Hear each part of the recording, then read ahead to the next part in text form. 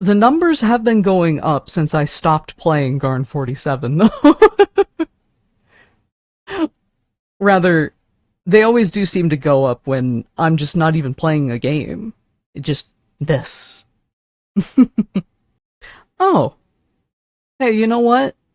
There's a game in here that I have downloaded that I have not played yet.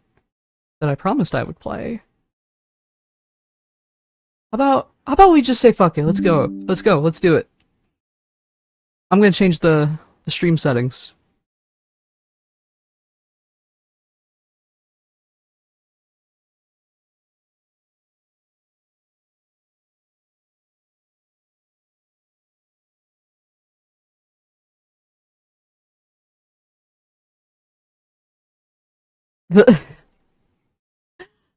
Okay, so I have switched the title now. In the Twitch settings, the the Garn 47 section has more followers than the Tron identity section.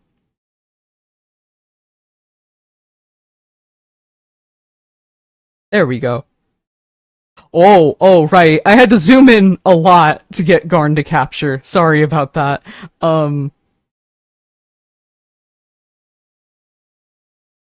There we go. Okay. So, for those that don't know, I love Tron. Tron's one, Tron Legacy, especially. I love Tron 1. It's very fun, very gay. But Tron Legacy is, like, near and dear to my heart. It is one of the most important films for me, artistically and just, fandom-wise, I suppose. But, I said I was gonna play this game when it released. I couldn't because I didn't have the money for it at the time. Or at least money to set aside for it. I did pick it up, though. I picked it up during the Steam Summer Sale this year. And I have been really, really hesitant to play it because Tron is just so big to me. Do you know what I mean? Like, it is just so dearly, deeply important to me that... like, even just seeing this, it's making, it's... Oh, I'm getting happy. I'm like stimming a little bit. Looked away, what's happening? We're doing Tron now. We're doing Tron. So Tron Identity is, from my understanding, a detective game. It is set, like, thousands of years in the future of Tron, but that's mostly because the grid is like their day and night cycle happens like years within a single day. So it's probably just like 2020 now here. Endless mode. I wonder what that is. But let's see. Enough yapping from me.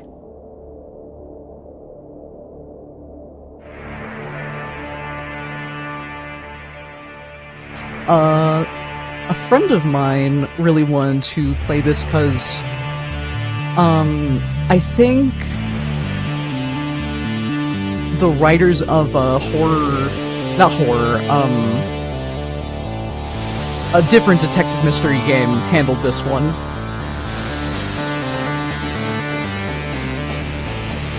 Oh, no wait! The guy that made this game is the creator of Thomas Was Alone.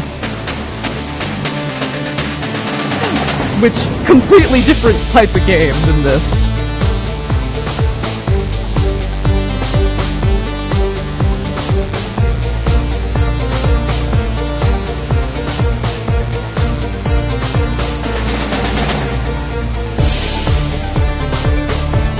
You know, I just realized. You know, I'm gonna mute that for a second. I just realized. This is a Disney game. This is a Disney game. They could copyright claim that, probably.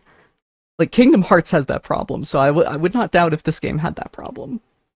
Uh.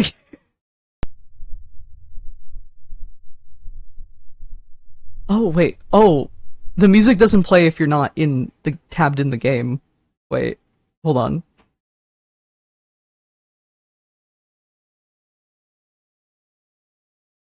Oh. Oh, I think I fucked it up. Um,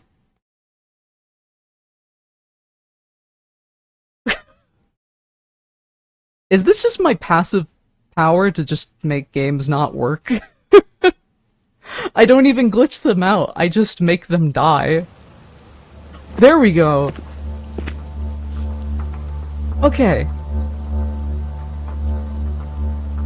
Welcome to the grid program. To progress the story, press the next button. You can read at your own pace or progress automatically by pressing the autoplay toggle. If you miss something, there's a chart log on the pause menu. Text speed and scale can be adjusted for your comfort in settings. Are you ready, program? Yeah. I'm sorry, I'm covering the text a little bit. Not that much, though. It's a cold night in the city. Nothing new there. You pull your coat tighter, feel the heat of its glow. A small comfort against the brittle rain. Across the park stands the repository, a grand building. It stands sentinel among all surrounding— oh, oops. It's where you'll be working tonight. You step forward, taking in the data trees that flank your path. Suddenly, the screech of tires to your asphalt to the left. The rhythmic pulse of the light cycle full speed. You turn, seeing the cold light racing towards you.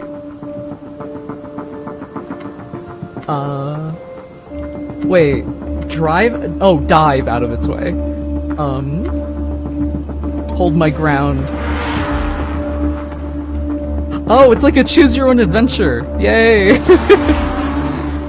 Suddenly, the screech of the tires at your asphalt to the left, the rhythmic pulse of the light cycle at full speed. You hold out your hand to stop. The cycle does not. It blasts on your left. 2 more cycles follow it. You operate in a less polite world. You push forward, more gingerly now. The park has fallen silent. Unlocked Grish? The Adjunct War. By the way, I have no fucking clue about any of this stuff, so, like, you know, if you're worried that, like, oh, I gotta watch Tron or Tron Legacy to understand what's going on, no. No, you don't. We're just know that we're in a computer, and this is, like, the digital world. We are in a computer world. I'm a computer girl.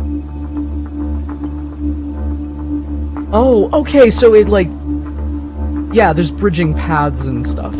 Okay. Bit of trouble on the road there, Chief? Nothing I can't handle. By the way, you play as a guy named Query, which is a fun name. A fun name for a detective. Next time, look both ways. You're not gonna win a fair fight with the speeding light cycle. Can I help you?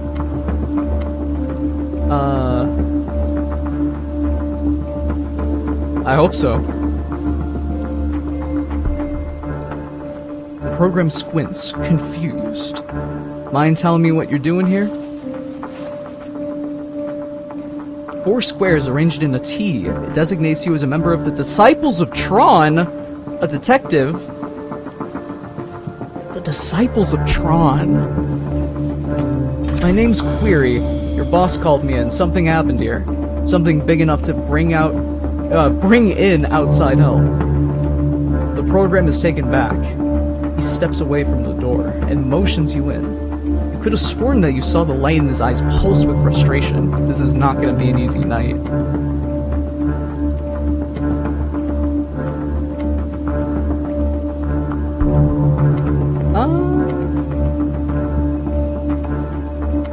Did I offend you?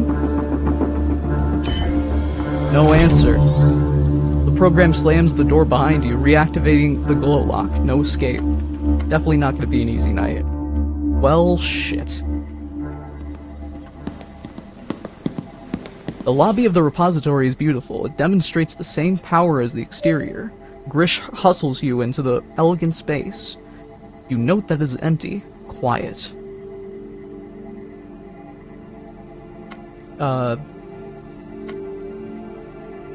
Where is everyone? It's late. Only a skeleton crew tonight. And the prisoner in the library. This entire tower only regulates a skeleton crew to run? Yeah, that's a fair question. This entire tower only takes a skeleton crew to run?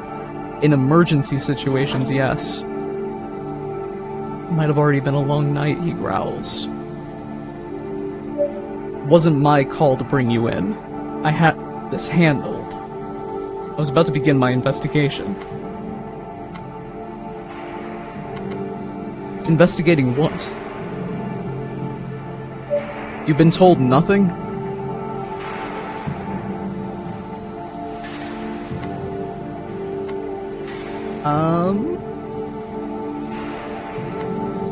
Nothing at all. That sounds like him. You can tell Grish isn't used to dealing with inquiries like yours. Oh, I guess Query is an inquiry program. That makes sense. We've moved all the non-essential staff to the secure location. I've been ordered to send you up to the Prinz. Or, send you up to Prinz. He runs this tower. And he's taken the events of the night very personally. Maybe the way he sees it, that's exactly what happened. There's been a robbery? That's right. Someone picked tonight to steal something precious from us. Prinz will fill you in on the details. I don't know them all yet, either. How do you think they choose what color their clothes are? You know, I don't really know, because it is like a status sort of thing. Like, the fact that he's blue indicates that, like, he's, you know, a member of the Disciples of Tron, but usually the orange programs are related to, like, the Master Control program or the evil programs by Clue. But we seem to be far enough ahead in the story that, some shit's changed.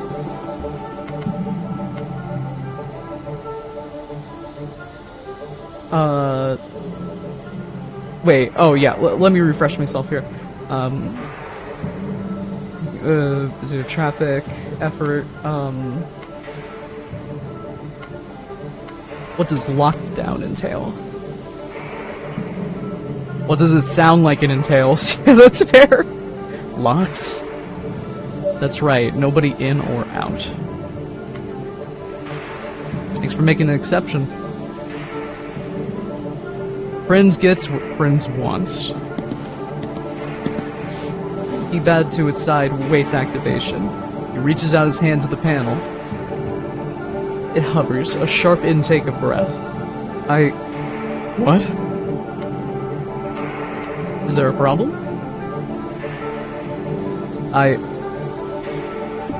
Grish stands in front of the panel looking at it, then back at you. He's confused. He catches himself, confusion turning into frustration. Since the explosion, I've been missing things. Memories? Yes. I don't know if it's got anything to do with the explosion, but my memory access is failing me. A bit of random access memories there! I'm sorry. Your DOT, you said. You can identify identity disks.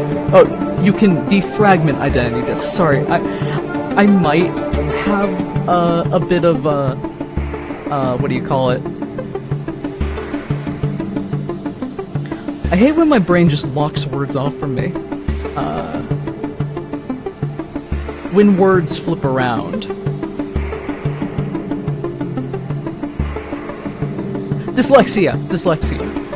I've never been tested for it, but my mom has it, so...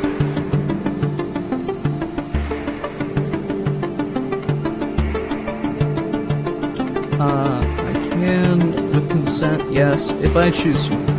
With consent? Yes. I grant it. Do what needs to be done. Here, take it. He hands you his disc. I almost said he hands you his dick. I'm sorry. Defrag. Oh! Little mini game. Okay. Well. Oh, I gotta match them. Oh, okay. Wait, what? There are 2 legal move types, adjacent and 3 packets away. Cards cannot cross the top of the disc. No moves is final. Undo any play at any time. Well, that's good at least. Play for me? But I kind of want to figure this out. This is interesting. Oh, I thought it was saying, like, there were only 3 moves to play. Okay. To complete a puzzle, reduce the card count to the target. Pick your own moves from now on. Okay. So...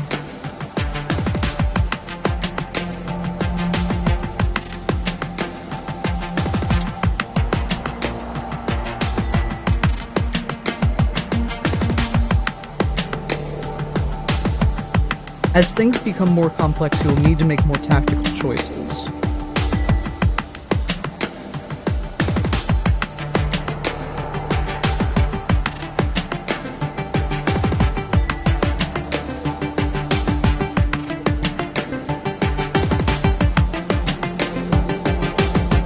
Well, my target is to reach 1.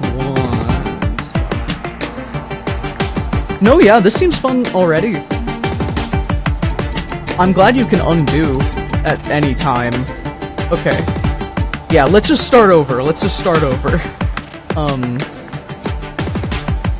Reduce the number of cards in a program's disk to match the target value. Clear the cards by dragging over other cards to knock them out.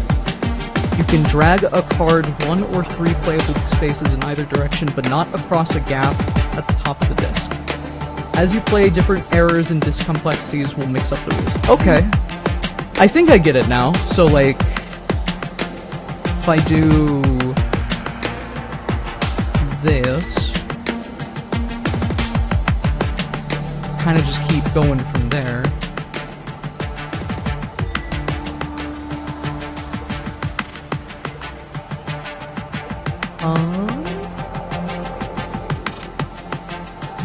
I should make sure that I keep a 1.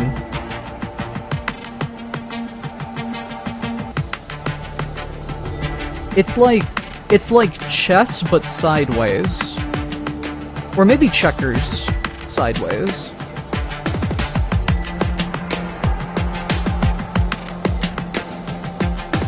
Shit.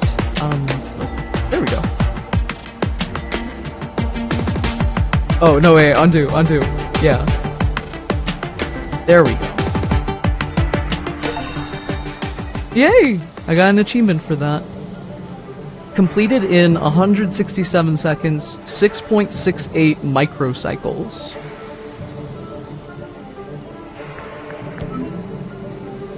The administrator, Prin, smiled. I think that's everything. Do you have any questions? Grish shook his head. Silence. He needed the job. It seemed simple enough. No need to put the new boss off with the underguarded questions or comment. You're not the talkative type, I suppose. Good. Prince typed in a code into the elevator, stopped himself. You'll need a code, I suppose. Are you a religious program, Grish? Grish grunted, non-committal.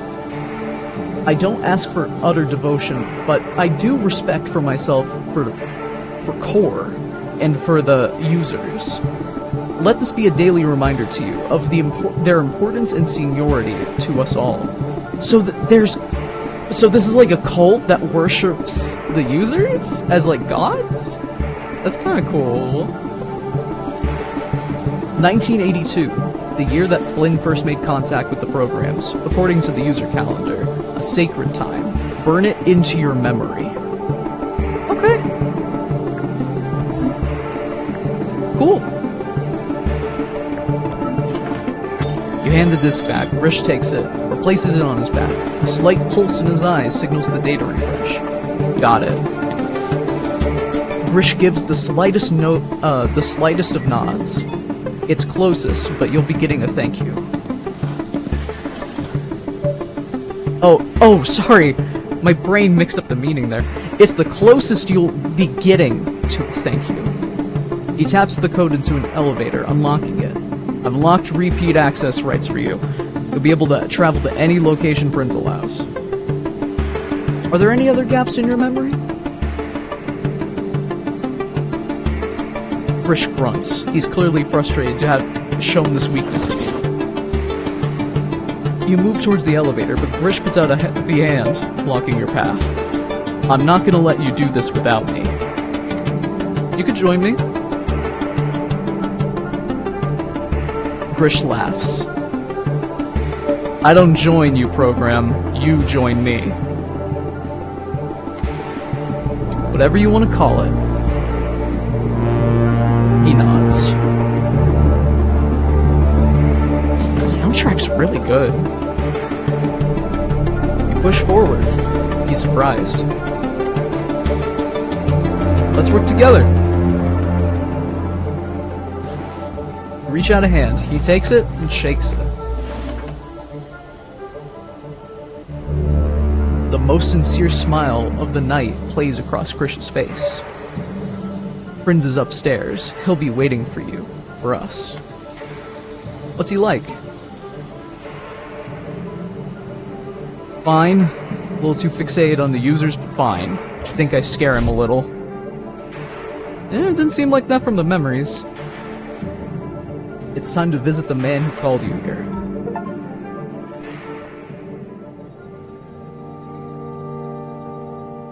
Prinz may consider this an office, but it's more of a shrine. User memorabilia lines in the walls.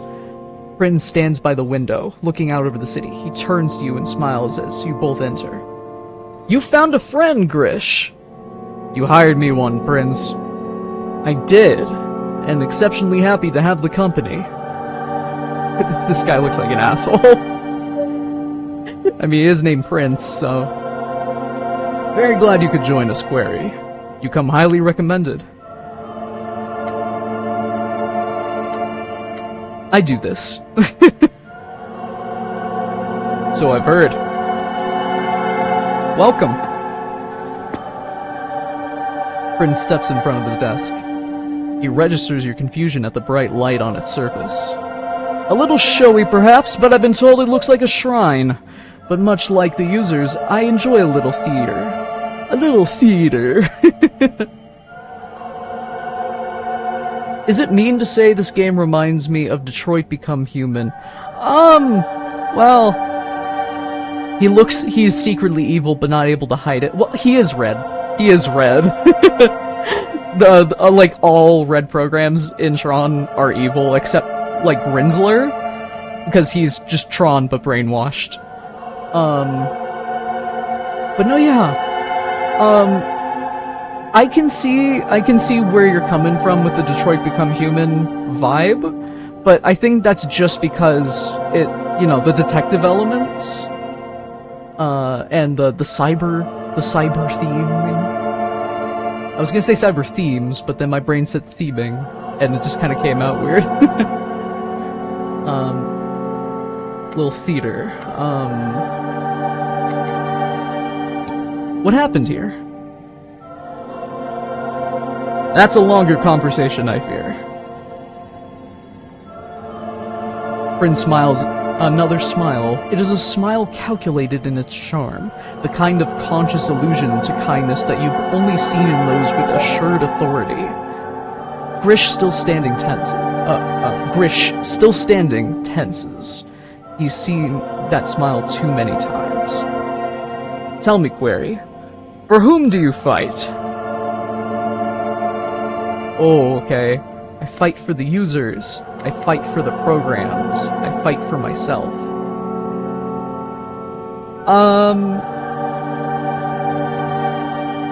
Well... Oh god, this is actually kind of a hard one. Mostly because, like, this is gonna probably impact everything going forward, but, like, what do I tell him? Because he worships the users, and that line, I fight for the users, that is directly a quote from Tron himself. That would probably get me some points, but that might get me some, curiosity. From Grish. Will this determine how you level up like Kingdom Hearts? Honestly, it might. Like, this is, I would say this is probably a choice on par with that decision. Because if I fight for the programs, that means I'm fighting for, you know, everyone around me. I feel like that says a lot about the character that you are as, like, a kind individual. But that's probably the one thing he doesn't want to hear. Because he worships the users adamantly. And then I fight for myself. That's something probably neither of them want to hear. Because it makes me sound like a loner, which I've very much been trying to avoid doing. Oh, this is kind of a toughie. Pick the shield for more accessory points right away. That's true.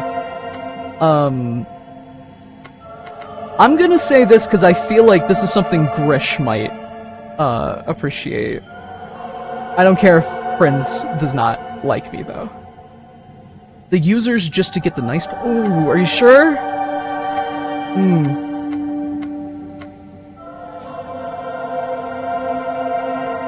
That's the thing. I feel like this is, like... It wouldn't just be coming across as lying. That would just be me actually stating, like, I fight for the users. I'm gonna go with this. I fight for the programs. The smile drops to a slight frown. A very admirable perspective. Loyalty to your peers is of course admirable, but shaky ground ethically. Programs are so changeable in their whims. Flynn built this world for us, Query. He built an ark safe from Clue, from his intolerance of our kind. He must never- wait, whoa. Wait, they're all ISOs? What?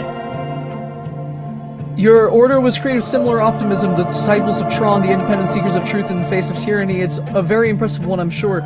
You are a part of Flynn's design, do not forget it, he will return. Sorry, that's a big fucking Tron point, like plot point. Wow.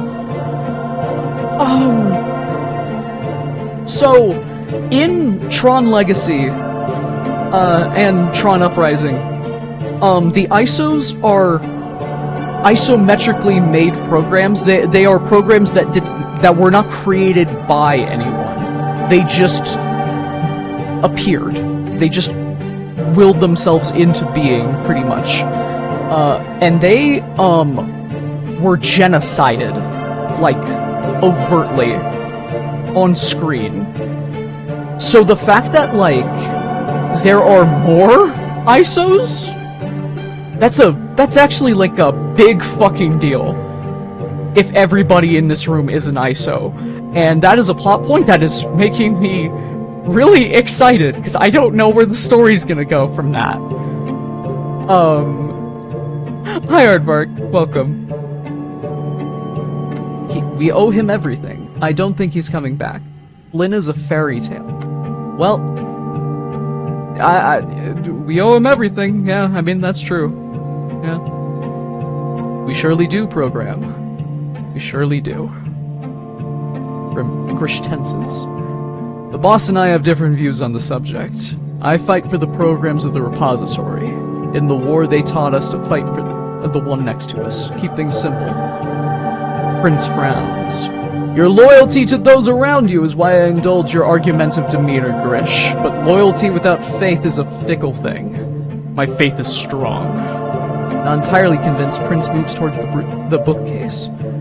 My interest in the users goes beyond blind faith. I imagine you noticed my collection. I kind of want to hear what he's going to say. Very impressive. Thank you. Does any piece in particular catch your eye? The currency token, those colorful... Oh, the colorful boxes, because, like, those might be the, Oh, I forget what they're called, but they're like little Navi-type programs. They go like, yes! Or, no. Yeah, this is Tracy gets to be a Tron dork, the stream, by the way. That is what we're at now. This is a form of user entertainment. A video stored on an analog map. Oh, it's a VHS tape! It's a VHS tape, okay. This was apparently one of Flynn's favorites. I've not watched it, but the user on the cover looks heroic enough. Can we watch one? I'm just to completely ignore the case. It's an identity disc. Prince shakes his head. Nowhere near as precise. Events shown are in abbreviated fashion, in a two-dimensional image. No internal processes are recorded. They are obtuse, abstract. But according to our records, users love them. Prince places it back on the shelf. Fascinating. Prince smiles. Indeed. Prince's face stiffens. For the first time, he lets the stress of recent events show on his face. Prince? It's impossible to tell if Grish is sympathetic or frustrated. Tonight, the unacceptable has occurred. Our repository has been broken into, and our work is in great danger. I'm sure Grish told you about the explosion. Our vault. We have been attacked. I don't know by who. I don't know for who. I don't know for sure who did this, but I have my suspicions. I need to know who is responsible, and what they have stolen from us. What was in the vault, or who had access? Who had access? To the vault. To the vault? Core. It may be a repository, but it's their vault. I don't even know what they were keeping in there. I wish I had a better answer, but for now, I am in the dark. I'm as in the dark as you. My building is a host to many great treasures, but presumably tonight, someone stole our greatest jewel. The programs with the answers are throughout the tower. I'm hoping that an outsider like yourself might be able to find the truth in all this.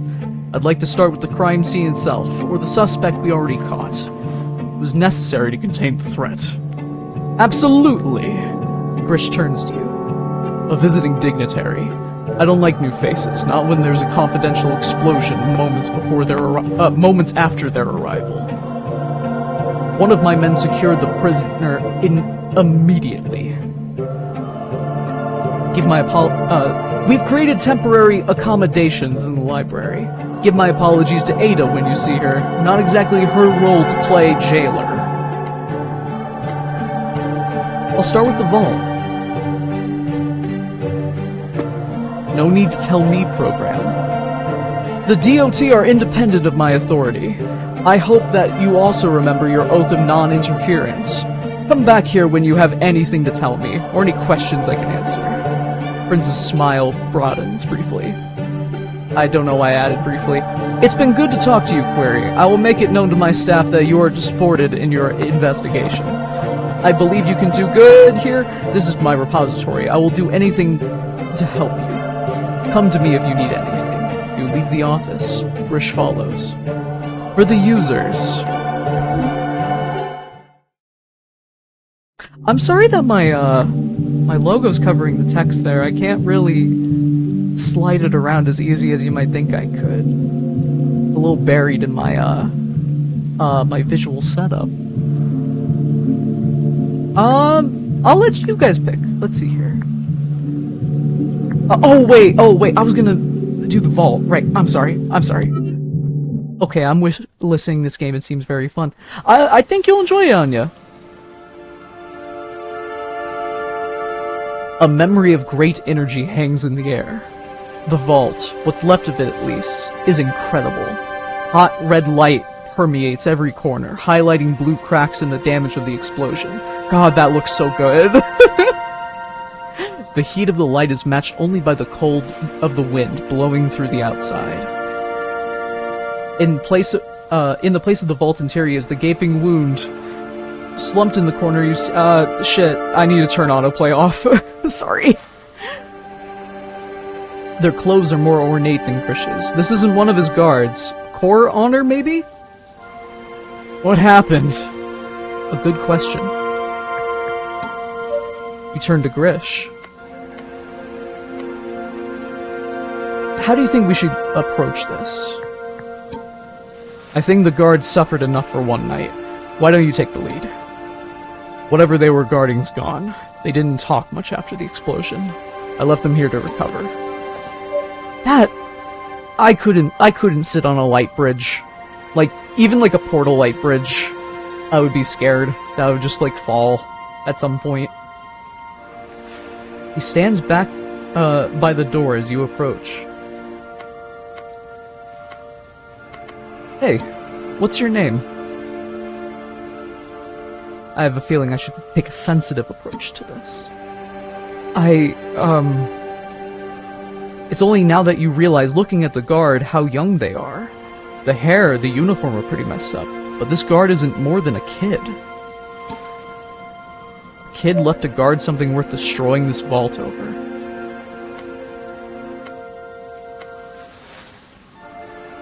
I'm Query. I'm a DOT. I'm here to help. Okay. Am I in trouble? Not at all. Oh. Good. This is going nowhere fast. The guard needs help. Likely this close to the blast, their entire memory is locked out. You kneel down in front of them. Gestures towards the identity disc on their back. I'm Query, a DOT. You said that already. I did. If you won't let me, if you'll let me, I can scan your disc. Help you put some of the details back together. Maybe start to figure out what happened here. Okay. They understand. You reach over, take their disc. Time to make some connections.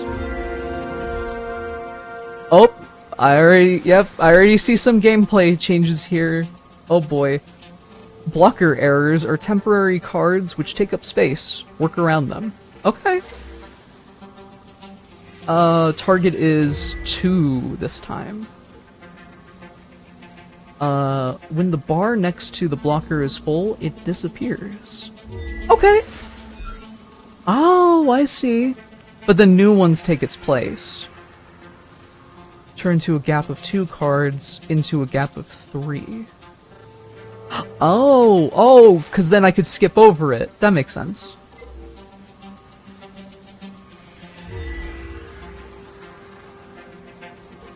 If you'd like to skip a defrag puzzle, you can do so from the pause screen. Well, I don't want to do that, but thank you. I'm glad the option is there. Clear 2 cards of the same value consecutively.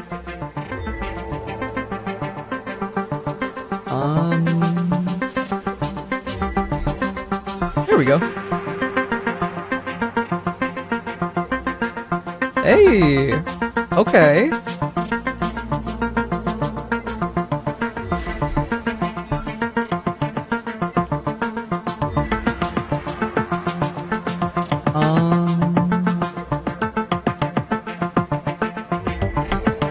Okay, this is gonna get a little trickier. Yeah, I can't jump to that one, so... Oh.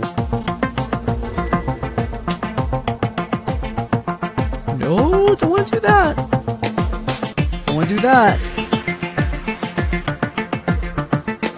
Oh, I am locked. Okay, undo. Go back a little bit there.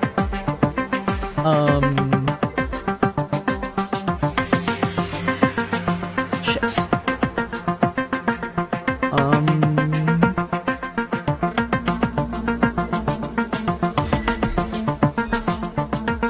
Hey, there we go, okay.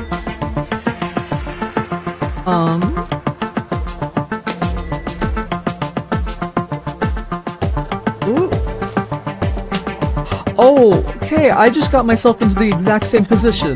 Let's go back a little further then.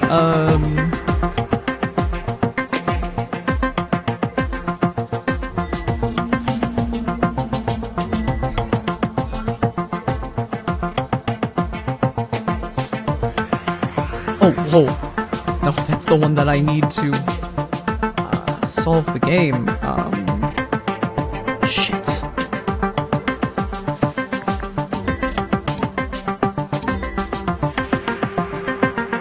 I love a good puzzle game. I really do.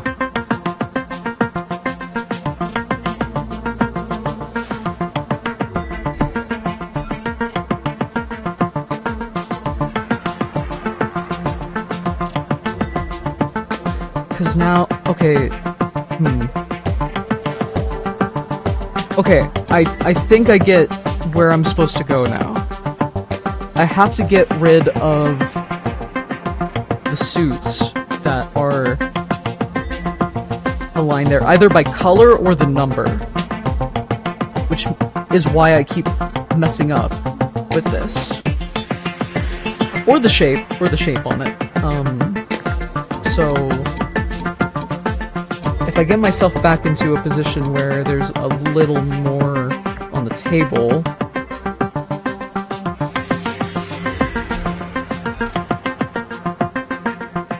and then we kind of alternate.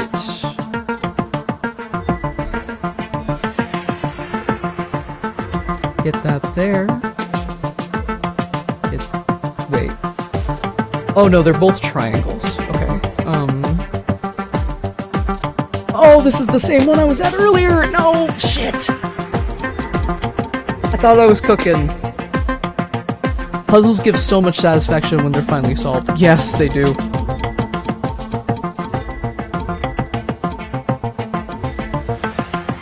Okay, I've gone back far enough that I need to re-unlock the location. So that's not great for me.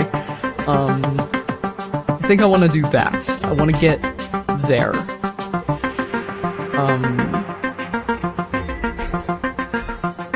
Shit!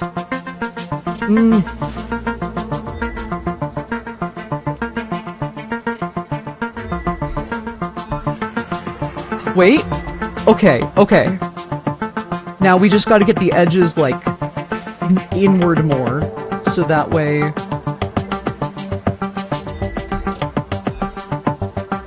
As long as we have, like, these two, they can cancel each other out.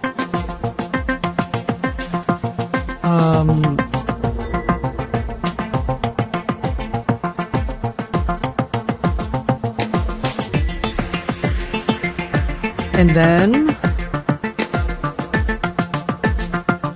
wait. Oh, this can't take out any of them. But I can do that. Oh, yay! Okay, cool. I was worried, I wouldn't get the thing. I thought you had to get it down to just the one card. That's good to know. The program sat in the branches of a tree, looking down at their friend. Cass, what are you doing? Cass was sitting at the tree's roots, fiddling with some fallen data shards, looking at them intently. Cass! Cass looked up from the twigs, locking their eyes with their friend in the tree. A smile passed between them, and then Cass returned to their twigs, observing their digital nuance, pondering it. Huh. Okay, well, we did not get anything relating to the case, but, you know.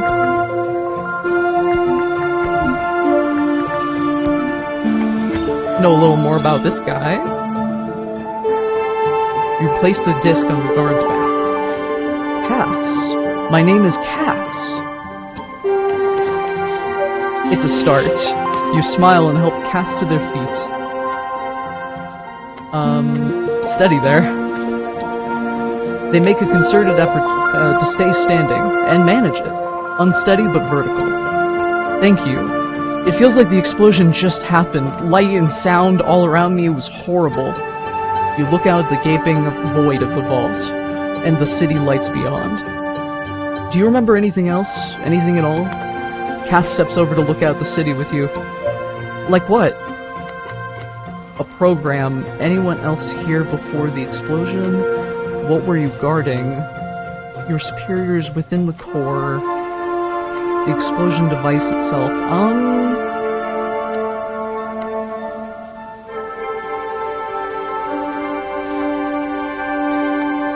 This could give us a lead, but like, if it's not somebody who was in the building.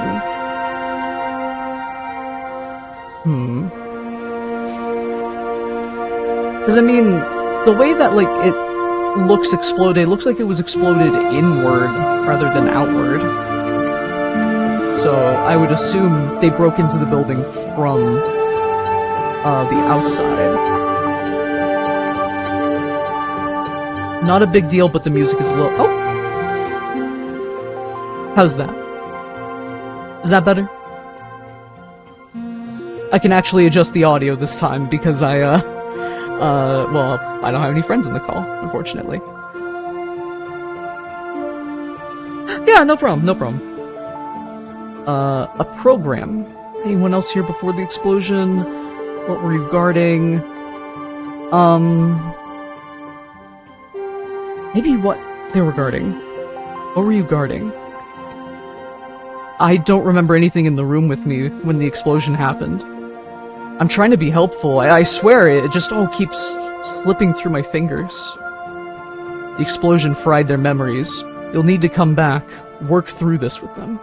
Your only witness barely remembers anything beyond their name. Do you have any questions for me? 1. What's DOT? You chuckle. You've never been asked that before. Saying DOT tends to make programs less talkative, if anything. I'm an independent. I work outside any power structure. Have you heard of Tron? Have you heard of the good word of Tron? No. I'm a detective. I solve mysteries. Cass looks at you quizzically. And you're here to solve the mystery of... me? Well, of the explosion. We'll see. We'll see. That seems to satisfy them. I will get to the truth of this. It's my only function. I will find out what happened here. You walk back towards the door. Grish is waiting for you. Tough kid. Indeed.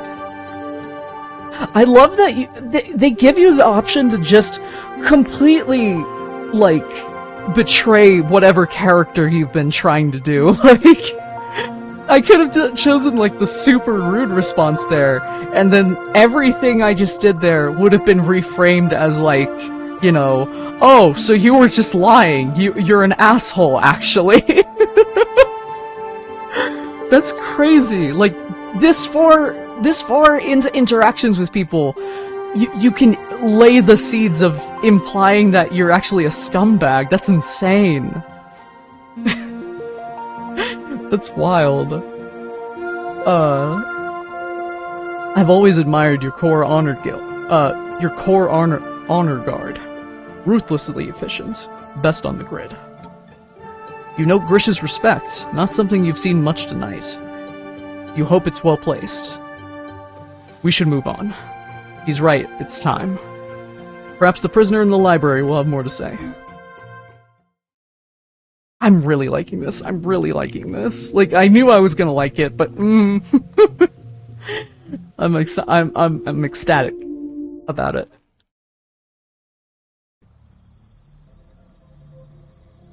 I know we have less viewers than we did when I was playing Garn, but I do appreciate you sticking around for this. This is like, you know, Something that makes me happy. Smiles. The library is vast, undulating. Distant platformers hang in the walls. The air is wet. The cold white glow of the place is dreamlike. Oh, wait, hey. Oh, there's little secret things to click on. Oh my god, I should have done that in the vault. 8 programs are set around the table. The shortest lean forward. This game is beautiful. It is! It really is! God, I love Tron. Oh my god. I forget the name of the visual designer of the original movie. But he did a lot of the world building stuff for like the original Tron and the original Blade Runner. His art is what inspired 2099 in Across the Spider-Verse. Fantastic artist, love his shit. And I love the aesthetics of Tron Legacy and Blade Runner 2049. I think they're amazing, immaculate advancements of the style. Like advancements in the sense of this is what this world would look like if taken into a future setting than it already was. It just I love it to death. I don't do much, like, I can't even say it's cyberpunk or anything, because it's just techno-futuristic, I suppose. I don't do much of that style, but, like, God, I would love to do something even, like, an ounce resembling, like, these worlds. Love it. I'm gonna take a sip of water. 1 second. A lot of talking on this stream. If I knew I was gonna be playing Tron tonight, I would have, I probably would have refilled my water bottle.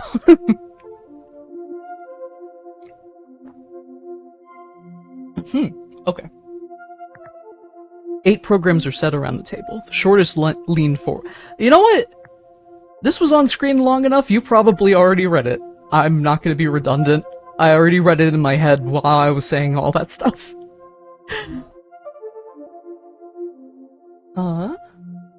Is there anything else I can click on? The vibes of the aesthetic are off the charts. Indeed. But it is the trees that make the grandest impression. Tall and old and impossibly complex. They curl and swirl and the energy falls before you. You've never seen anything like them before, not at this scale. I think it's worth noting, trees, that's new. That's new for Tron. At least I have not seen them until this game. It's very interesting seeing that. Grish leans conspiratoriously towards you. This isn't a place I'm comfortable, program. Learn what you want about the library, but remember, we're here so you can ask, so you can question the suspect. You go to correct him, but before you can, you're interrupted. You brought your friend, Grish. A program stands next to you, glowing white like the room around her. She's got like a little purple tint, so that way she can stand against everything else. That is just something that has been a constant in the Tron, at least the Tron Legacy aesthetic. Just so you know. The portraits really remind me of, oh, what's the game? Endless Space 2. Very pretty. Very, very pretty. You enjoy my garden. I've never seen anything like this before. Her eyes dart across the space. You have. This place is very special. She kneels down, checking the leaves of her plant at her feet. She turns over her fingertips, inspecting them in turn. I like that they're all just see-through holographic plants. That feels like a good sort of balance of that. Water has always been an aspect in Tron, though. That was actually a very major scene in the original, is where they find water and they take a big ol' sip of it. Uh, love that part. But yeah, content, she stands up smiling again. Frisch smirks. I am Ada. Welcome to my garden. It's beautiful. A different smile, something approaching pride. You have sensed that she'd never admit as much, though. Thank you, Query. This is the greatest library on the grid. It is the centerpiece of the repository, the very purpose of its existence. Before you lies the grand total of knowledge from nearly 2,000 cycles of our society. So, in universe, this takes place 2,000 years after Tron Legacy. That's insane. So that, assuming Tron Legacy takes place in 2010 when it released, and this takes place, this game came out like last year, but that doesn't quite line up. It would mean, though, every single year, if this was a gap between 2010 and 2020, every single year in our world is 200 years on the grid. Which means that Kevin Flynn would have been stuck in the grid, because he gets stuck in the grid. That's like the whole point of Tron Legacy. He got stuck in there in like, I think 1990? That means he would have been, from his perspective, he would have been in the grid for 4,000 years! 4,000 years! God! Like, I always knew it would have been a long time, but having, like, that sort of scale to it, it's like, oh, God! I wonder what the Y2K scare would have looked like in the grid. Well, the grid itself is isolated from, like, the internet. This is, like, specifically on a computer owned by Kevin Flynn. It's in the basement of his arcade that he owns. He wanted to make it a big thing, which, honestly, I was kind of hoping that's what Tron 3 was gonna be.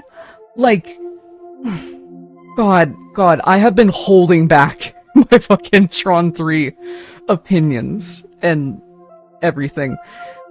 Cause I mean, you know, we haven't seen the movie yet. We only have a logo, and we only know the band that's doing it, the soundtrack, which, I'm cool with Trent Reznor doing it. I don't think Nine Inch Nails specifically is what I would have picked as a replacement. Aesthetically. But Trent Reznor does do some good, like, soundtrack work. So maybe we'll just get, like, a fully digital Nine Inch Nails album out of this, I guess.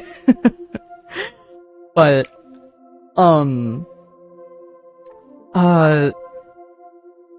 God, I really wish that Tron 3 was just the sequel to Tron Legacy that they wanted to make. We didn't get any... I don't even think it got far enough into production initially where they could have written anything for it. But I just saw it just so clearly in my head just multiple times throughout my life. Like, it would have been Sam Flynn trying to do what his father did in establishing the grid as this alternative plane that people can be, you know, enter and everything, and the effects that would have had on the real world, but also, more importantly, the grid, because that's where the interesting shit happens. I didn't really want to see just the programs coming to the real world, because that's just not interesting. That's not visually interesting, like the way that Tron is, the way that this game looks, the way that the movies look, you know.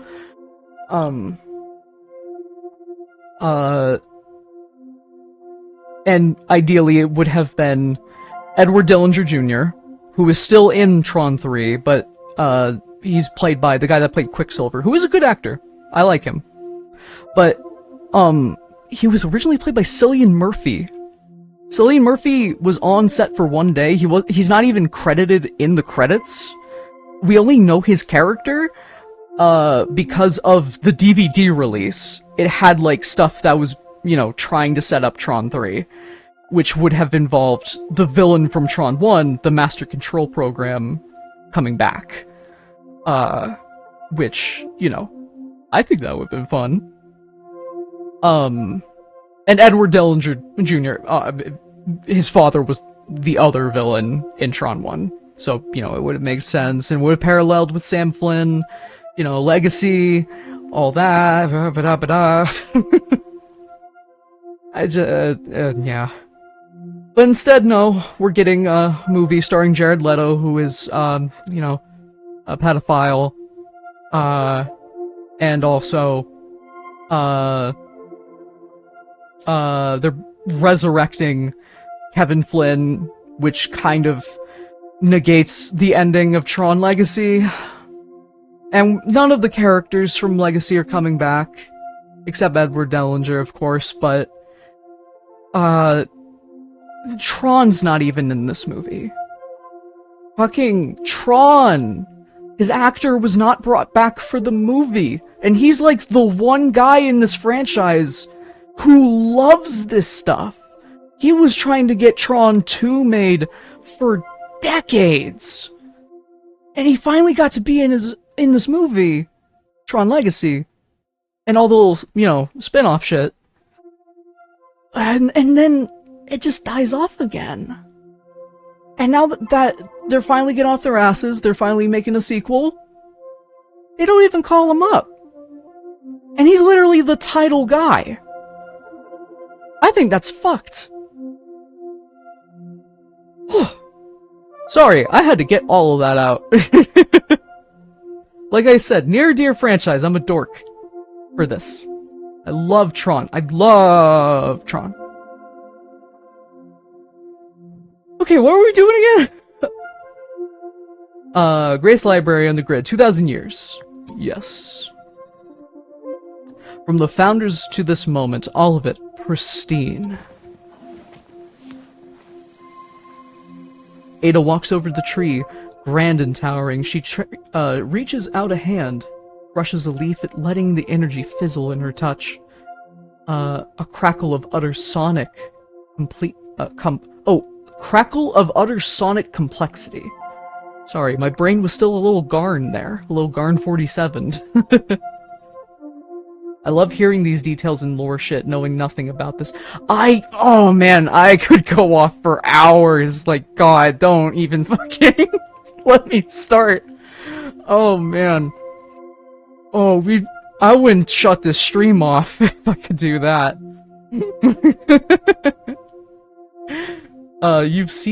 You've seen trees before, I imagine. Of course. Do you know what they are? A decoration inspired by the users. I always assumed that they occurred naturally, an outcome of the God! That is so good! That's such good character detail!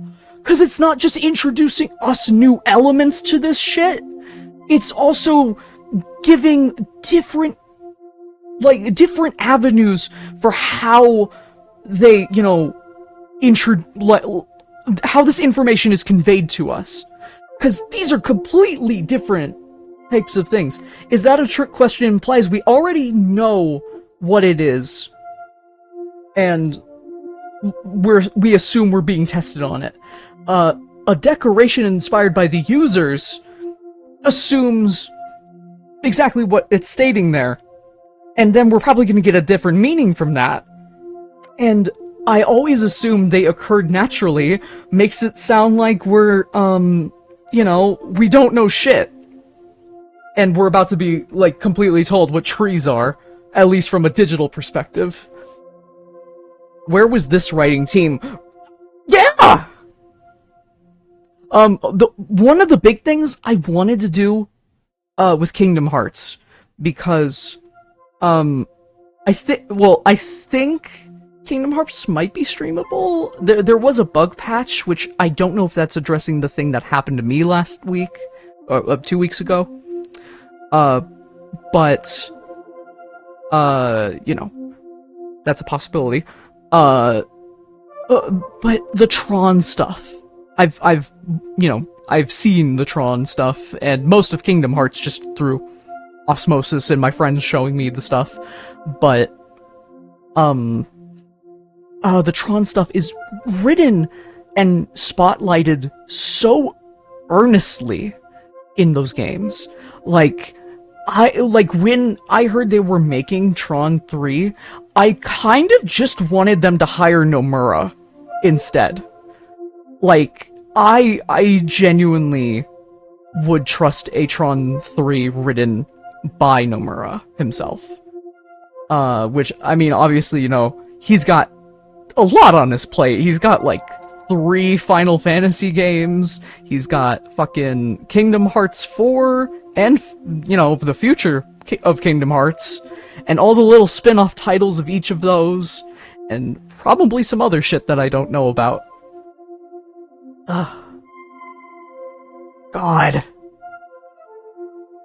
Also, this is probably the lowest amount of streamers I've had, but, you're the real ones, honestly. You're the real ones for sticking through my Tron madness here. God, I actually don't know which one I want to do.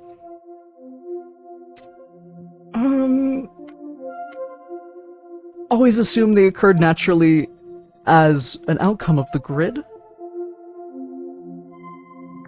It's probably gonna make me sound like an idiot to her.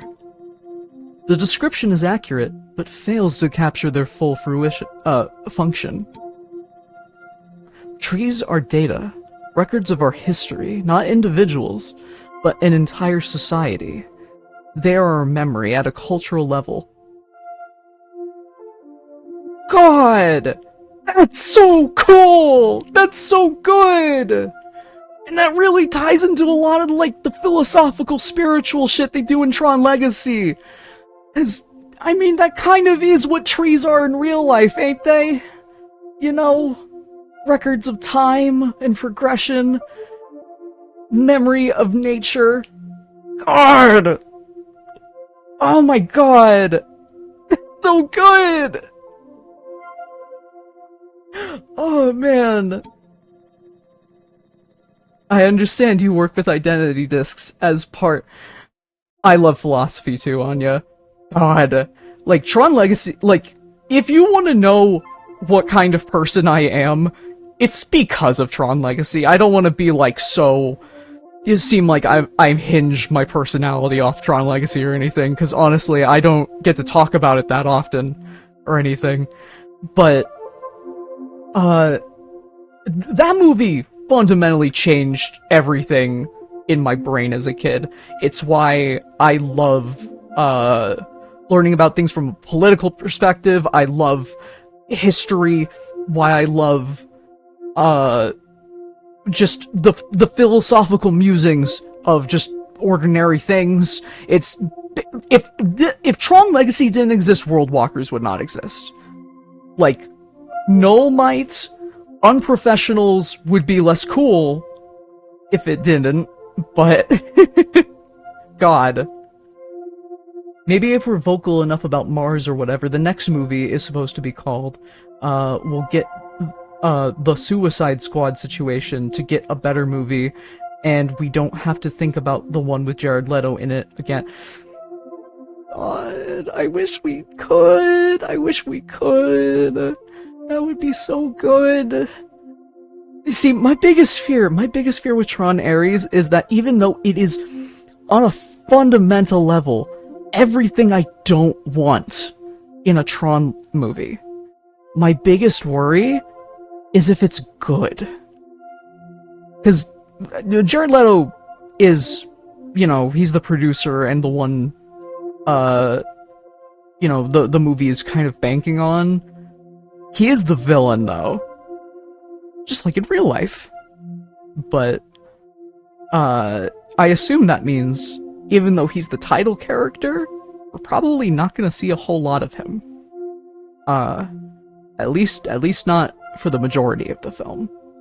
Because, the main character is, an Encom employee, I think? Encom is the company that, stole Kevin Flynn's stuff, by the way. Like, they made the original grid, and then Kevin Flynn, took control of Encom because they, kicked him off the board. I think he was a founding member? I kind of forget. Oh, it's all good, Galactica. Are there that many Jared Leto fans? Somehow, like, I feel like the guy just keeps getting less and less popular with every role that he's done.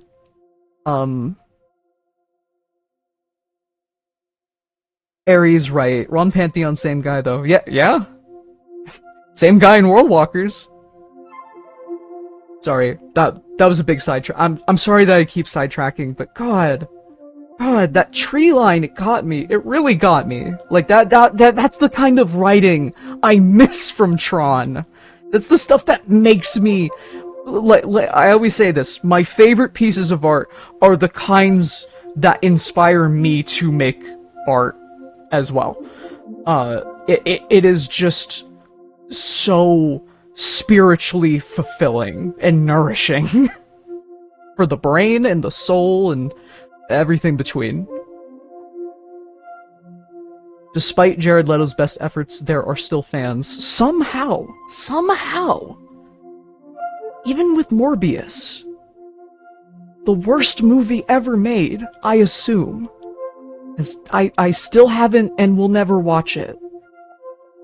So I think that's funny. I think that's funny to still never watch Morbius ever. Remember how Sony put the movie back in because they put it back into theaters briefly because the audiences did trick them into doing that for a week? And it worked? And then the movie actually lost several $1 million because of that, because no one went to see it? I think that's awesome. We should do that with Tron. Ares, unfortunately. My biggest fear though, is if that situation kind of happens, is that Tron as a franchise is dead.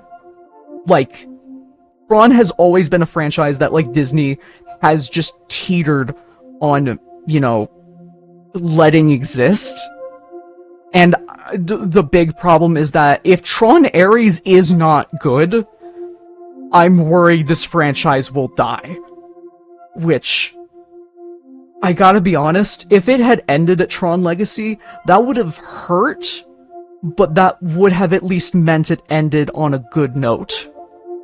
But Tron Ares being the thing that kills it, that's just gonna leave me with resentment and hatred. And I don't want that. My favorite moment in Tron Ares is when Tron said, "It's Troning time!" and Ares all over the screen. Yes! Yes, dude! I understand you work with identity discs as part of your investigation. Sorry, I'll get back to playing the game now. As the similarity between the forms and that of the data you see in your travels never struck you as intriguing? She pulls her hand away from the leaf. By the way, I really like that. It's like a data cluster. It's like it's like the visualizations of like website trafficking. Ah, that's so good. Your order, the DOT, you do not interfere. You seek truth, but seek to have no impact in the worlds you investigate. The echoes of your kind in my garden are quieter than most. God! That's so good! That's so good! This Ada is, like, now one of my favorite characters in Tron. Jesus Christ. Please don't be evil. Please don't be the one that set off the bomb. You believe her. It is as intended. It is as intended for you to believe her. Oh, no, please don't be evil. Please don't be evil. She's a bald woman, love her for that. Yeah, I didn't want to say anything, but yeah, she really pulls it off. I have questions. I'm sure you do. Ask them. Take your time. And then I have someone to introduce you to. Oh, a new suspect. Remember why you're here program. At multiple points in your investigation, you'll have the opportunity to dig deeper in investigation choices, marked with a magnifying glass. Take your time as to ask as many as you like, then move on. Oh, okay, cool. So these are just optional. Okay.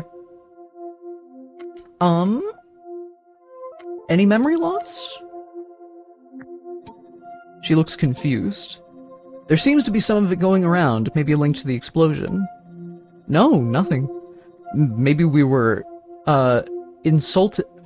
insulated from the bulk of it. The trees blocked the storm. Not all of them survived, though. Some of my saplings, the recent and obscure, seem to have shattered by the force of the explosion. I may be able to rebuild, replant, but I'm sure we lost a great deal. I'm sorry. A heavy pause. Ada holds back tears. Oh, but you note the subtle effort. Oh, Ada! Oh! God! It is a shame, but of course nowhere near the suffering my fellow programs have experienced. I hope you can help them. Please don't be evil. Please, God. God, that... It is a blessing that you are here tonight. Lynn be thanked. I was expecting shelves, books. You're Dead the Squid, hi! I'm playing, Tron Identity. And being a total Tron dork, cause I love Tron, and the writing in this game is really good! It's really good! I was expecting shelves, books, a laugh. As in, Ada's laughing. As with Prince's shelves of user entertainments, I don't blame you. So much of our world is contextualized via the users and their arcane and oblique practices. I've been speaking to my guests at great length on the topic. It's an irony that they had to cut down the trees to transform them into books. Our method is lossless. That's cool! That's really cool! God, cause like there are books in Tron Legacy. There's this really cute joke that Cora, one of the main characters, says to Sam Flynn, the main character of Tron Legacy, where she's like, "I love the works of Jules Verne. Do you know him?" And then fucking Sam's like, "Yeah, I know him." And then Cora's like, "What's he like?" And that's like one of the only like super overt jokes in the movie. It really stands out to me. But it's also just really cute because she doesn't fucking know. She doesn't know that that Jules Verne died like 100 years ago. He died before the computer existed. Even its most archaic versions. Oh, by the way, I learned something interesting for World Walkers recently. The first depiction of a device that was basically what a computer is at its most rudimentary level, that was featured in Gulliver's Travels. And that was like 1840s? That's just crazy to me. Like, literally over 100 years before the device even would be created. Anyways, I digress. How long does it take you to learn to read this data? Yeah, I suppose that's a fair question. How long did it take you to learn to read the data of an identity disk, to guide programs to truths they already know? It takes many cycles to study, but you don't learn much before you find yourself in the field. Precisely. It's the same with my work. Machines and computers are such silly little enigmas. They are! They're little mystery boxes, but not in the J.J. Abrams super shitty way. They're fun, they're silly, they're cool. I should have said boxes of mystery. And splendor. And cats. A lot of cats. As with many things, the library has no value without the one who can use it. If trees occur naturally, why have a garden? That's a stupid fucking question. I didn't really realize that till I said it. She nods, respecting the question. Oh, it is one she has been asked before, really. The data of trees in the wild is rich. They capture all around them, but the noise is also chaotic, unguided, raucous even. In my library, I can cultivate the data, refine it, prune it. I can find the truth and preserve it for future generations. That's cool! Sorry, I was hoping there'd be something I can click on. Because there was in the previous. You mean you can rewrite it? That sounds like an enormous task. You mean you can rewrite it? You could swear you saw a microcycle of frustration cross the tepid serenity of Ada's face. Oh no. I'm so sorry. I can provide lenses, frames. Data cannot lie, but I can help others to read it correctly. You are unconvinced. Ooh. Okay. I know my role. Let's move on. As you wish. Oh, hi! Unlocked. It would be an overstatement to call the library a public space. But it is certainly one that is often visited. On a normal cycle, this platform would offer beautiful views to visiting dignitaries and guests, the inbuilt shed keeping them safe from the great height of the room. It serves a different purpose tonight, acting as the temporary prison cell for the imprisoned Autometa Ambassador, Sierra. The shield appears to be successfully holding back the disgruntled program for now. If it was up to you, you'd be encountering Sierra in a more neutral context. Grish had other ideas. The librarian motions to the center of the library. A platform juts out into the humid air. Please follow me to the observation deck. You accepted Grish's help, both of you. As you walk, she explains. Under normal circumstances, this is a space of tranquility. The observation deck provides a place to meditate, to consider knowledge collected here. Sorry, this game is just so beautiful. I mean, look at that water. That water looks yummy. Action without action. To knock on the sky, listen to the sound. A Zen thing. I don't think I want to be as blunt as saying a Zen thing. Action without action. To knock on the sky, listen to the sound.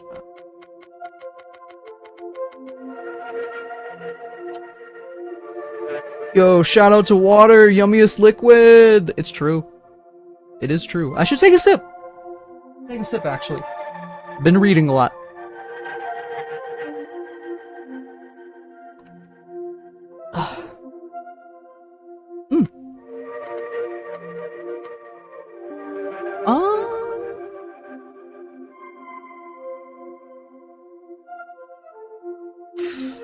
I'll take the kind of pretentious sounding one. Ah, a student of Flynn. Some truths transcend the speak. This is interesting. Because both of these are kind of blunt and kind of imply, a non-strict, sense of faith in the character. That's neat. Some truths transcend the speaker. Indeed, you're in the right place. You continue walking. A bright energy field surrounds the end of the platform. Ada notes your reactions. But I thought this was static for a second, but they're wiggling around a little bit. It's kind of funny.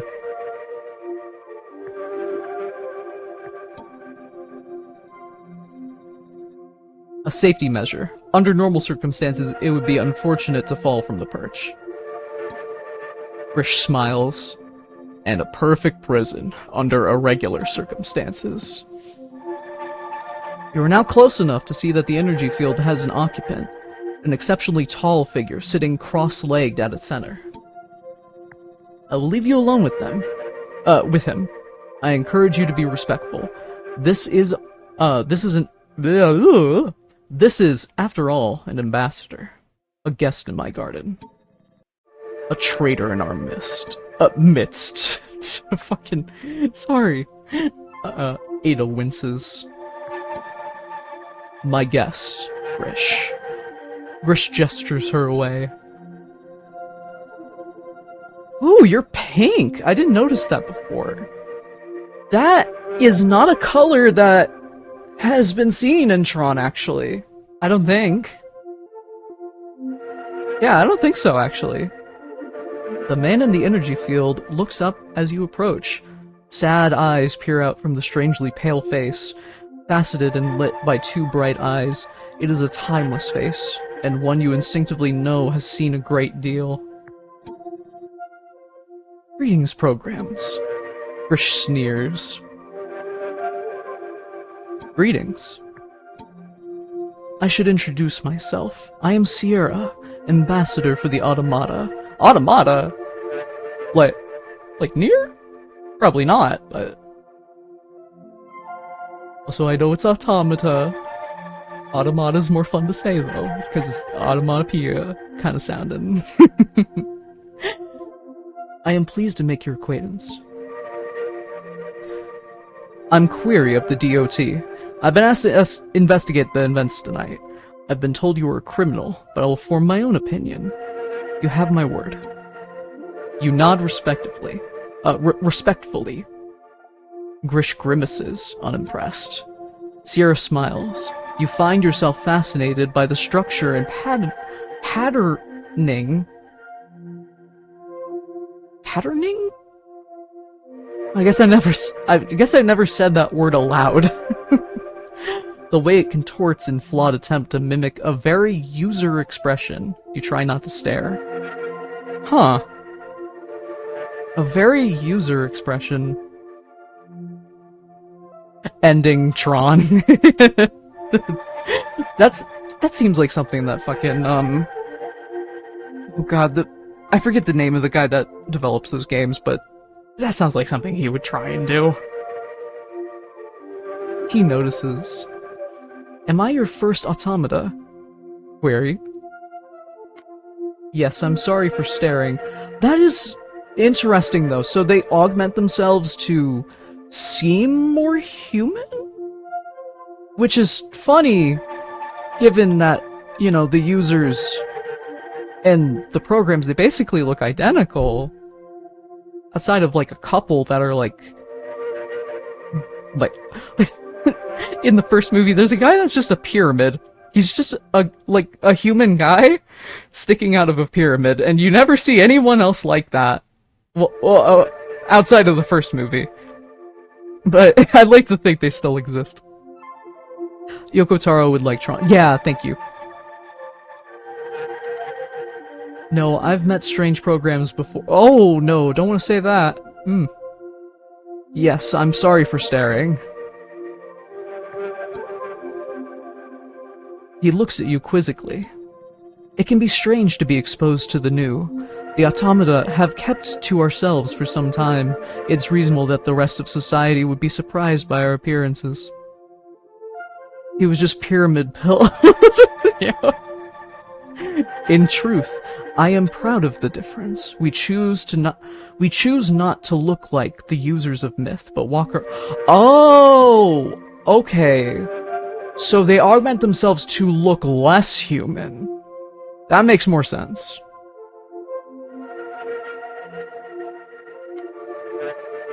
I stared only because you look transcendent. Thank you. This is only a pale approximation of my true form, however. Among your kind, I do what I can to approach the aesthetics of a user. I've been told it makes you more comfortable to be reminded of your myths. So, wait. So, are they fluid or something? Like, can they, like, morph their appearance? His smile broadens. Let's get to the matter at hand. My crimes? Grish steps forward. You know what you did. Grish, do you even know what you're accusing me of? Grish tightens, his frustration growing. Directness seems to be the best path.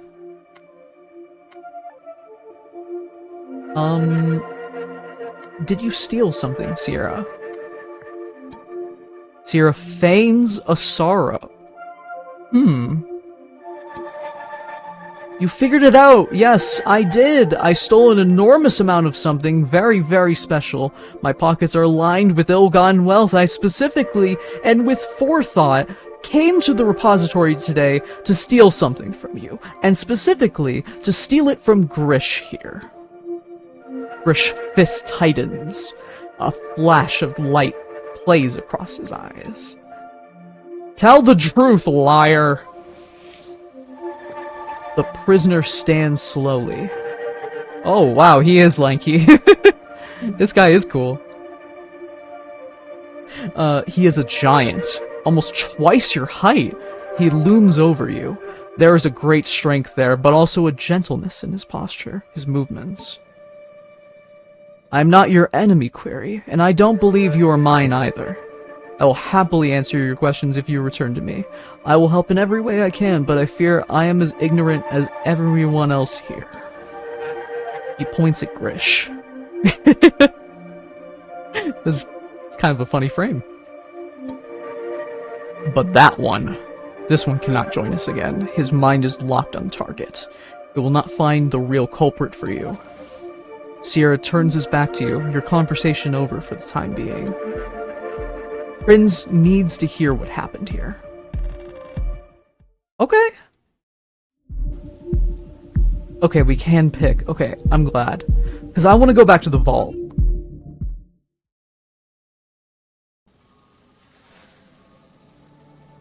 Cass sits on the floor, tracing a vague shape with their finger on the— Oh shit! We got a they, them? Oh shit! Word?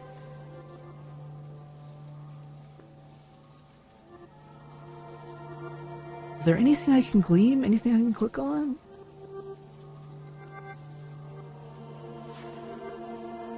No, it doesn't seem like it. Okay. I figured if we came back into this room, there might be something.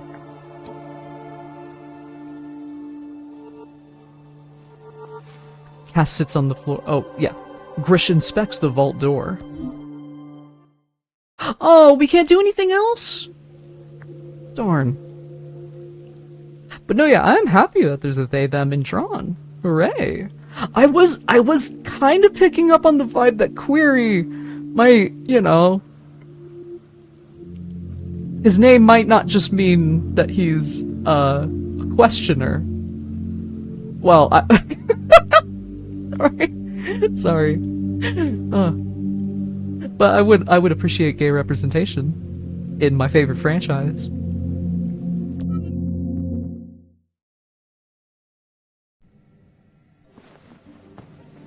The office still as grand and impressive as it was the last time you were here. I wonder if we can look at the VHSs up close.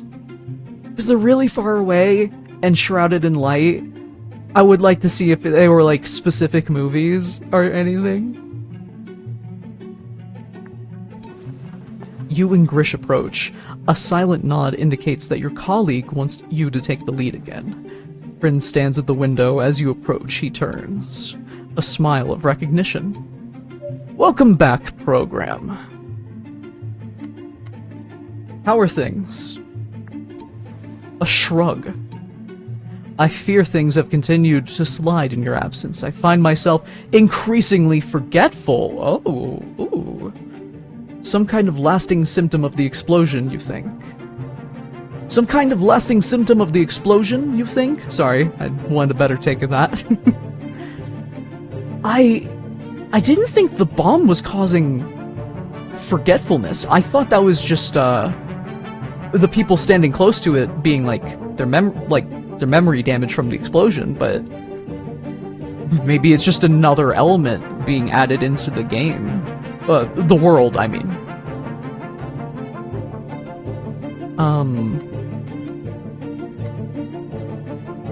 It's complicated. I think that's the best way to... Oh, hey, wait, there's a thing to glean. Grand window. Outside, you see the vertical slice district laid out before you. This was the beginning of the city, the first foothold in the Ark server? Over 1,000 cycles, it has preserved and maintained the aesthetic of Flynn's master server. Tradition defines it. You can imagine why Prince likes the view. Your work takes you to all corners of the grid, but it distracts. But all of the districts, sorry, vertical slice makes you the most uncomfortable. The forced nature of it, of programs mining out traditions they never experienced firsthand. Sometimes you're more sympathetic to automata than you'd like to admit. Damn. It's a glitch bomb. It's causing a memory. Oh, okay. It doesn't seem too complicated. I find it profoundly unsettling to be myself. But also have parts missing. I am a program that prides myself on my memory. My user-given... your beliefs troubled Prince. But then you're a non-believer, aren't you? I suppose you think my gifts are but chance. Shit, I thought I worked it back around.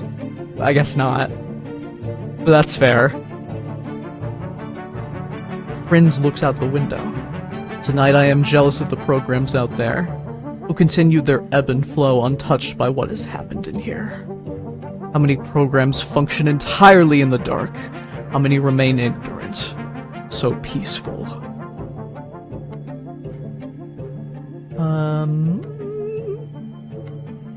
They're likely happier. Isn't this place to keep them ignorant? Isn't this place built to keep them ignorant? What? But it's the... can't you just come here to learn information? Or did I misunderstand that? I probably did. Then teach them? Like, Chat, you got any suggestions for which one here? This one's kind of difficult, actually, but a different kind of difficult, because I don't know how any of these will play out. Ooh, let me take a sip of water.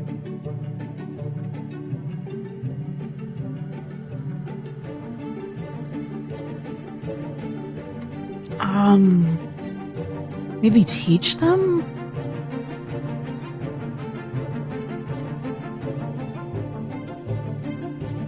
Sure.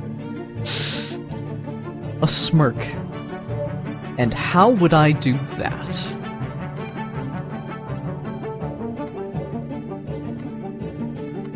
Let them in to see your library. Chaos. It would be impenetrable to them. Data must be managed, controlled. Prince wobbles slightly. Imperceptibly. Brish notes. Are you alright, Administrator? He straightens. Of course, I'm just a little off balance from tonight's events. I find it hard to focus on the detective's points and questions. I've forgotten so much from earlier. You can help, program.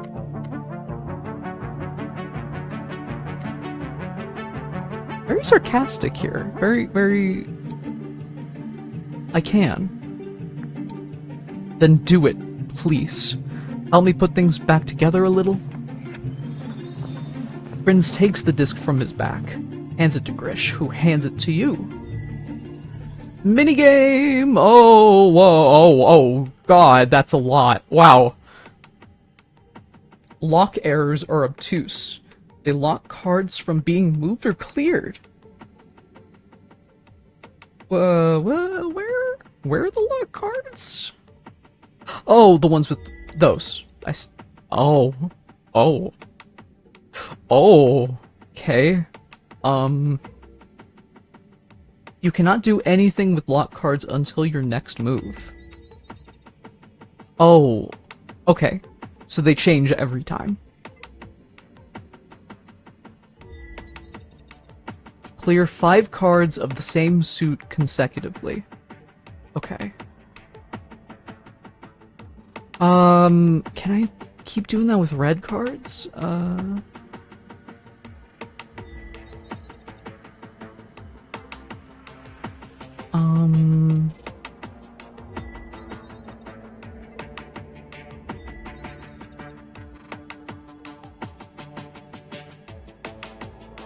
Shit. Hold on.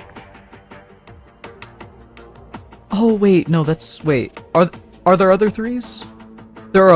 There's another 3, it's up there, okay.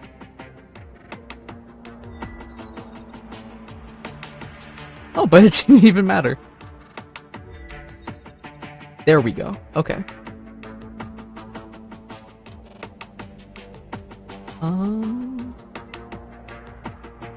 Oh, right, it's 3,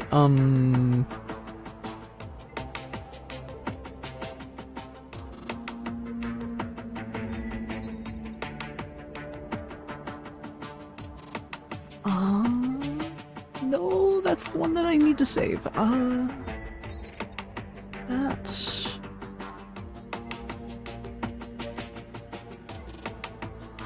Oh, no, that's too far.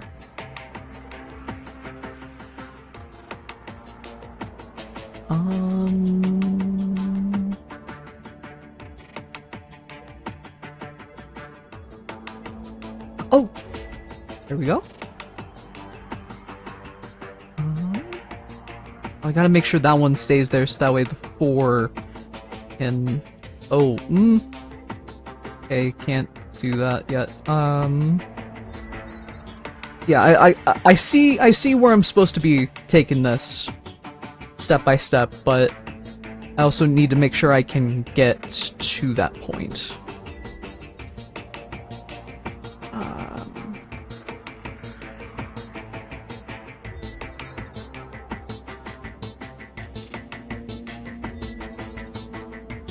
Okay. Now... Oop. Yeah, I guess that still works.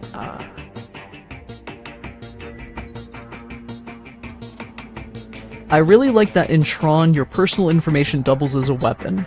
Like Tron doomed Sark with his driver's license, if you think... Honestly? Yeah. I mean, I think that plays so heavily into the broader themes of Tron.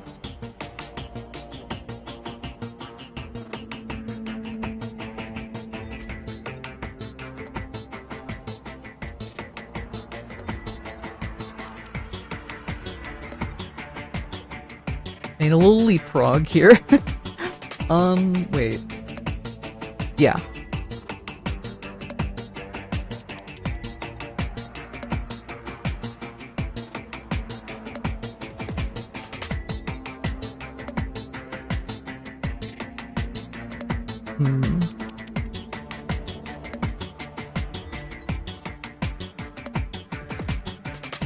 Almost. Shit. Okay, yeah, I gotta undo. Okay.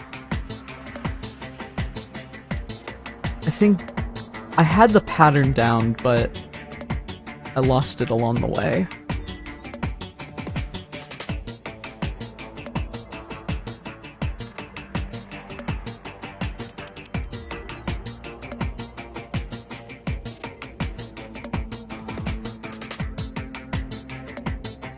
Oh shit, did I lock myself out? Oh, okay.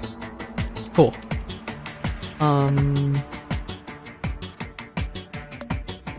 Oh, wait,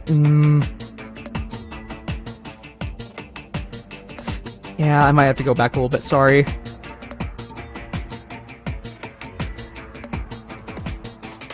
Okay. Maybe the play is to take out a little more over here first. I think I have to go back a move for that, though. Yeah.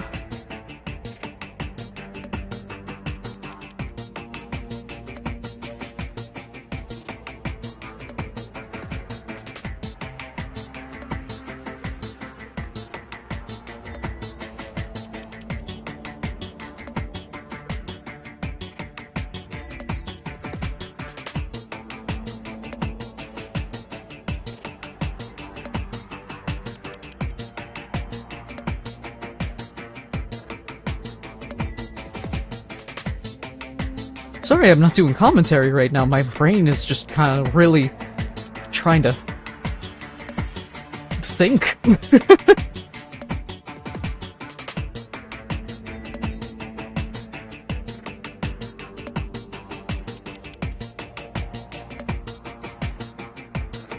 Oh wait, there we go. So then I can do this, and then... Oh, no, this one would be better. But... Oh! There we go, okay.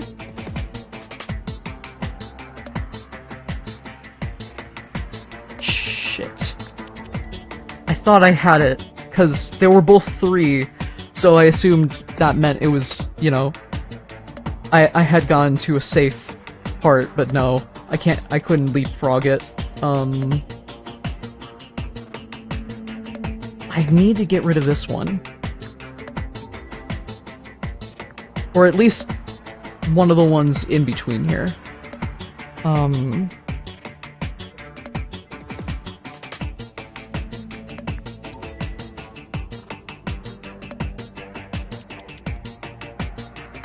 Maybe this instead of replacing it with one.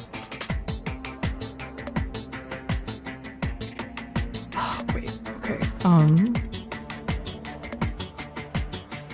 That moves 3 spaces. But then... neither of these can.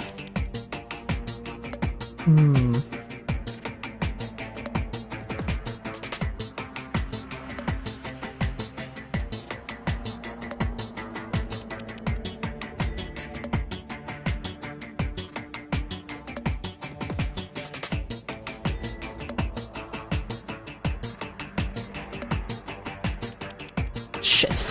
I'm sorry.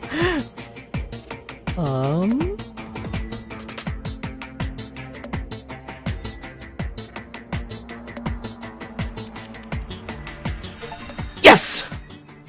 There we go. Okay. You hand the disc back. Who places it on Prince's back. Prince stretches, rolling his neck, and he smiles to himself. Ah, that's better. He turns to face you. So, what is your conclusion in this case?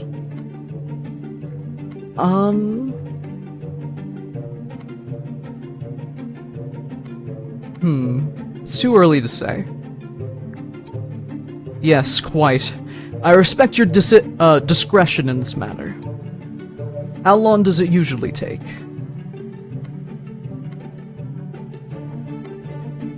As long as it takes. Watch your tone oh, I didn't think that was gonna come off as rude. Whoops. Prince tightens. Time is short, and it is important your work here is swift. I am of course comfortable to answer any questions you have of me, or Grish here, before you resume your investigation. Ask as many as you'd like. How will Sierra's fellow programs react to his imprisonment? Prince laughs. Not well, I imagine. As no doubt gathered from your conversation with him, his kind, the automata, stand directly opposed to the sanctity of our civilization. They are blasphemy, and they mock, and they bring nothing to back up their outlandish claims. I don't know what those claims are, so I don't know. They refuse the existence of users, but can provide no evidence of their absence.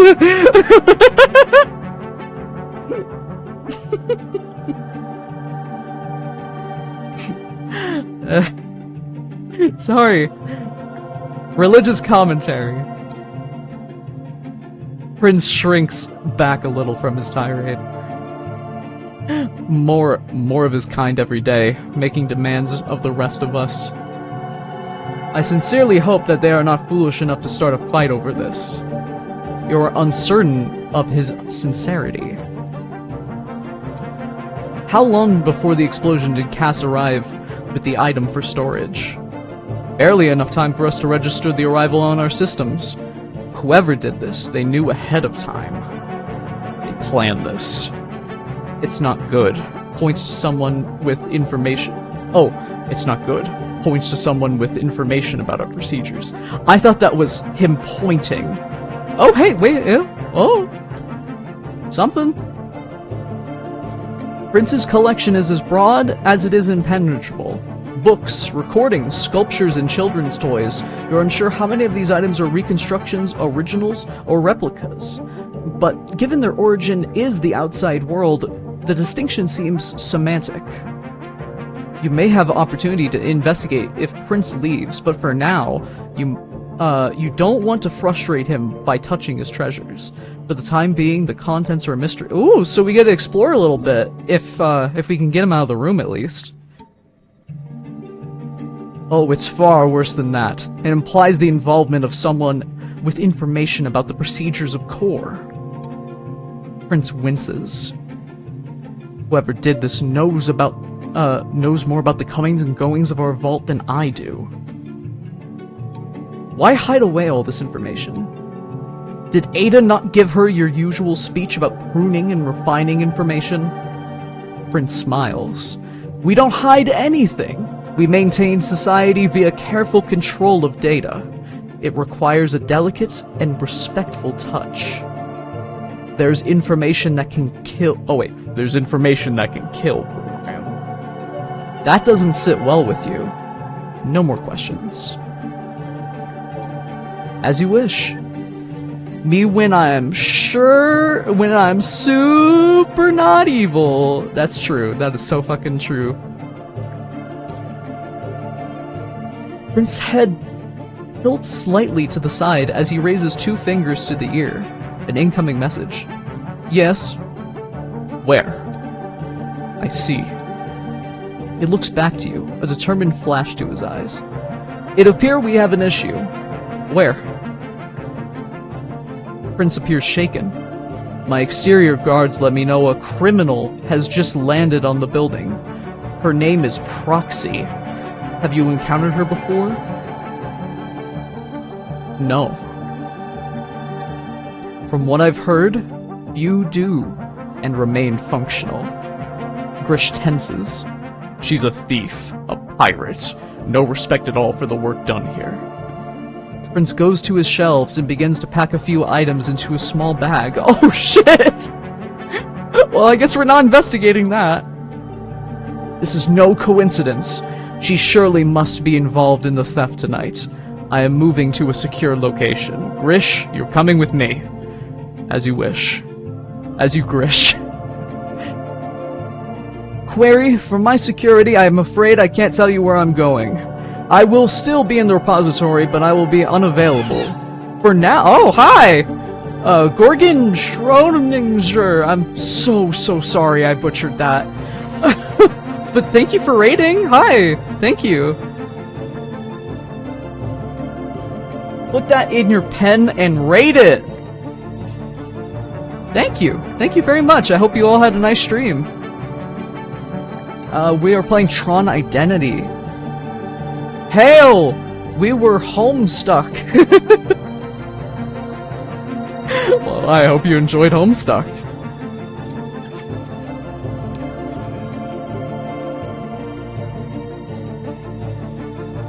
But yeah, thank you so much. It's been a while since I've gotten rated.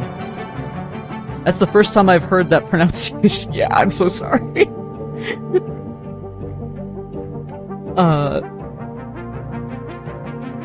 I was very caught off guard.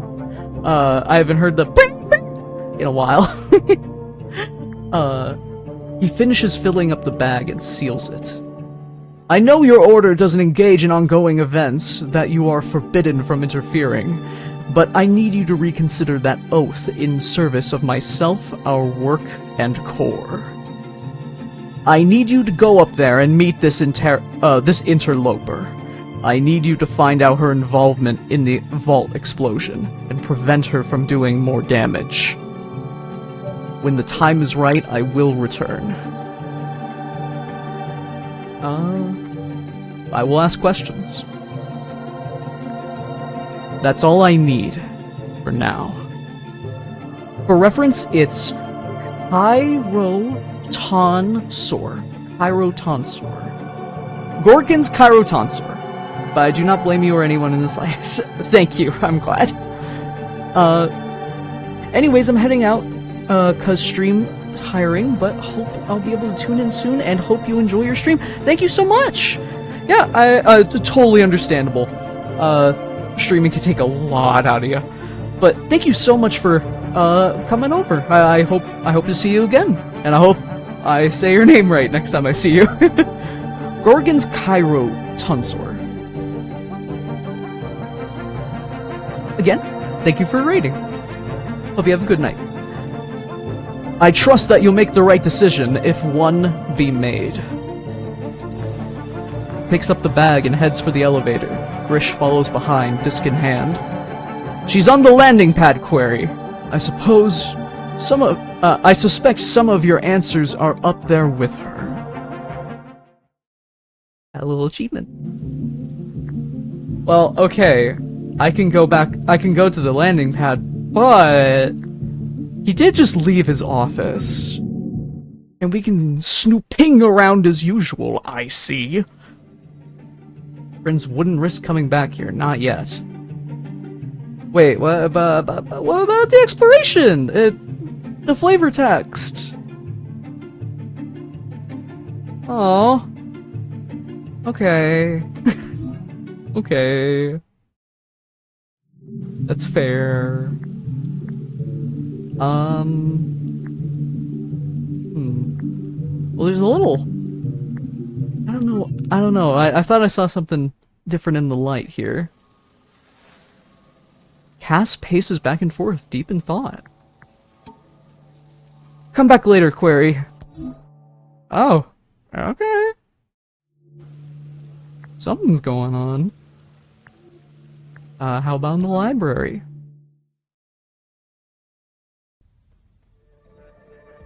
Library is vibrant as ever, but there's nothing to do here at the but the interrogation of the guy who's here. I'm not with Grish. I just noticed it has the unknown location thing up there. Can I go back to the plaza? I didn't suspect there'd be... Oh, there's things to click on! Energy Falls, main elevator... Let's take a little gander. Following the Great Drought, Core takes itself great pride in its ability to collect and refine more energy than the grid needs. These energy falls... Oh, wait. Oh, like, a waterfall of energy. Sorry. Syntax. These energy falls ostensibly celebrate the enormous resources consolidated by Core in the last few hundred cycles. Energy flows from the top of the repository via the library to the lobby, back again in a cycle representing the Core's hierarchical superiority via data management over the population of the ARC server. Such a grand architectural statement irritates you. they obfuscate and clumsily attempt to distract from the more complex truths. That is interesting, though. They've only acquired this, like, bountiful energy and data in the last few hundred years, but the city has existed for 2,000. So that's interesting. The deceptively simple access points to the rest of the building, although contingency stairwells exist for emergency access. The interlock system incorporates multiple tracks and cars, allowing access to all areas of the building in an instant. Security is ensured via login codes, with different programs allowed different degrees of navigation, even in the smallest details. Core establishes control and hierarchy. This elevator will be getting a lot of use tonight as you do your rounds. Okay. The lobby is empty. The energy falls remain beautiful. A nice place to visit on a calmer night. Grish is long gone. You wonder if he has escorted Prince back to his office yet. Why don't we go and find out? Why don't we go and find out, Nope.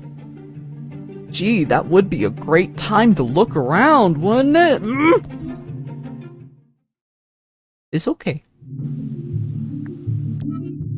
Okay, let's go meet Proxy.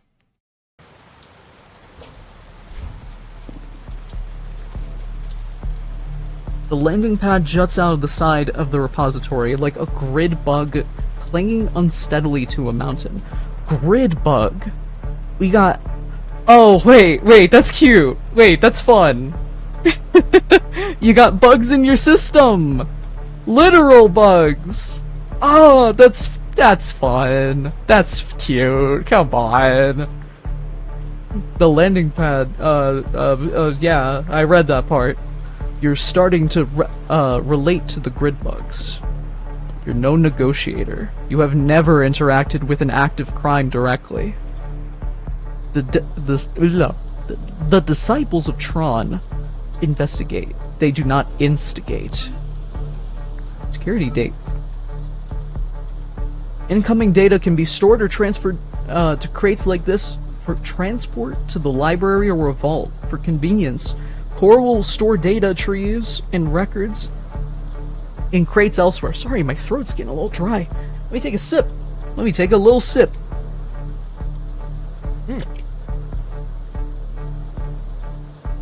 Very good.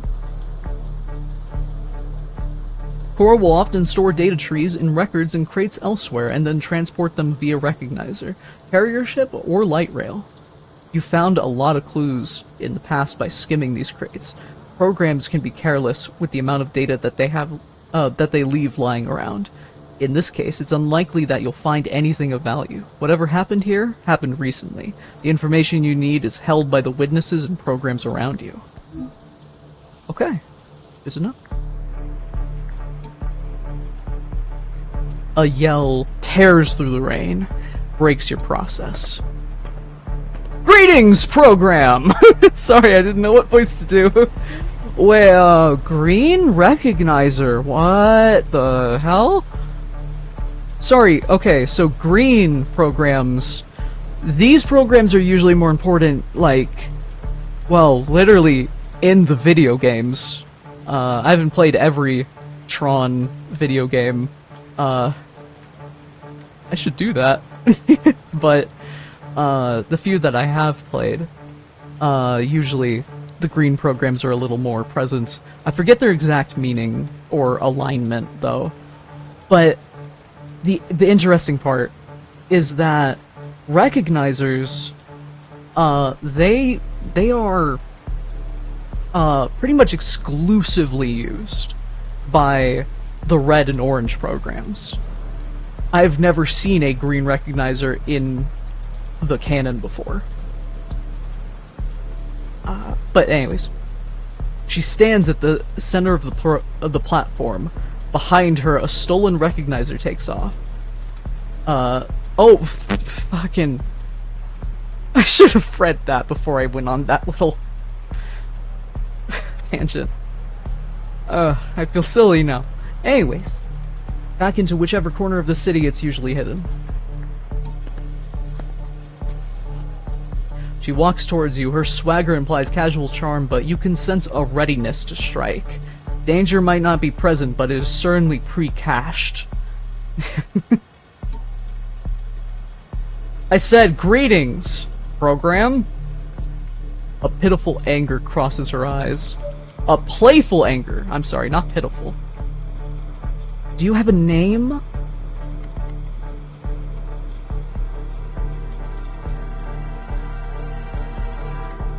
You first. She laughs. She's pretty. I'm sorry, just the green, like, all the different tones of green, they look really, really nice. Ah, is that a level of negotiation I can expect? How fantastic. I'm Proxy, but I'm sure you've already been told a great deal about me. Why don't you give me your side of it? I'm a scoundrel, a ne'er-do-well, a good-for-nothing. Well, nothing except liberating the property of bigger scoundrels. She does a little sarcastic bow. Fun. I'm pleased to make your acquaintance. I think we're going to be very good friends, detective. She's toying with you, testing your boundaries. Before you ask me your questions and we get to negotiating what happens next, I have one pressing question, if I may. I have a feeling if I say shoot, she's gonna, like, pull out, like, a gun and shoot me.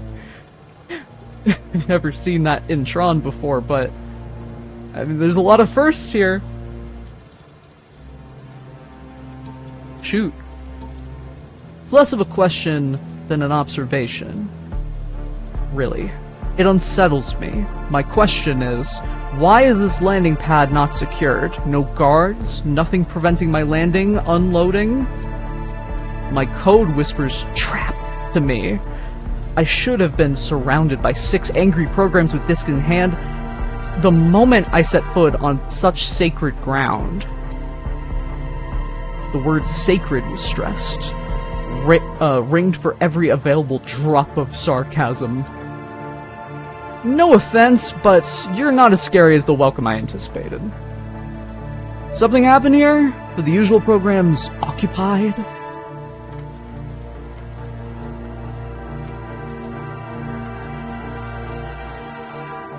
I mean, she's playing, like, if she's playing dumb, she's playing real good at being that.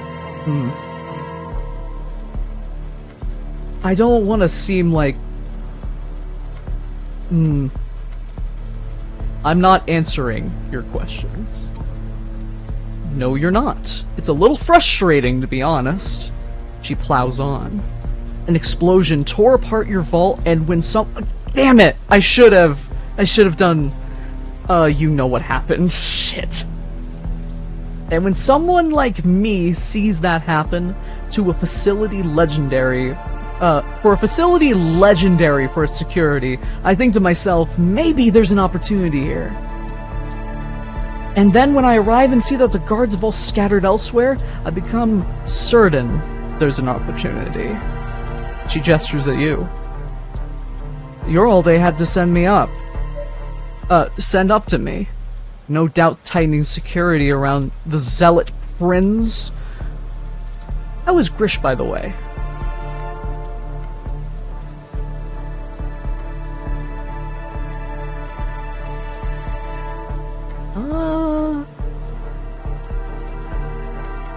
He's been helping my investigation. Oh, really? Growling at the suspects for you, I bet. Yeah, honestly, yeah, he kinda has been. We fought together in the war. Oh! I think we took wildly different lessons from our time together. The first sign of weakness, a little sadness crosses her face. Gone in an instant, partitioned away under layers of bravado. I'm here because I see an opportunity to take something of my own, while you're busy chasing around the other thief.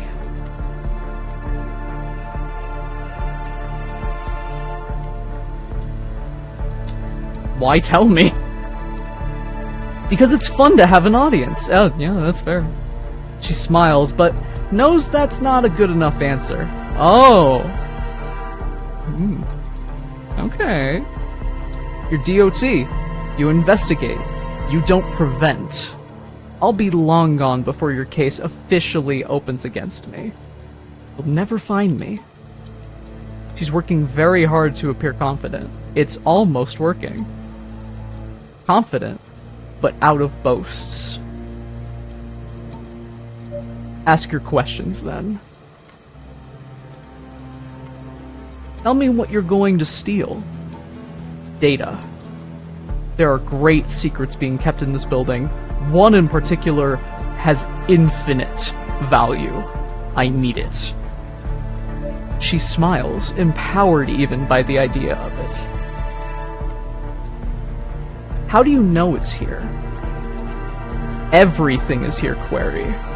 Ada's Garden contains everything our society has ever created, and everything gifted to us by our creator. When Flynn created this grid, he left behind code which would empower a program in ways we cannot imagine. Give them abilities beyond anything any program has ever possessed. Holy shit. I will find that code tonight. It's here somewhere.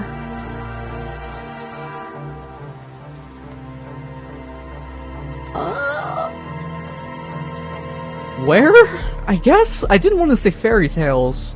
Because I don't doubt that something like that could be here. But, I don't think she knows where. I don't know. Yep! I was right. I don't know. I will. Are you going to hurt programs tonight? Only those that I need to. Those that get in my way. Matter of fact, to the point, no bravado. Derezzing is easy for you. Derezzing means killing, by the way. She gestures as if throwing her disc.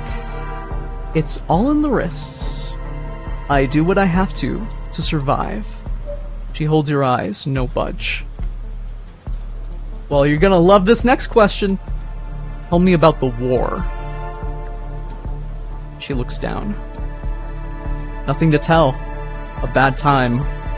Time I'd rather forget. Gifts the users didn't grant us. I could help with that. I'm assuming disc related? She recoils.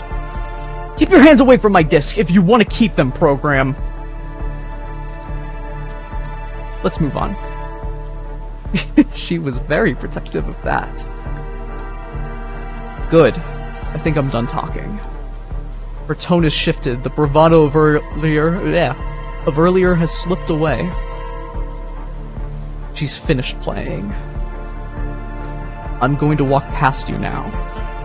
I'm going to walk past you into the repository. Once there, I will do what I have to find what I came for. You need to get out of my way. Zoom. Oh, it played the sound! Yay! She reaches for her back, draws her disc.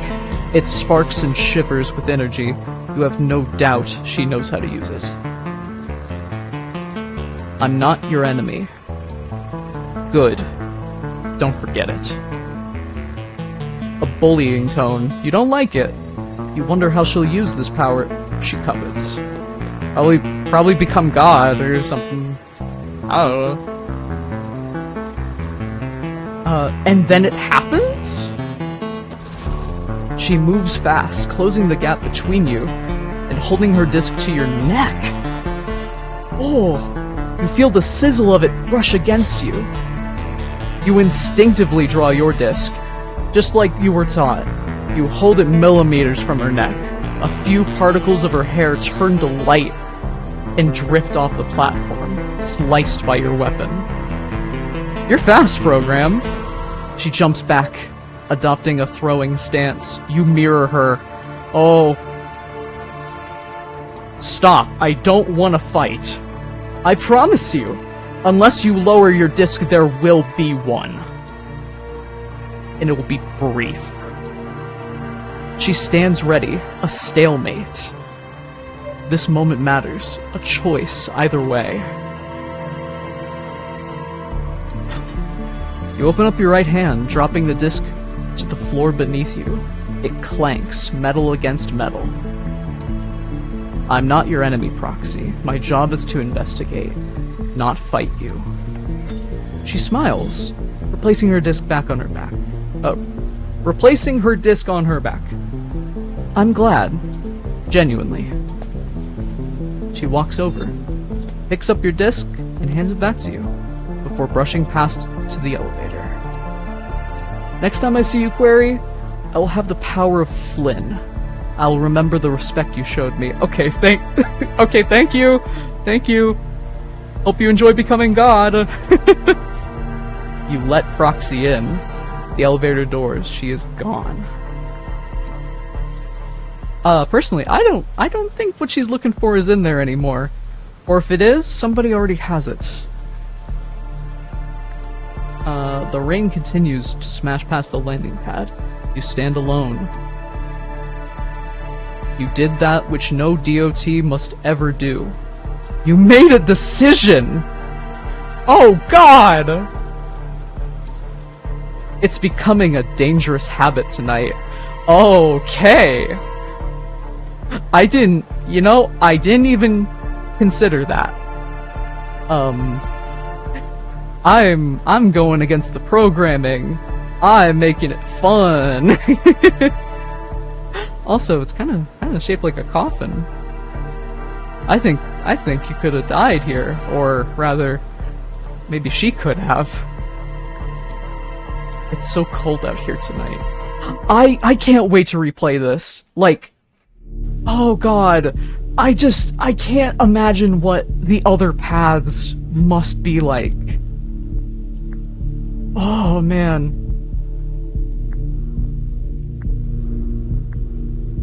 Huh? Do you think they're still there?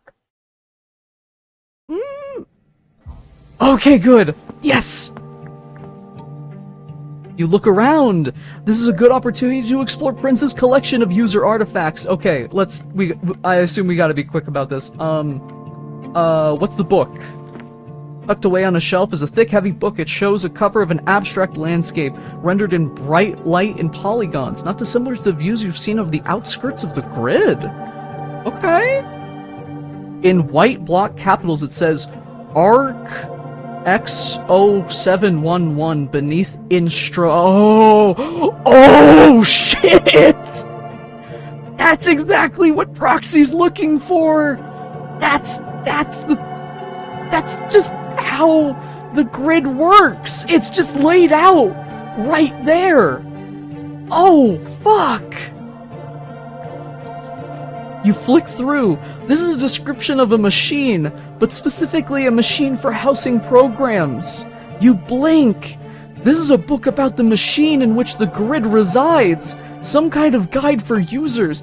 This is like if you found a book about the universe written by God. That's insane.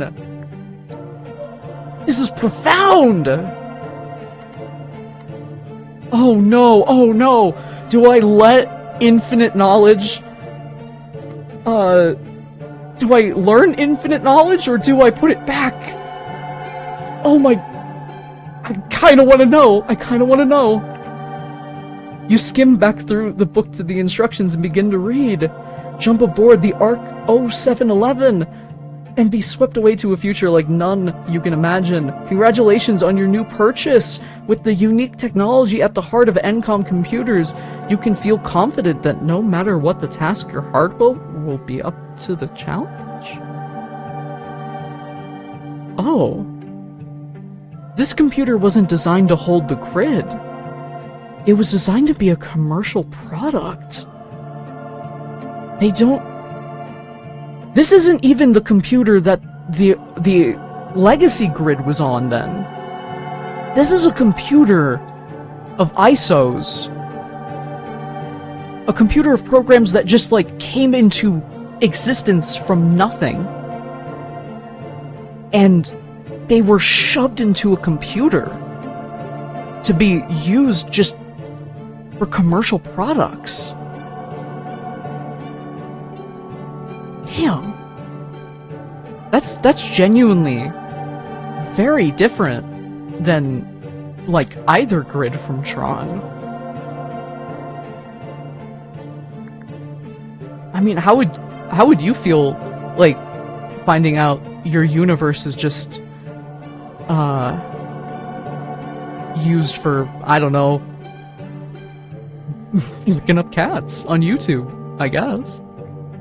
I mean, it wouldn't really, you know, change the way you operate or anything, but, I think that's scarier that it's a commercial computer, because, unlike the super duper special advanced ones that had the old grid on it, commercial products are usually only last a couple years.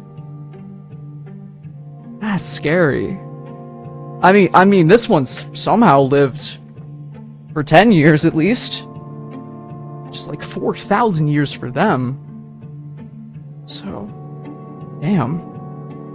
That's a lot to take in just all at once.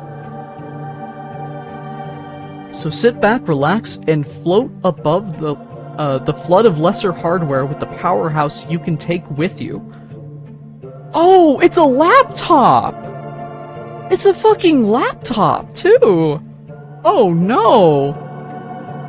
This thing was made to break, probably. Oh no!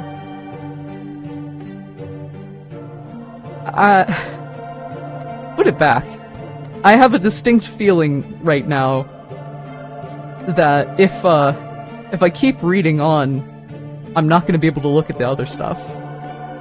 I hate when I find out our universe is just an OS on the 7-Eleven cash register, yeah. Prince's desk. A beautiful desk sits in the middle of the office. Ornate light carvings reflect the circuitry of the first NCOM server, gesturing to the very earliest history of our kind. You suspect it's not something Prince uses often, more of a statement piece. Light flows across its surface, with particles floating upwards. It's more of an altar than a desk. Like everything else in the room, it is created to celebrate and elevate the users. Prince lives in their shadow, or from his perspective, perhaps in their light. So, ornate carvings reflect the circuitry of the first NCOM server.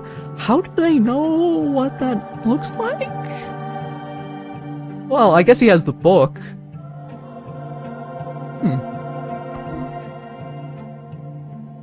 Has he read the book? That could change a lot of things, actually. A shiver. You replace the book on the shelf. A little shaken by how close you were to truths you cannot fathom. A shiver, and then your focus returns. Yeah, the fact that I can't go back and look at it, that's the indicator to me that, if I look at anything else, well, I have limited time to look at these things, I mean. Slightly crumpled piece of paper is tucked between two other boxes. You pull it out. It's an article of some kind. You read it. Renaissance Man by Ethan Romero. The first thing I learned about Edward Dillinger was his taste in helicopters. As I sat waiting for him at the rooftop bar of 1 Moss Street, I was startled to see the jet-black helicopter fly past the window, illuminated decadently with red strip lighting. My subject would later explain to me that he found the red glow soothing after a long day staring at a computer screen. Sorry, my brain just kind of short-circuited there. But to me, it was pure showmanship. This doesn't make a lot of sense. Makes sense to me. Sounds good to me! Take it back away, because we might be on limited time here. But that is flavor text I will definitely look more into on future playthrough. Blinking device. The device blinks with red in the corner. You pick it up. Small buttons cover its surface. The blinking light radiates from a tiny screen. You carefully press one, and a simple image appears blinking to the right. Another button, and the image blinks left. Curious. You got a Game Boy. Look at the jacket. Curious, you return the device to its corner, utterly confused. You walk over to the shelves on the left. You reach for a jacket hanging in the corner. An odd garment. Gray chest and cuffs with red sleeves. The collar looks vaguely military. And the two large pockets flank the chest. A practical item. You've never seen anything like it. No light, and the material feels alien, otherworldly. Yeah, I imagine... Oh man, that must have been so weird. Like, at the end of, like, Tron Legacy, Cora, who is a program, an ISO, she is out of the grid, but somehow she's in clothes. And meanwhile, all the textures in the grid, I think, are just really smooth. Like, really just perfectly smooth. So that must feel weird, you know? Something puffy, something coarse. Did this belong to a user? Someone important enough for Prince to have in his collection? That was probably Kevin Flynn's. You poke the strange clasps, presumably designed to hold it together. Ever the detective, you reach into a pocket. Your hand brushes over some small cards. You pull them out. Duplicates. Each one printed in bright red. Lynn's Arcade. Huh. Put it back. You replace the jacket carefully. You'd rather nothing was out of place for Prince's return. You look at the small statue. It's simple, white, plastic, with printed blue highlights, but you recognize it instantly as Tron himself, and take it from the shelf. There is, like, in-universe merchandise of, like, Tron and Tron Legacy, because Tron is a video game in the universe of Tron. And the Legacy merch, like, they literally even have, like, merchandise that is used, like, for the movie, in the movie. They explain that as, like, that's how, you know, he designed them. Kevin Flynn, I mean. So he, you know, might as well just make the merch accurate. But yes. You've never seen a statue like this before. Intricate hinges attach his limbs. You can fold and move them in a simulation of movement. Is this a user toy? If so, do users know the story of Tron too?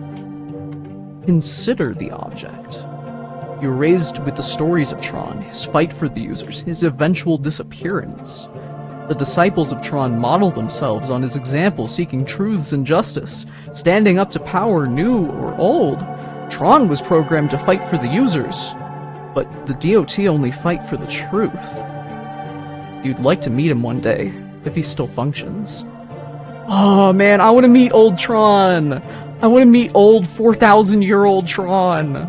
Please! Oh no, wait, he'd be older! He'd be like 10,000! That'd be crazy! Are they immortal? I mean, like, they can be killed, but, like, I guess I never thought about that. They are just data.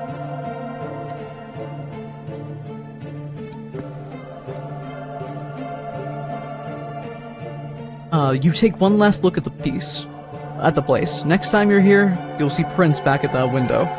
I kinda regret not reading the book, because I just sincerely thought we were on limited time. But he probably won't let you look at his toys again. Ah, shoot. Well, hey, that actually gives me incentive to play this game again. See the other paths. Yeah, let's check on the vault.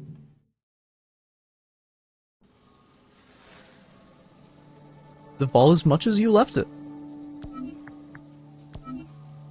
The crystallization of energy into solid barriers and surfaces is standard on the grid, but some vestigial instinct in your code makes you uncomfortable stepping out onto one. You understand that vertigo is ridiculous in this context, and yet it lingers. This bridge is uniquely uncomfortable given the extension across the broken detritus of the vault. You're taking more risks than you're used to.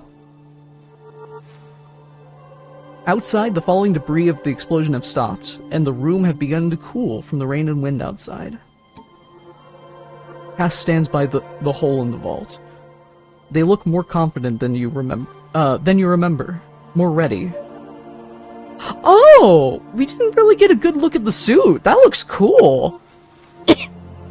That's like completely different than anything we've seen in Tron. That's cool. I think that's a good advancement of the style.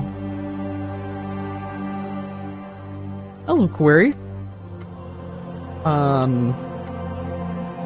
How's the view? They consider the question. It's the best view I can remember. Was that a joke? They're warming up to you. That's cute.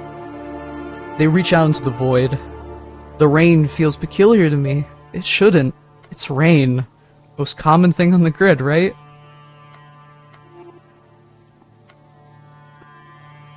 It comes and goes.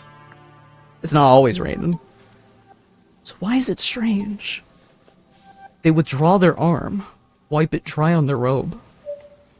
It's cold out there.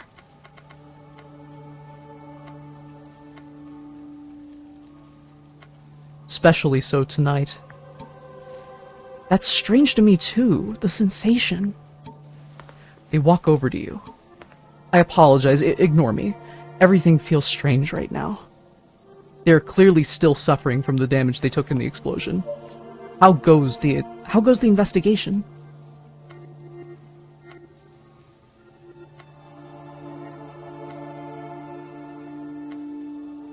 There's a lot of power at play.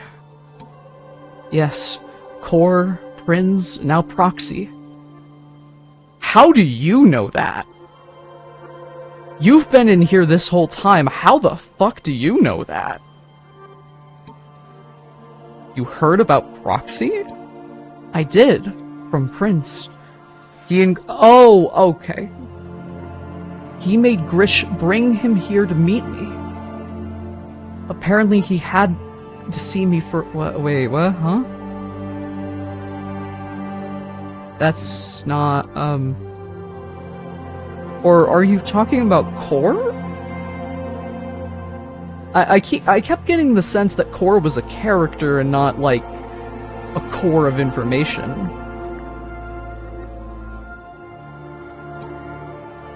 Prince, I mean. Grish seemed to be quite excited by the idea of a fight. It's endlessly fascinating how fast information travels in confined spaces. Ironic to see the same in a place so defined by secrecy. You're safe. She's not interested in you. If you say so, you leave it there. Cass seems frustrated. Whatever I was guarding, it's safe to assume I failed in my task. I can't let that happen again. Well... I'm so conflicted now. 'Cause, not on this question, just, I have to assume Prinz is the one that stole it. Because if that book is what was being protected, I mean, that's just literally it, you know? But we still don't know what was inside. I want to assume it's the book. But I'm sure you did your best. Oh wait, no. I can't let that happen again. We don't know anything yet. I know I failed. This is not uncommon among victims of crime. They need to contextualize themselves as active participants by assigning themselves blame. Claw back some autonomy. Victims are usually blameless. Sometimes, though.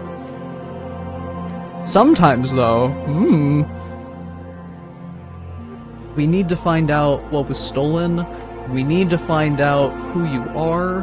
We need to find out who did this.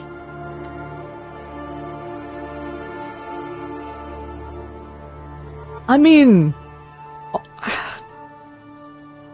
why not all three?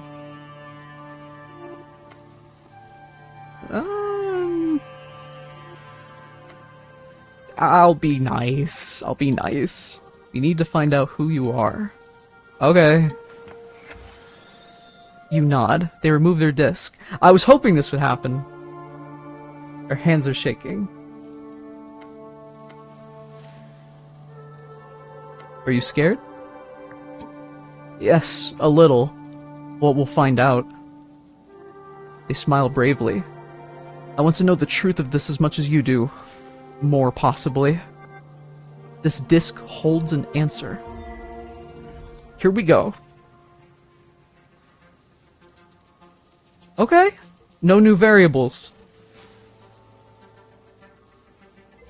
What's the number? 3. Okay.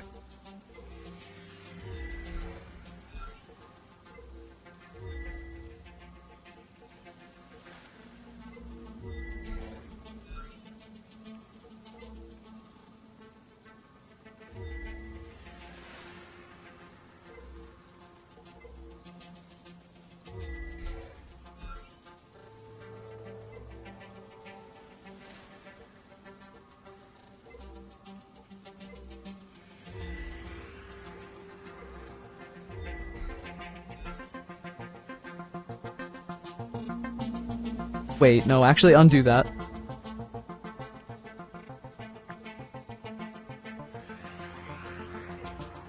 Yeah. Perfect.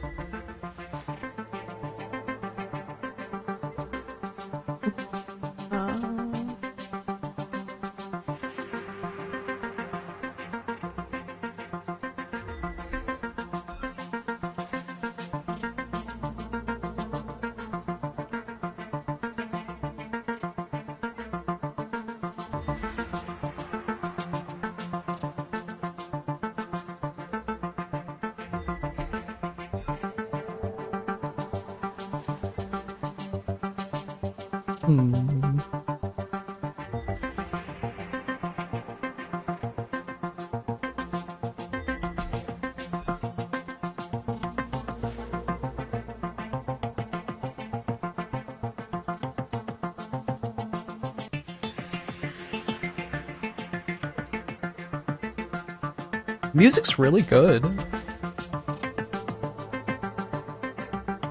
It's of course just trying to do more of the legacy soundtrack, but this is definitely a step above some of the stuff they were doing for like Uprising.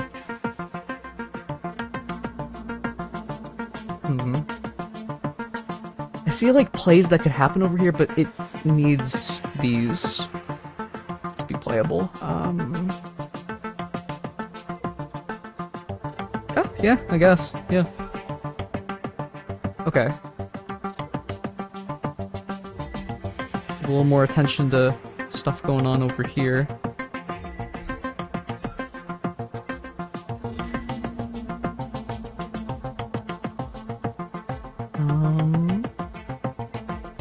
There we go. Oh, nope, nope, that's too many spaces. Shoot.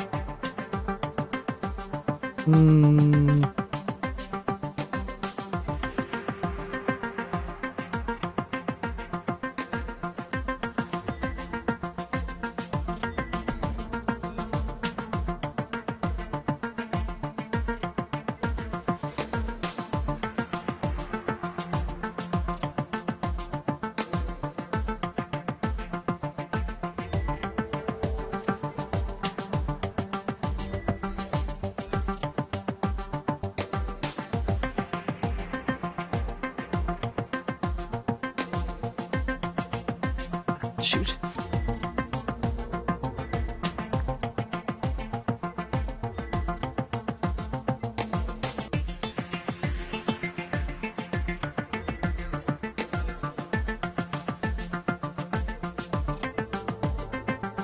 No.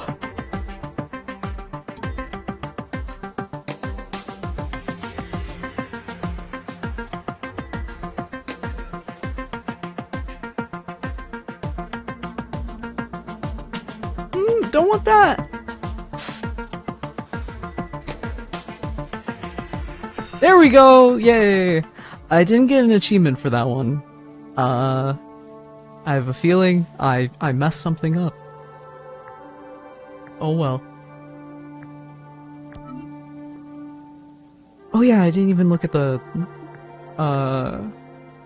There's a previous memory. I forget which one though. White light. Heat rippling outwards in waves. Light punches past white into brightness unimaginable. A rumble growing into a roar, transforming into a scream, a silence, darkness, a hum, a sizzle, everything, nothing. Well? Oops. Wait, huh? Another vault?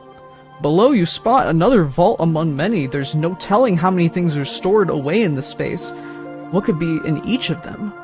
Core have kept tight lid on innovation and free thinking for hundreds of cycles. This detective, the detective in your code aches to uncover their mysteries. You wonder how and why the thief chose to steal the contents of this specific vault. What made them overlook the other one? The one above? Inside knowledge? A blind guess?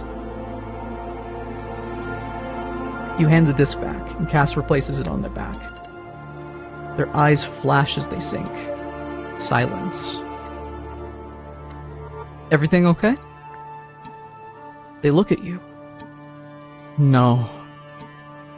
They look uncomfortable, frustrated.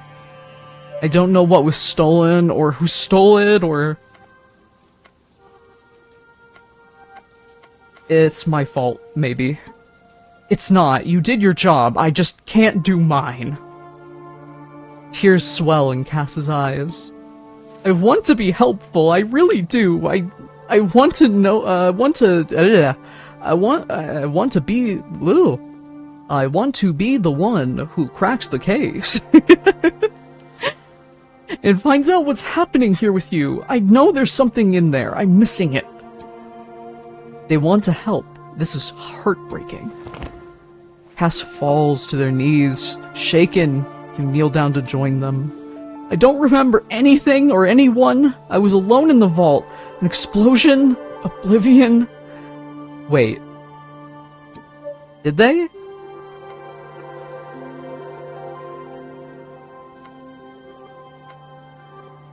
You were in the vault.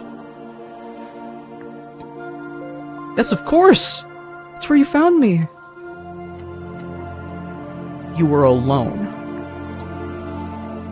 Realization dawns on Cass's face. I was alone. New information, not much, but something to build on.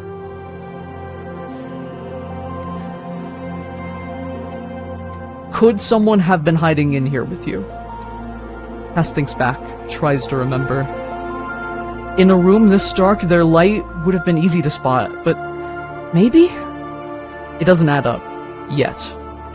You help Cass back to their feet. I'm proud of you. I'll be proud once I've remembered more. At the moment, not so much. For now, they're right, but you have something to ask the others about, for now at least. Do you have any suspects at all? One, Sierra. But something seems off, doesn't it? You'll get to him soon. Is Prince still in hiding? You nod. No need to share more for now. You think back to the empty office, the detritus of a program. You hope to see him there again. You hope whatever proxy has planned doesn't involve him. Cass nods, looks back to the window. I think I'd like to be alone for a little while. If that's okay, I have to try and remember something more. Anything, really. You respect the request, and leave the vault, leave as the vault continues to cool. That was good. That was really good. I do wonder if Proxy's up there before we, it would be easier to get lost in Prince's treasures. But you have a function to execute. Oh, come on! I want to read the book! Oh! How about the lobby? Oh, shit! The lobby is as you left it. A lot has shifted since you were here. You almost feel nostalgic. Across the room stands Grish. I've been looking for you. Aren't you busy with Prince? This screams inside job to me. Yeah, definitely. Insert inside job joke here. I've taken a break from babysitting the administrator. I wanted to see if you'd made any progress. You impressed me while we worked together. I'm hoping that'll continue. But first I need you to clean my disk again. Still dropping memories. Prince still needs me at the top of my game, and I'm far from it. Of course, whatever helps. Good. That's okay, you weren't really expecting a thank you. Grish removes his disc. I hope he doesn't follow me to go interrogate the guy, cause we'd get nothing, you know. Tilting it to catch the reflection of the energy falls. The disc rolls around in your hands. Me and my disc, we've been through a lot. The adjunct war, cycles of work keeping this place ticking over. I'm not someone who looks for help. I'm not someone who asks other programs for anything. I function independently, but tonight, I've learned something about trust. I don't know what's coming. That's why I'm asking you to clear this up. But I'm glad we met. Thank you. Oh. Oh yeah, that's nice. That's nice of him. Hands you the disc. Your hand hovers the surface, ignites it. Minigame! Yay! I wonder if this would have changed if I had interrogated, oh my gosh, their name escapes me.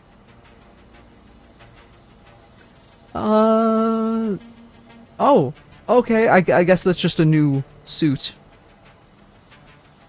For a second I thought those were like a new roadblock. Target is 3? Okay.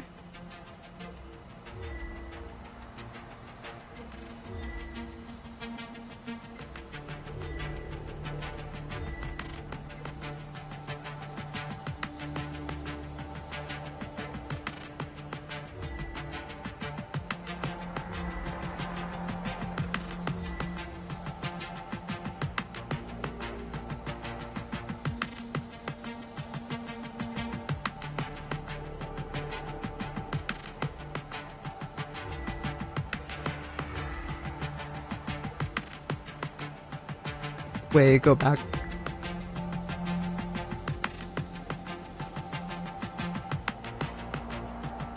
Sorry, I thought like a suit could like... Oh, it can? There we go. I'm glad I caught that. Wait, oh!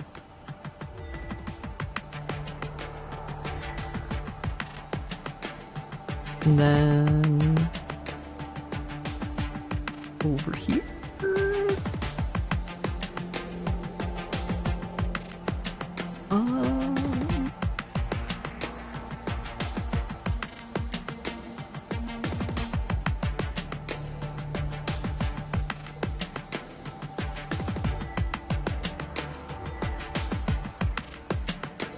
This is a really interesting type of puzzle. Like, I can definitely see why they got the guy that did Thomas Was Alone on this.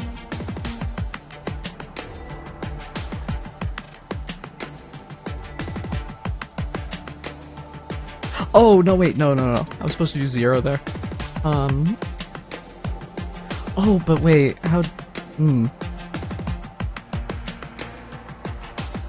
Oh, wait, if they're right next to each other, then... Oh! Yeah, look at that. Okay. And then get rid of that, and then this one can jump over here. That's so cool. It's a puzzle that really makes you feel good when you've, like, uncovered the rhythm of it. And really stupid if you fuck up. I shouldn't say stupid. My apologies.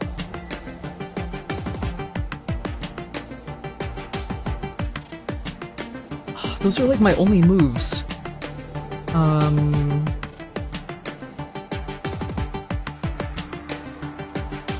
Oh, get me closer. But I'm worried I won't be able to get anything else. Oh, wait. Oh! Hey! Hey, Jackson, hey! Thank you so much for the raid! Get 'em, boss! Rattle 'em, boys! I hope you had a nice time streaming. It's nice to see you.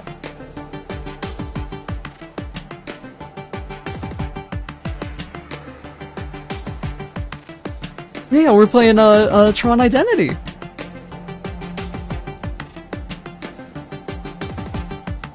I'm trying to finish up this little puzzle so we can get back to investigating the mystery. Played some Fallen Aces. How's Tron?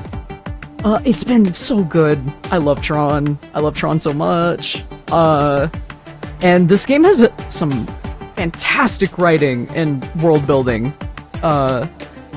Just, oh man, I could honestly gush for hours. But, you know, well, we're in the middle of playing it. How's Fallen Aces? I've heard that game's fun. I heard that game's very fun. I don't know why I'm doing this voice, but I'll tell you what. Oh wait, no. I'm supposed to do the one there, and then the one there, and then that. Bam. There we go.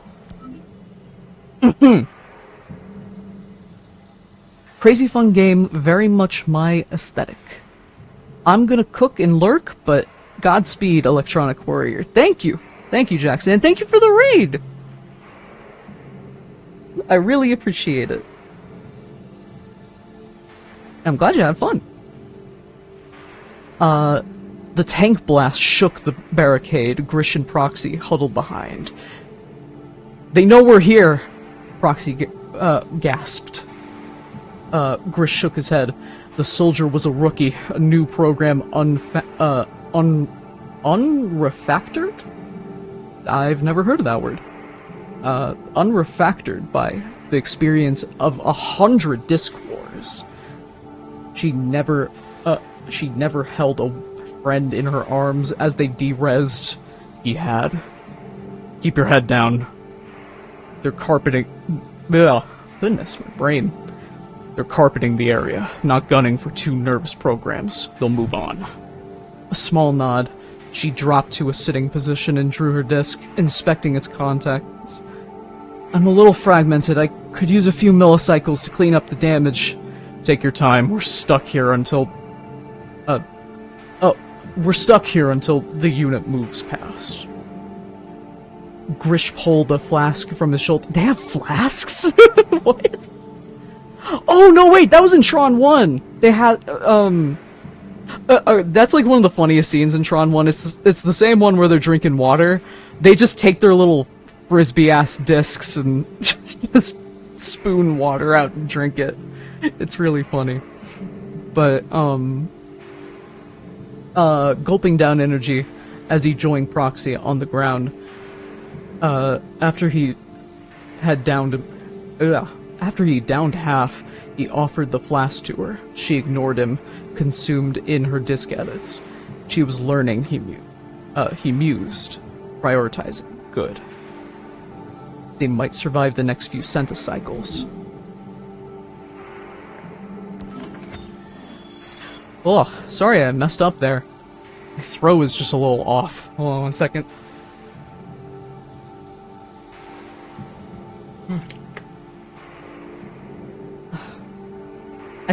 I keep remembering to drink water when the characters drink water. Video game characters should drink water more, so that way I remember too. That clears some of the mist. He frowns. I've heard intel that Proxy is moving through the building. My men have been unable to track her exact position, but this isn't good for any of us. There's sensitive things contained here. Secrets. Programs? Really? Wait, what? Programs. All lives are important, right? But Proxy thinks herself above petty de-resing. She'll threaten. But I don't think anyone is in real danger. Except Prince, perhaps. I'm sure it made sense at the time, but you opened a dangerous door. You lost Grish's trust! Fuck! No! We have to stop her before she does any damage. Did she say anything to you about her plans?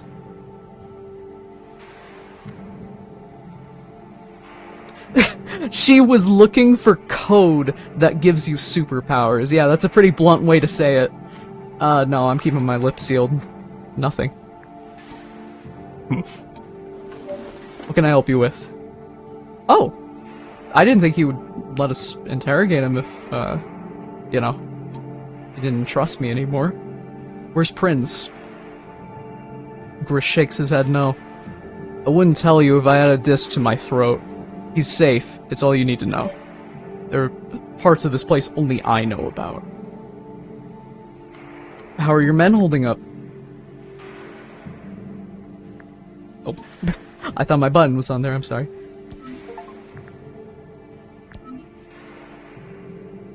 Unlock half of the code hotspots. Yay! There's something deeply unsettling about an abandoned communal space. These seats project comforting atmosphere, a safe environment to wait for access to the accumulated knowledge of a civilization. The desk above, a lookout for the program assigned to organize their access. Those programs are gone now, pushed out by Grish as he has locked the building down. Good. There. Sorry, no, that wasn't a response. I was just reading Grish's dialogue. Good. They're securing floors throughout the building.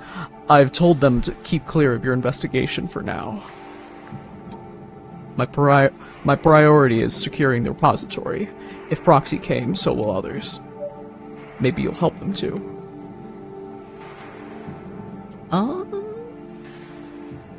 are you doing? How are you doing?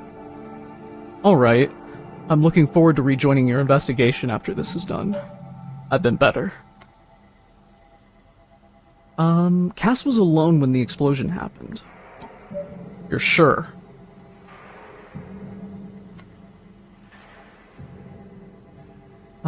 Someone could have been hiding. I don't know. They'd have to mask their light. Maybe. Prince's office feels different without him. I probably shouldn't have said that one. He smirks. It would, I imagine. Did you touch anything? I don't wanna say anything. He'd probably believe me since we're not supposed to interfere, just observe. No, nothing. Good. Those trinkets may seem trivial to your eye, but they're priceless. Most of them were owned by Flynn himself. If you go back, keep your hands to yourself. No more questions. You need to get back to Prince. I do. Good luck out there. He gestures towards the elevator. Take the hint and leave. Hopefully he can keep his side of things together. Good. I was really fucking worried that he was going to continue following us. But I am sad we have lost his trust. Let's hope the interrogation goes well here. The library feels like a mirage. Given everything else going on in the rest of the building, it's peaceful. Oh. The trees shielded those from... Ugh. The trees shielded those here from Memory Bug. It seems to also shield them from the petty concerns of Proxy and the others. As you enter, Ada ushers you over. She seems less comfortable than before. By the way, for all the raiders, this is the best character in the game. Love her to death. Greetings again, program. She looks around, checking checking there's nobody with you. Oh, I'm still so worried if she's evil or not. Definitely uncomfortable.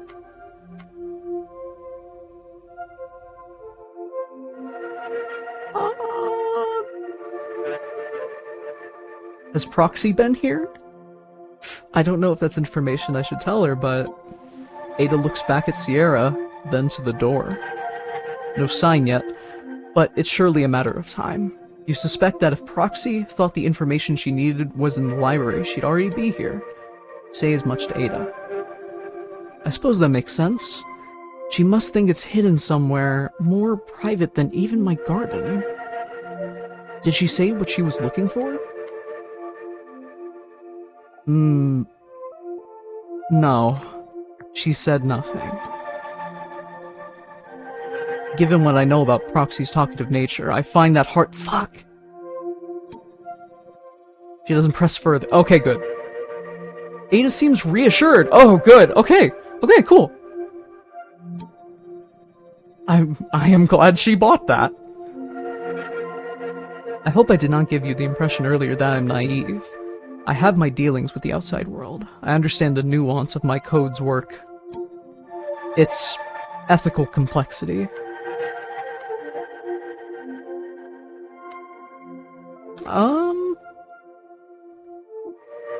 It must be tiring, holding so much control. She looks at you quizzically. I'm unable to read you, Query. It is unsettling. I need to confess— Oh, shit! Okay. I'm listening. I worry that I may have played a role in the theft, and now in Proxy's attempt. You're working with someone on the outside? Yes, but not how you think. She breathes deeply, centering herself. Eyes still closed, she continues. While I believe that the information must be controlled and structured, I think that it must be spread. Our administrator, Prinz, has been more cautious with this than I'd like. Take Sierra over there. The automata had to send him here to bargain for access to our records. Why could we not simply share? It's true. I am happy she's taking this stance. Because I was worried she was not, she wasn't cool like this, I guess. Data pruning is important. Public access must be shared and refined, but if public never has access, then what purpose does that serve beyond petty garden inside a box? Another deep breath, a little shudder in this one. I've been releasing small packets of data. Highly curated, of course, but I've been releasing them. It was intended to inspire, but I worry it was too successful. Rumors of secrets are still hidden here that I have been circulating, building interest. You worry they stole from data from the vault. You think that's what brought Proxy here? Well, I mean, I know why Proxy's here, so, I mean, I don't need to saying that. You think they stole some data from the vault? What else? What other valuable, could Core have in there? There's nothing more precious, more important than the data that we process. The information in this room and the repository as a whole is all we need to guide our culture. I made our work here prominent in a way that had not been before. I opened the door. You let that hang in the air for a moment. No, I'm not telling Prinz that, no. You're not responsible for the explosion. A smile. Not directly, no. I should have seen it as a likely outcome, though. Oh, okay. A gift for prediction. The perk of my work. She steps out of your way. You should talk to Sierra. He spoke highly of you after your first meeting. Good. That would make my next interrogation easier. You walk out into the viewing platform. Sierra stands enormous, watching you approach. Query.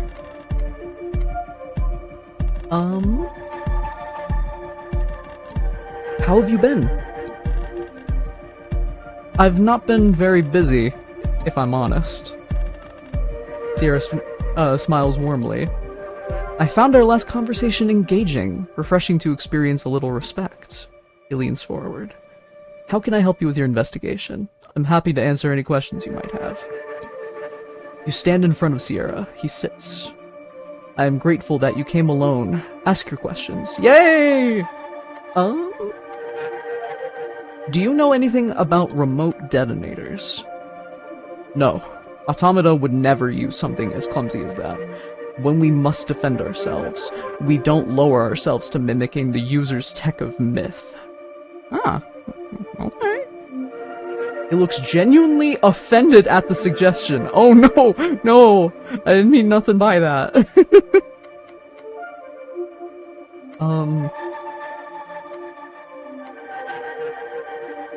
Oh, I don't want to ask good at hiding. I mean, he's fucking like 20 feet tall or something like that.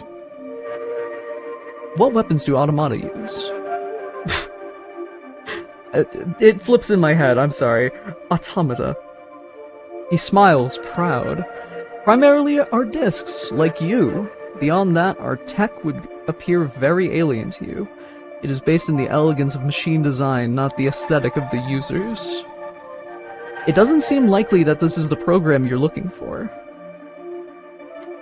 That Star Wars reference, that little Star Wars reference in there.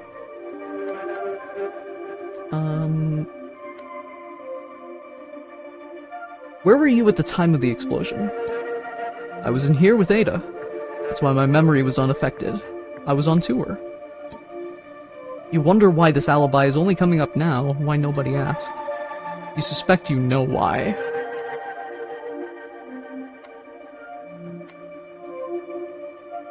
I mean, I kinda trust him. So you couldn't have done it. You know? I think you might be right. Sarcasm.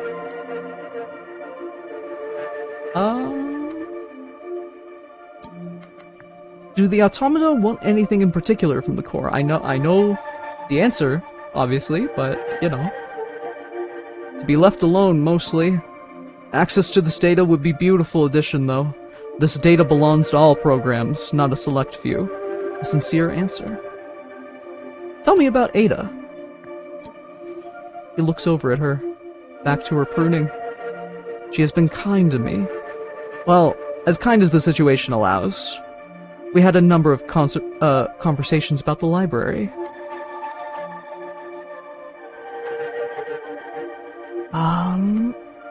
Did her data leaks bring you here?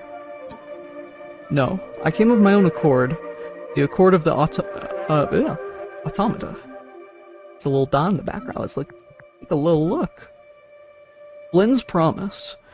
Flynn looked out on the vertical slice, a small cluster of structures and buildings. ISOs worked below to expand it at a rapid rate. He turned to the young program next to him, Alpha.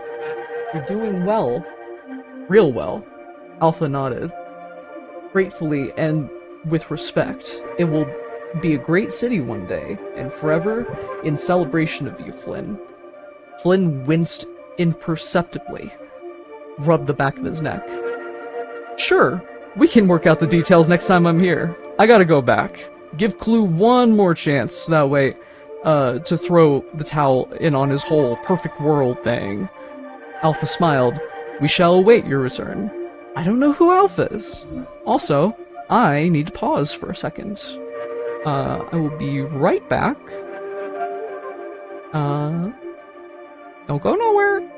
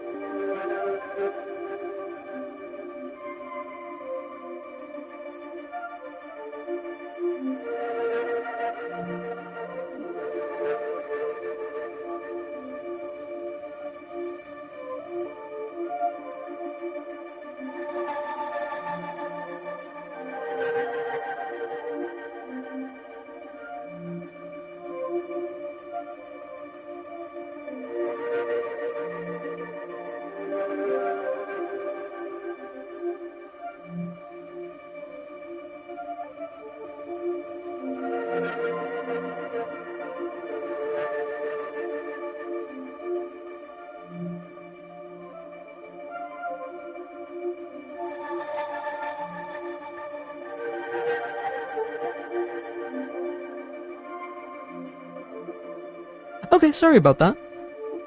And sorry if you saw my little avatar moving around while I was, in here. Oh, I was talking to somebody. Anyways, back to Sierra. No, I came of my own accord, the accord of the automata. Our culture is very different from core. Our programs decide a course of actions as a group. We act to serve our community rather than ceding power with only a select few. For a culture who believes so strongly in Clue, you don't seem to have learned from the central lesson of his story. I have no complaints about my treatment by Ada. What's your opinion of Grish? I don't want to talk about that program. No more questions. Good. A thought occurs to you. Why didn't Ada already tell me that you had an alibi? Why didn't Grish ask you for an alibi? Why didn't Ada already tell me that you had an alibi? Sierra laughs. After all you've seen, all you've investigated, you presume that a puppet of Core's would actually go out of their way to be helpful? He laughs again. It doesn't feel good. Maybe I did it remotely.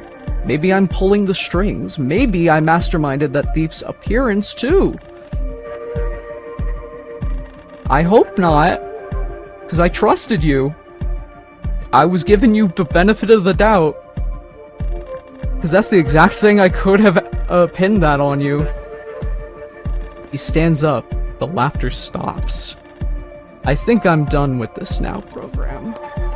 Ada runs up, hearing Sierra's bellowing laugh at the other end of the library. Is everything alright?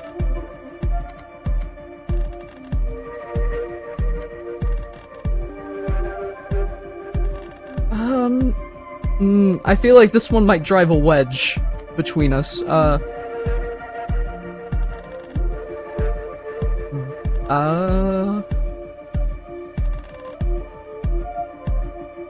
Shit. I mean, that's a good point, but she probably has her reasons. Sierra's just laughing at me. She smiles. He is a wise program. I've enjoyed our conversations. Sierra is staring sternly at you. I am done. Meaning? He steps forward, brushes a hand against the force field, making it sizzle. I am innocent. Allow me to leave. Ada looks confused. But Grish commanded I... Sierra points at you. He is the assigned DOT to my case. If he chooses to, he can end my questioning at any time. And if there are no questions, then I will leave. You consider his requests. I mean, it's kind of fair to be annoyed at the situation, but also, he did really just kind of say the thing that we're assuming he did.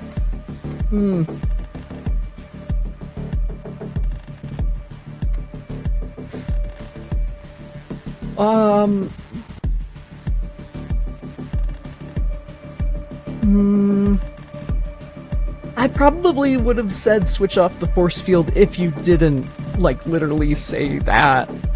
I will have more questions. You're staying, Sierra.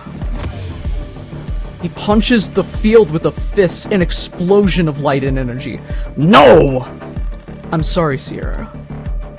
Ada looks off. Is that guilt? You are my enemy, Query. You will pay for what you've done to me. No, dude. His light flares with a rage that had been contained until now. Disturbing. You turn and walk away, past the trees and the waterfalls. No. Sierra continues to roar behind you. Another decision. This is becoming a bad habit. Oh, God.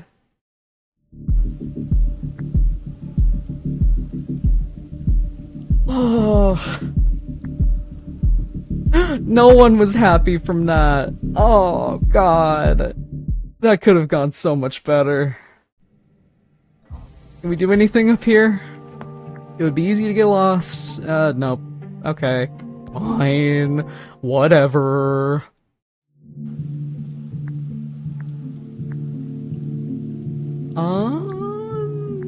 The vault, probably, right? Oh, wait, no, I could have gone back out on the deck there. Oh, but it looks like we're about to. The wall of the vault is supposed to be as strong as its door. Both did little to stop the damage of this explosion. The result is an ad hoc window to the grid below. Small sparks and detritus fall to the park below, and the embers of the explosion's destruction fade away. They love that word, detritus. Like, it's a good word. That's like the 4th time we've heard it. Nobody out there has any idea what happened. Right now, you're not sure if they ever will. The truths you're uncovering may be swept away, buried in a vault like this one. For now, such thoughts serve no purpose. Cass paces back and forth in deep thought. Come back later, Query. Fair enough. Yeah, let's go on the landing pad. It'd be funny if she was still standing out here. The rain is deafening now, like the users themselves are mocking the hubris this place represents. That's pretty good. That's a pretty good line. The landing pad isn't as empty when you saw it last. Oh! You see Proxy's glow at the end of the landing pad immediately, green reflected it through the raindrops. You're more surprised by the program at her feet. Red light shines from his defeated figure. It's Prince! Hello, Query. She yells through the blast to the rain as you approach. Be a good program. Turn around and walk back. Continue your previous investigation. Oh, no, your precious investigation. Prince looks up. He's clearly there against his will. He put up a fight. Oh. Did you de-res Grish? Fortunately, we've not met yet tonight. He left this one alone while looking for you in the lobby. That's irresponsible. I mean, I assume he was, like, locked super deep in wherever he was, but still. I figured there were people guarding him aside from Grish. She laughs as Prince looks down at the ground. You couldn't even run and hide right. The fool. Prince straightens up and speaks, although it seems to take some effort. I don't know where this user key is. I'm afraid I don't even know what it is. User key. Well, that doesn't sound like the book. Because that was just a manual. A manual to about the grid itself, but this is a key. Proxy laughs. You keep saying that, or that it's a myth, a fairy tale maybe, but I can tell you're lying. Okay, so he's the one saying it's a fairy tale, because I mean, we had the option to say that earlier. I did not.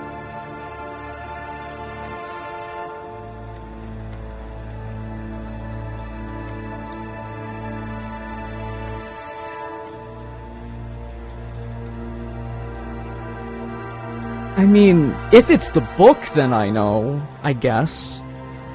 But, I mean, why does she want it? How can you It'd be a real fucked thing just to, you know, throw in there that I know where it is, though. I know where the user key is. Oh, you want to lie to me too tonight, huh? Prince locks eye contact with you, begging for your help. You nod to him.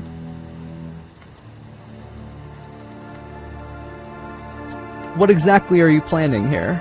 Proxy smiles. It's simple. This one knows where the user key is, or can lead me to someone who does. I was naive to think it would be as easy as showing up here and collecting the prize. No. Instead, I'm going to take him far from this place. Take my time, introduce him to some of my least savory friends. We'll find out the truth. Prince musters some courage. You'll never make it out of the city. Four will hunt you. They'll find and punish you for whatever you've done here tonight.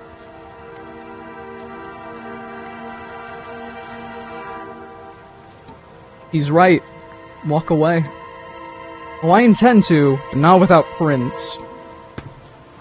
Loud as the rain is, it cannot compete with the crashing noise behind you. You turn and see Grish marching towards you. Step away, pirate. Glad you could join us, Grish. I was just about to make my goodbyes. Grish growls and reaches for his disc. Roxy pulls hers down and holds it to Prince's neck. Not another millimeter, guard. Hand your sides and your disc on your hands on your side. Hands by your sides and disc on your back. Sorry, I read that wrong. Grish does as he's told, and Proxy withdraws her disc a little. It stays in her hand though, ready if needed. Don't test me again, hologram. Stand down.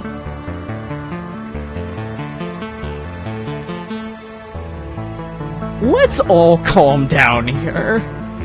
Proxy nods. Yes, sound advice. We're all here to do our jobs. Grish steps forward. You're no ally of mine, Query. I thought you were on our side. I thought you seek truth and wanted answers.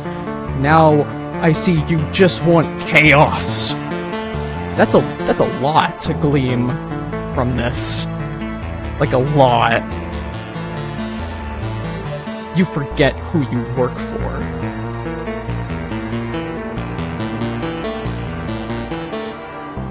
I work for the truth it's true. But I just want everyone to survive this. And because of that, you fail to do what needs to be done at every turn. Grish shakes his head.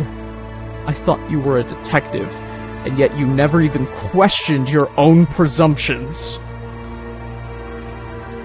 What do you mean? Friends pointed it out. I missed it too. We went to visit Cass on our way to hide. Boss wanted to get a sense of them. Well, he did. Prince speaks croakily, barely audible over the rain. New face. Prince is a professional host. He knows everyone who regularly passes through here. He never met Cass before.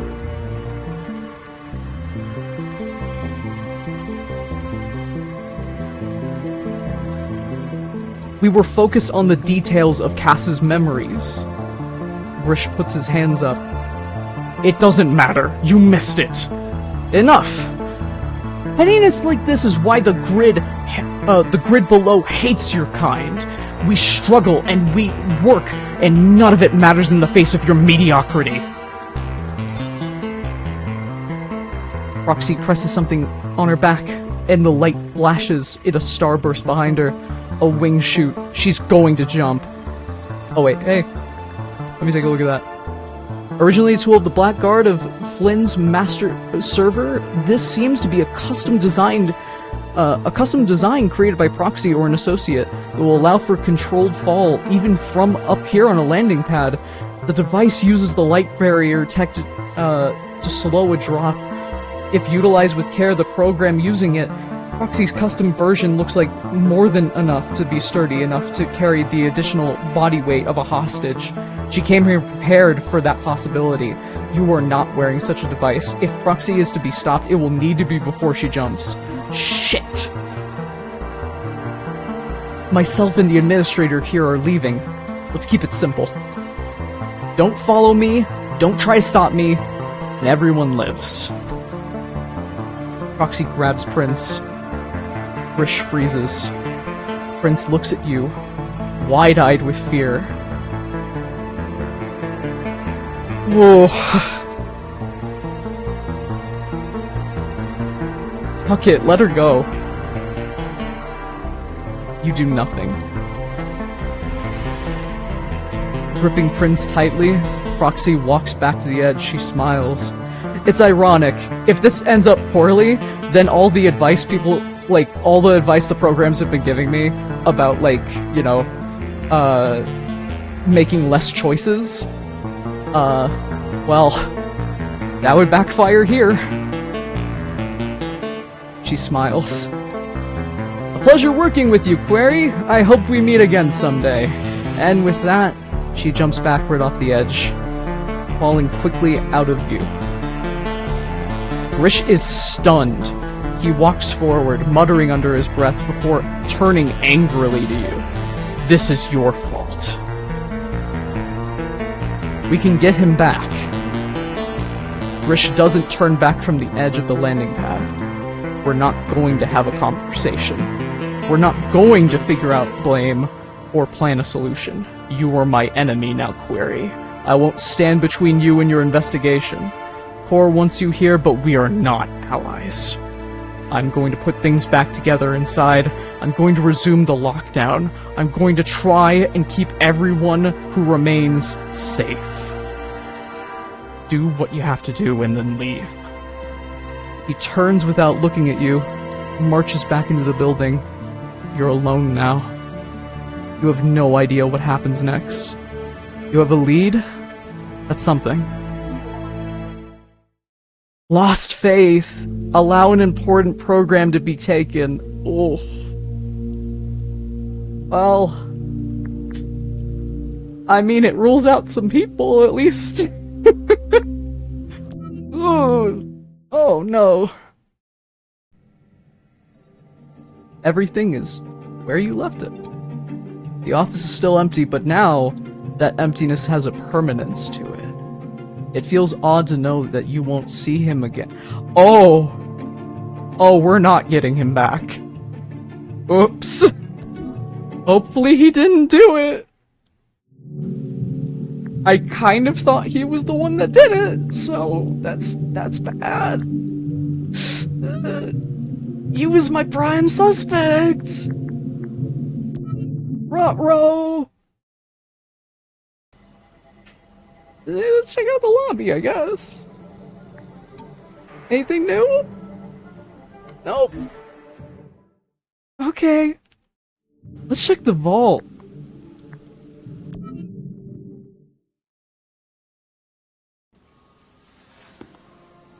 You return to the vault, a little shaken by recent events. It's as cold in here as it is the landing pad, but at least it's drier. Gas is waiting, and walks up to you as you enter. Are you okay, Query? Strange to be the one in need of comfort, but Cass has obviously noticed something in your demeanor. A lot's happening. Just a lot. I've heard programs whispering. I assume you'll tell me when you think you need to? I'm sure it'll be okay. You nod. God, if I fuck up and I lose Cass's trust, who's, like, trusted me since the beginning, I would feel devastated. Genuinely.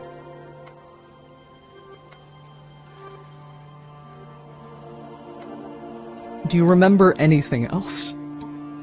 No, not really. The things we spoke about before, they just keep repeating. I can't think past this room. Cass looks at you quizzically. There's something you're not saying. Do you know something new? I'd like to hear it if you do. Cass has always been direct with you. You owe them the same. I hear you're I hear you're a new face around here. They ponder it. I thought Prince seemed strange when meeting me. A stranger, I suppose. I don't have a frame of reference, but if you say so, I believe you. They glance at their uniform. Resplendent? Again, another word I've never heard. Then take their identity disc from their back. Want to help me get to the bottom of this? You hesitate.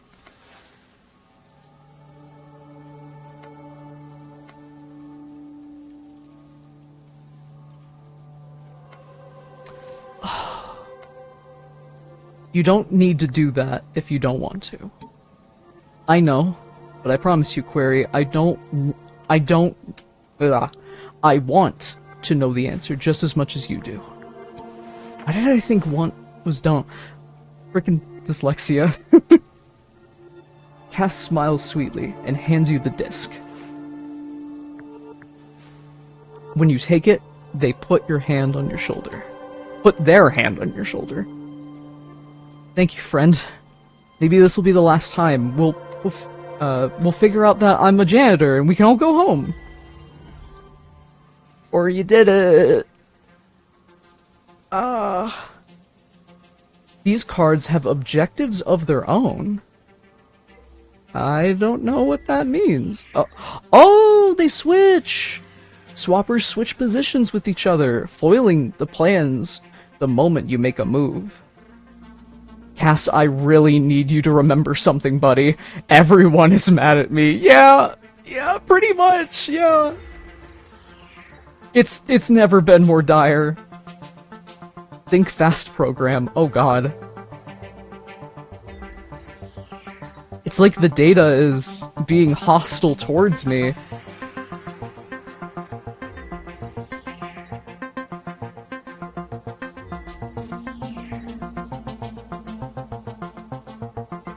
Oh hey, but I can kinda keep it in place. Kind of. Maybe I should do that instead.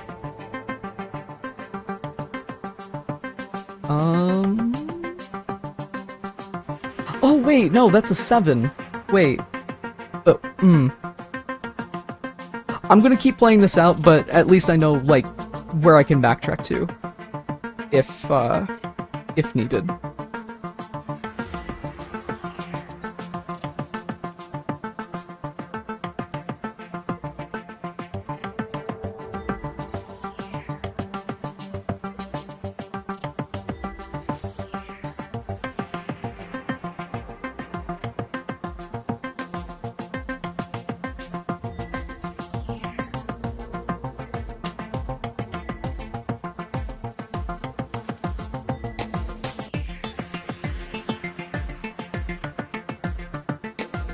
Wait, I might have just gone at first try for once. Wait.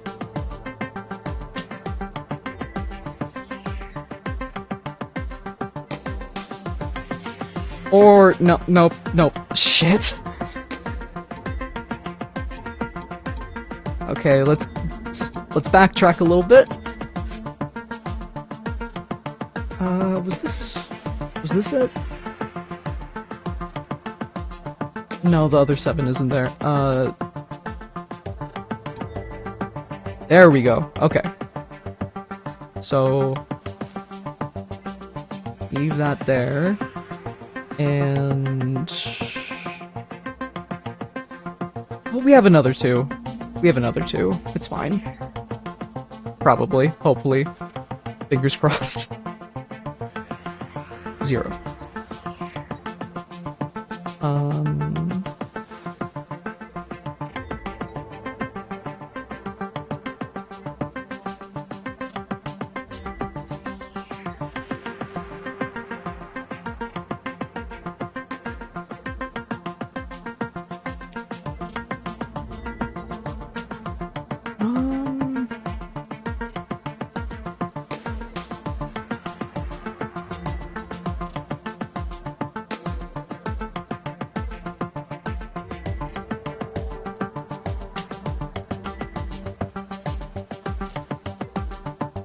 Shit!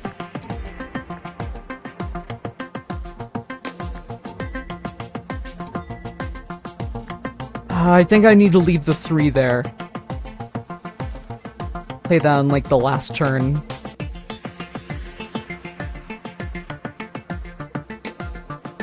Oh, but that's the only move I set up for myself. Shit! Okay,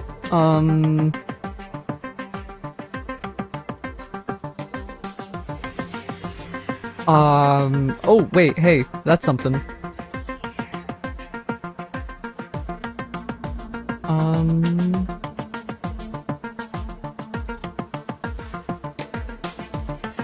No, I gotta go back further.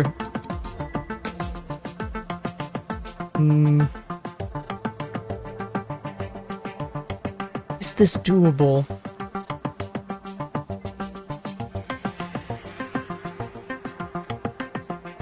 I mean, there's a couple options.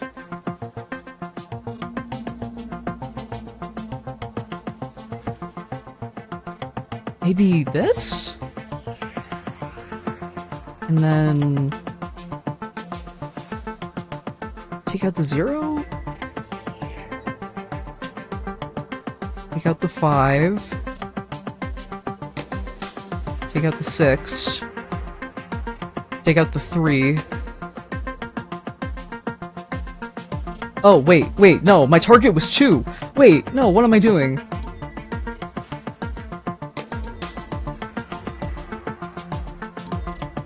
I got so caught up on the 3s that I forgot that I was looking for a 2.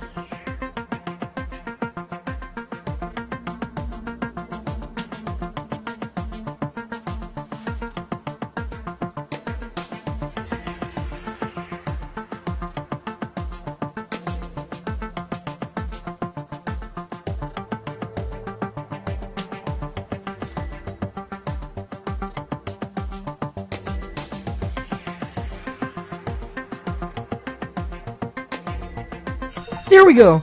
Yes! Oh. Oh, I forgot to read it. Oh no. Oh no. Something happened. Something bad happened. Oh no. Oh no. You kneel down in front of them. Oh no. I would have a better response if I had read that. Oh no. Oopsies. It's okay. I'm just going to assume it's okay. No, it's not. It's really not.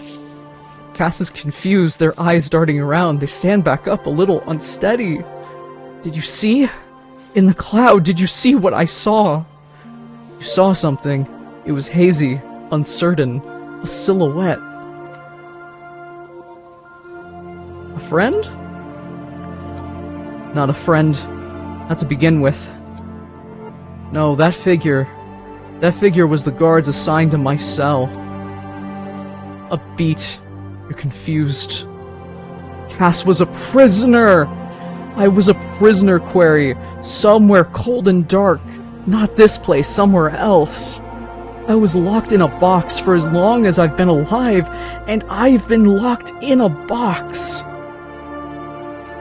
Wait, I think I read that wrong. I was locked in a box for as long as I've been alive. I've been locked in a box. Oh, you're the info. You're the thing everyone's trying to steal.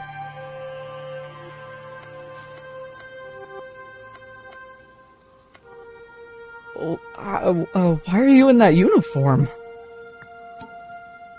Maybe it's the way you're dressed. Sorry. It's not mine. I've been a prisoner for so long. The guard in my memory, he gave me this uniform, took pity on me. He may have saved your life. They nod, yes. It's fascinating to me that of all my memories, the key was a good program who did me a kindness. Well, one among many cruelties. Kept me locked up. Probably helped with my transfer here.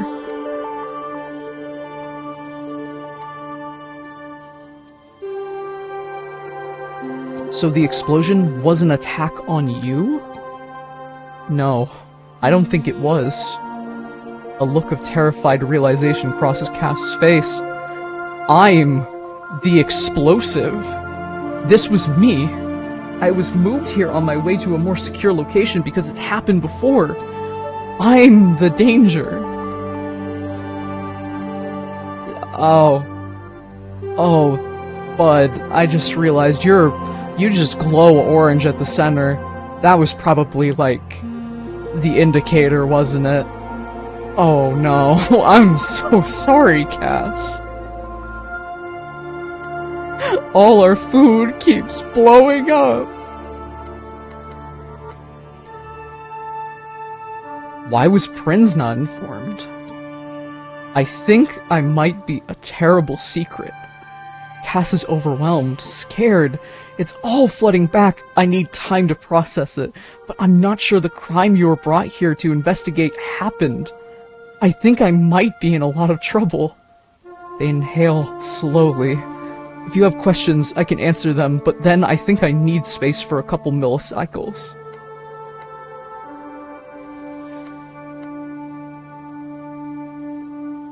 I think Core is likely angry with us both.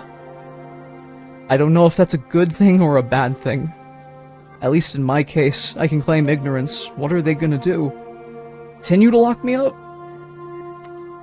Well, we know how long they've been locked up. Their whole life. What causes the explosion? I don't know. I'm guessing it's involuntary. I have to believe I didn't do this on purpose. They don't seem completely convinced of that. But this wouldn't be the first case that you've seen where a program convinced themselves of their own innocence. A defense mechanism, maybe? Tell me about the guard who gave you these clothes. He was called Hori, I think. Kinder than he needed to be. He smuggled me in a uniform. Told me it was old. Nobody would miss it. It was so it wasn't his. He had to smuggle it in, even. It was so cold in that cell. Thank the users for his small kindness. Indeed. How long were you locked up?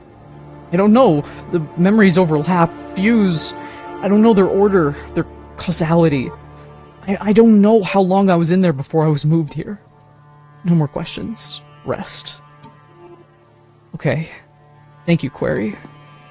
You let yourself out. As Cass looks across the city through the hole they made.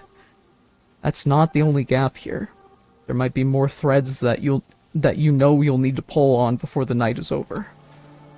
This doesn't add up yet. No, it does not. And I'm worried now that I might have let the one person who is responsible for all of this get kidnapped. Oh god. Let's go. Let's go to the library. Let's see if, yeah. I'm not looking forward to this part. Awkward reunion. There's a coldness to the library as you approach. Sierra sits at the center, glaring at you as you enter. I have nothing to say to you. There. Ada, interrupted from conversation with the prisoner, turns towards you. You've had quite the evening. Things do keep happening. Yep. Maybe he'll get a tree.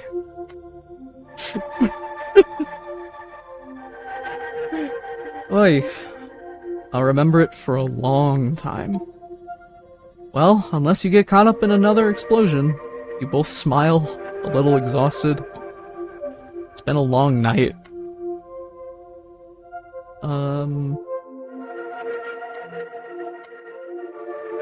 How are you? I'm alright. Been shielded from much of tonight's events, so there's a little rock structure over there, let's see. These grand walls and waterfalls were created from rock mined in the Outlands. They provide both a practical and symbolic function. Symbolically, they're structures to demonstrate the core's molding and repurposing of the world around them, and their essential supremacy over the raw matter of the grid. These foreboding forms have been tamed and utilized. Practically, the specific minerals of the Outlands are untouched by the data of civilization, so they form a clean baseline of library's complex data trees. They insulate the room against the noise and interfering of the bustling city. Well, that's interesting. I did always wonder why they had the grid, but then the Outlands exist at all, really. Aside from, it being a nice place for Flynn to hide. Yeah, that's cool. I don't agree with your decision to keep Sierra here, but at least I'm not alone. Sierra groans. Sierra did nothing wrong. Thank you, Ada. I really fucked up there. I'm so sorry, man.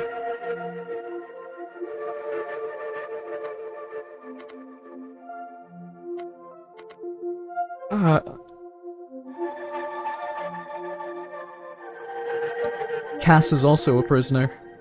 You tell Ada everything you know. Why would Core do that? Maybe they're dangerous? Well, the explosions, we've not had a choice daughter off like that. Oh, why did... Okay, wow. That moment was really intense there, because all the sound cut out for a second. I thought, like, this was gonna be a really big choice or something.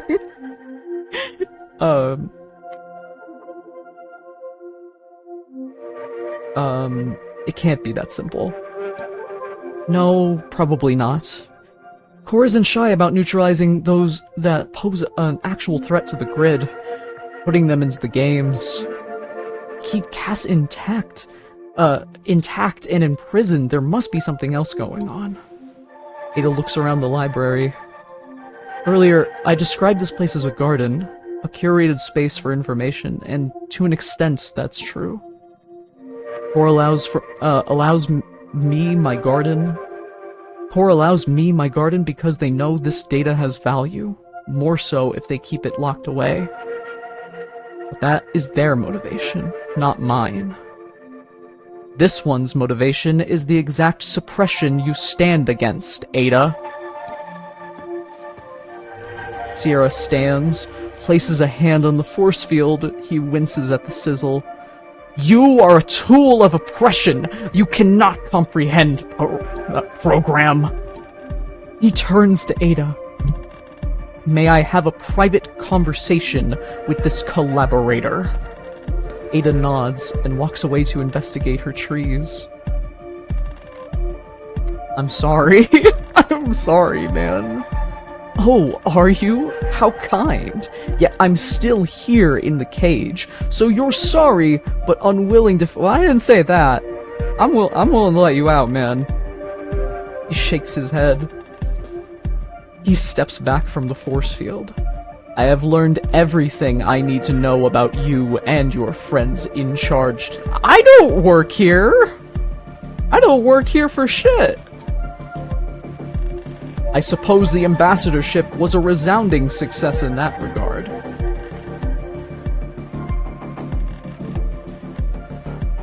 I hope one day we meet under better circumstances.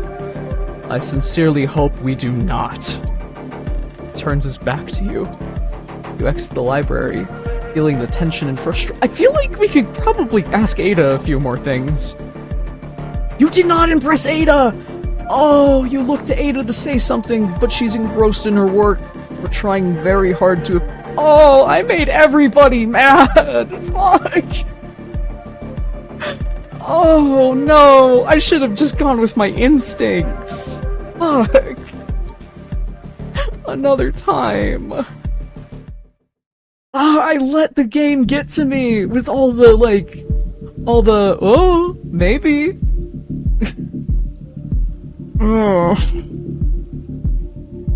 I'm gonna be so niceys the next time I play this, I swear. I swear. I'll make everything right. Shit. What can I do now?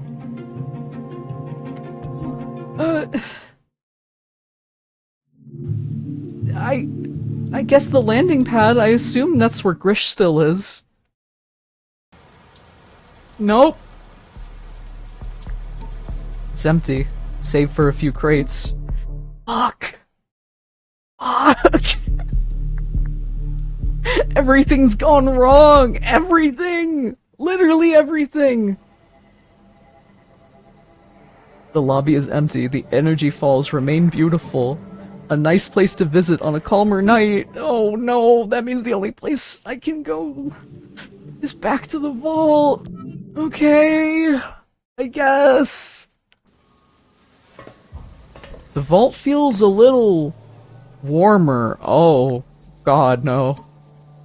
Cass stands by the vault, looking over the city below as you approach. Hello. That's...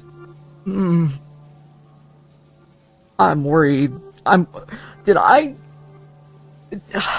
I am so worried things are about to go wrong that I'm worried that I've led myself into the path where Cass is about to fucking explode and die or something.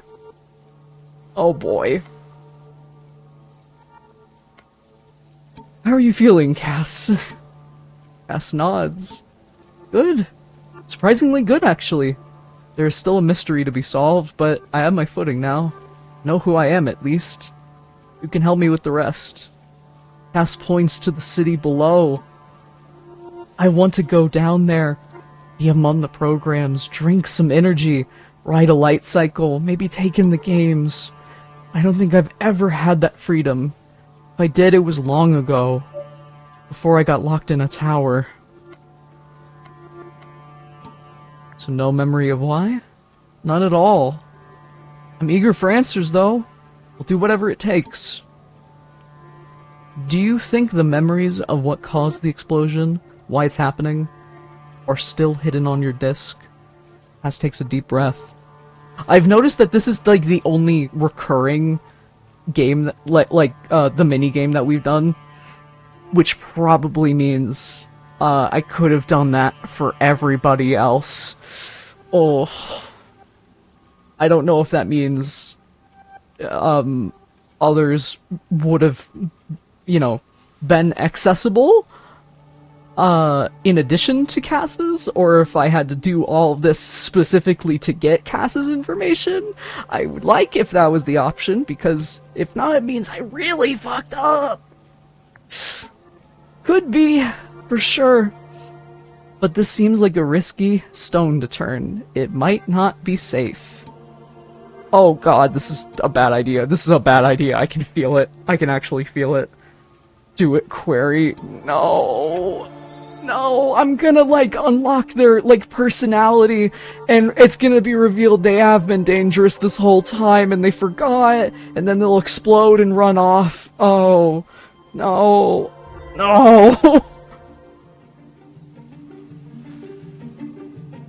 Oh boy.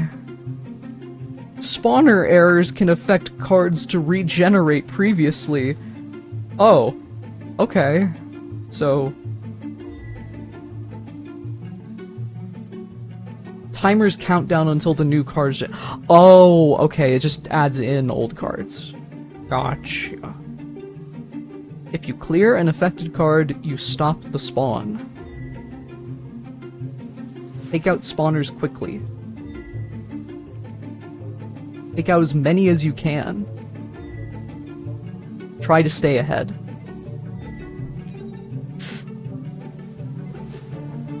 Clear 9 cards of the same suit consecutively. I think orange would be my best bet with that. Gotta be careful though.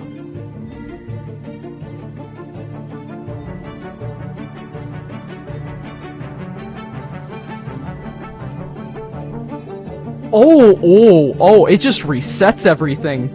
Shit. I did not... Oh, wait, no, it's because I let so many spawn in. Sorry. It just kind of caught me off guard.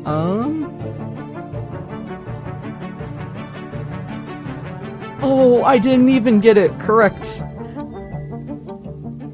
Hold on.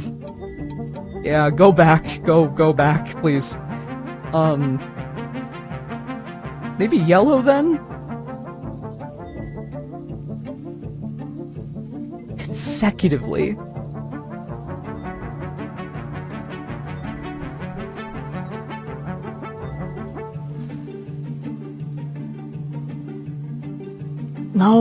No. It's not right.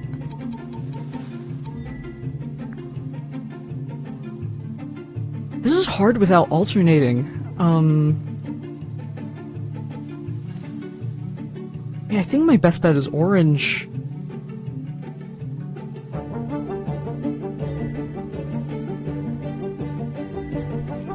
No, wait. Undo that one, actually. I think I'm gonna need this one for later.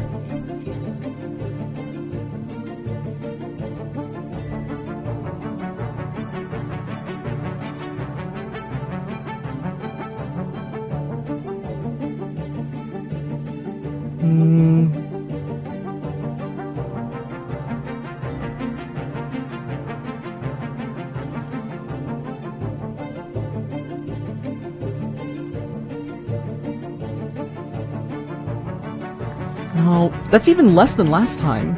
Shit. Fucking start over.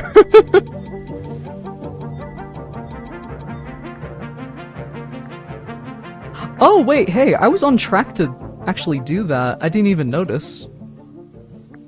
Wait, what if...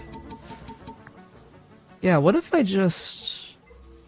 start over completely, and then I can actually get ahead of it?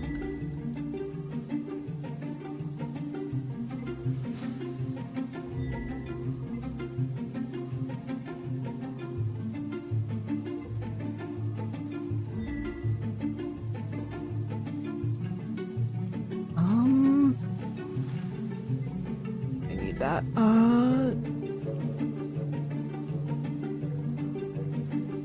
Oh, if I had one more move.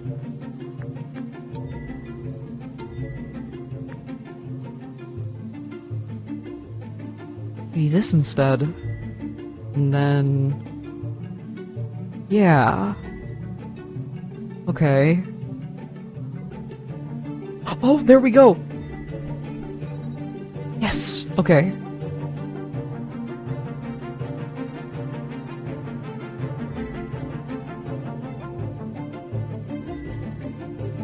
And then just one more.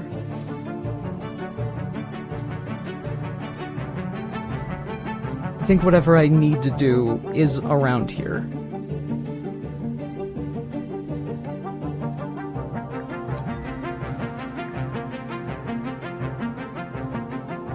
What to do?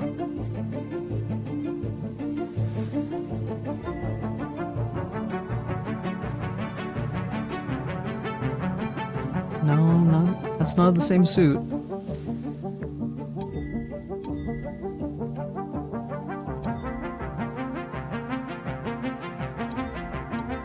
Well, okay, yeah. I'm trying to take these out when they're gonna spawn more cards, so maybe that isn't the play. I do think it's red, though. They probably wouldn't start you out on red if that weren't the case.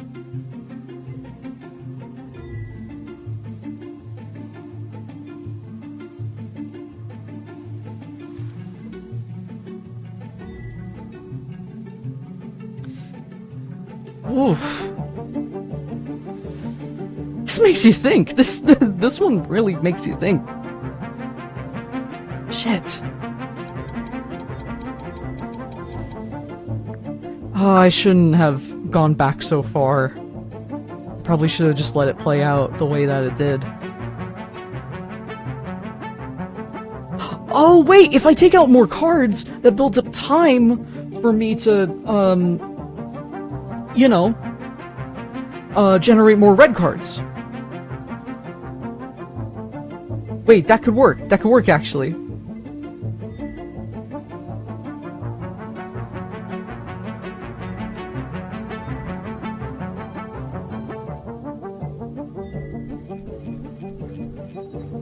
Wait, it just spawns random cards, right. Stuff that had already been played. I mean, things are closer now. Maybe that was... I don't know. I've been wrong about a lot on this case, and I don't think I'm gonna stop being wrong.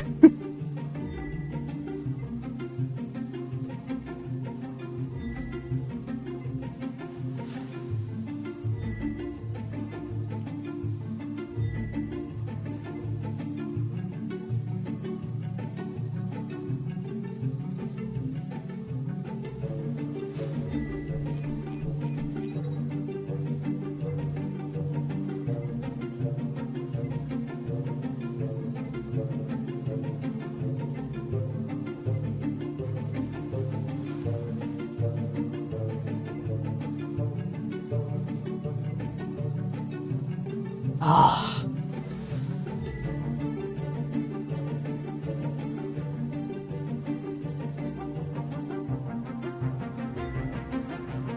This one's difficult. This one's really challenging.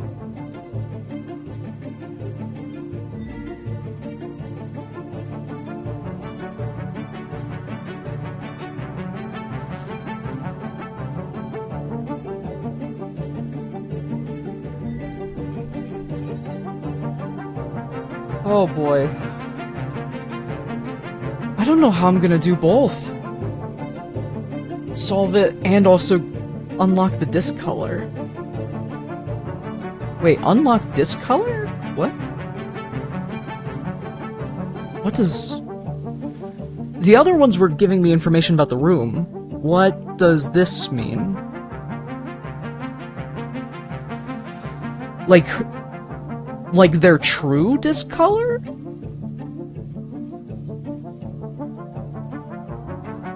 Oh. Well, shit. I mean, if that is honestly what I would unlock, I need to try. I need to try to get it. That is like undoubtedly like extremely valuable information for this case. I'll just try and keep some reds around.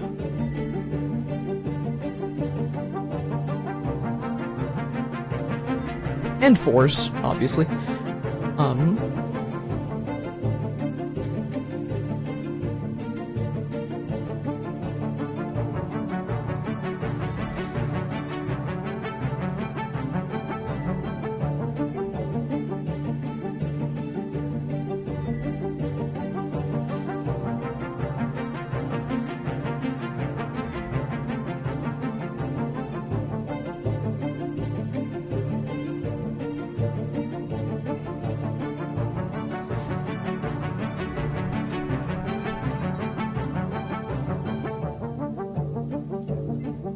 I will say, I'm very,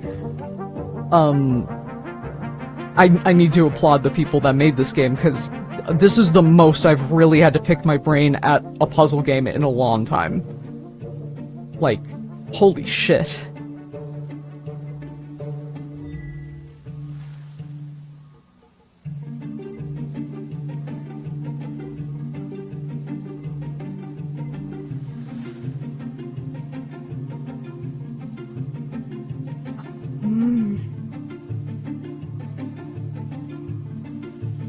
I don't think there's a path ahead with the reds.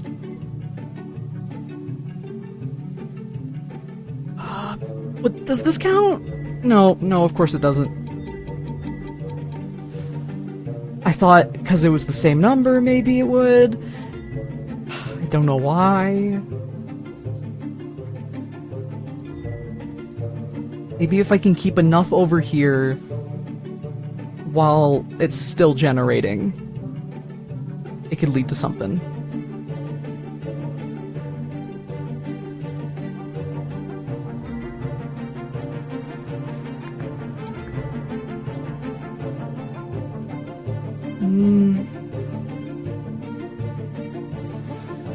No, that felt right. Okay.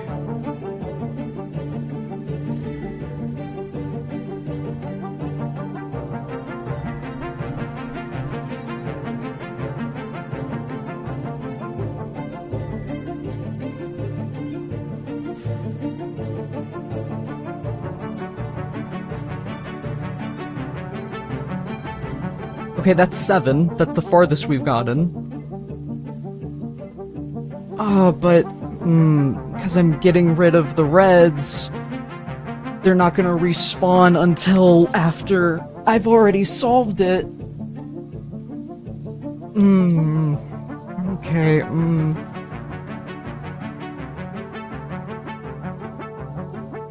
Well, if I get rid of the reds, though, they'll come back in. Like, if I let the spawners.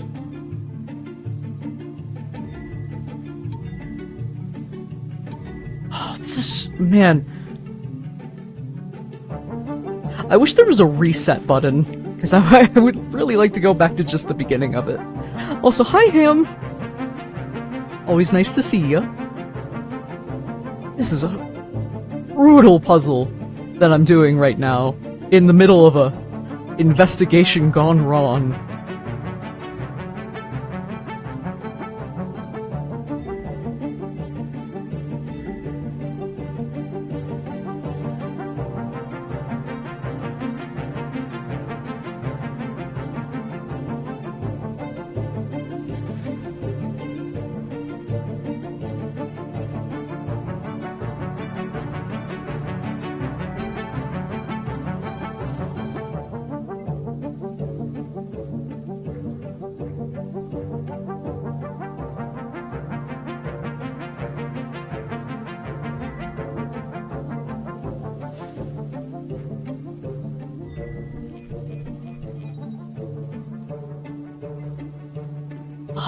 It spawned them, like, equally between them.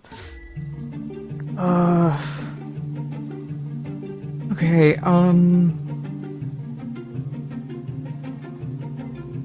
mean, if I move it over here, though, maybe... Wait, no, I just did the same thing again. Shit.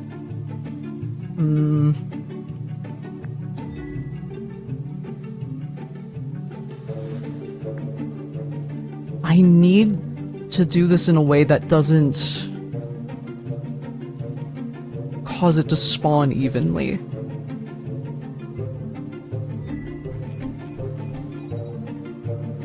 Shit! It's always gonna spawn to the right. Maybe...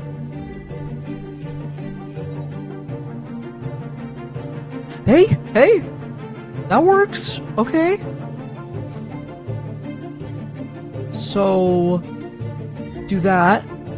Do that. But... Can't do much else.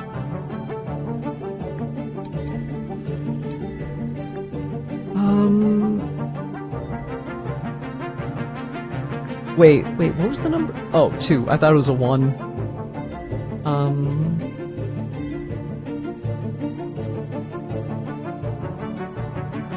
Shit.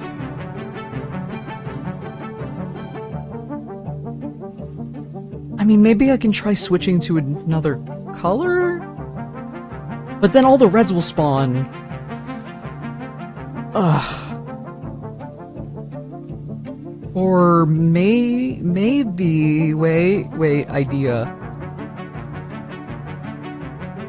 There's only 2 yellow spawners. And it'll take 2 turns for everything to respawn back. So if I do this... Or, oh wait, 3. Well, hey! Maybe,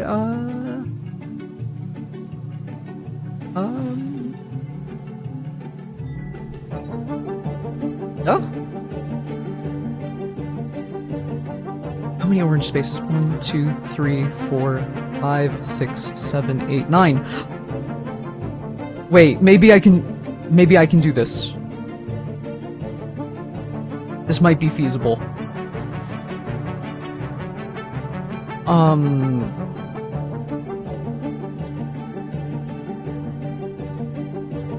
Start from this side.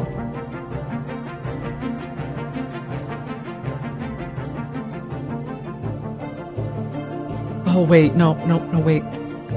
Back 1.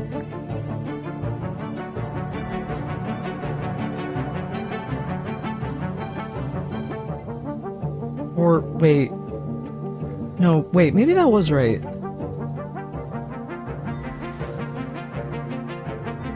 Cause then... Yeah, cause then that's 3.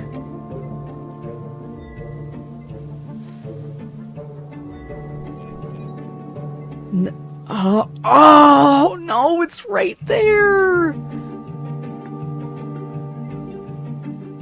Oh... I need to do this in a way that... okay. That move... That move... That move! Yes! There we go! Okay, we're back. Okay, now I just need to solve it. I need a 4. Well,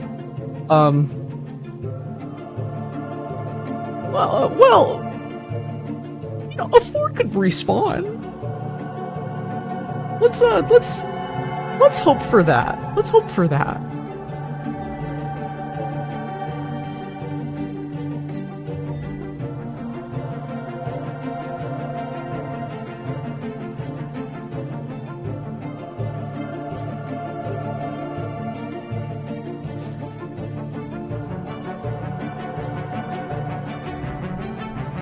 Yeah, there we go. Okay. We're good.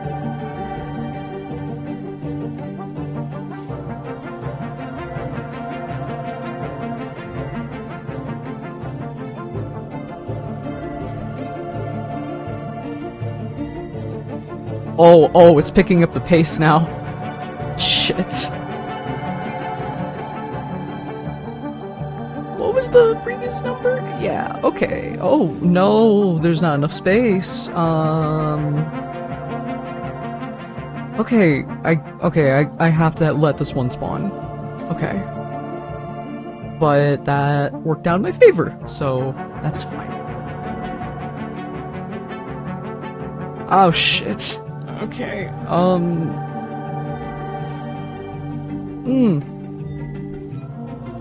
This one has been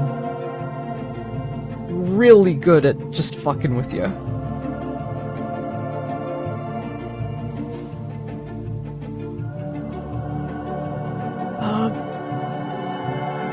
I kinda need an orange so that way it... I can get rid of that. Yeah. Oh, but...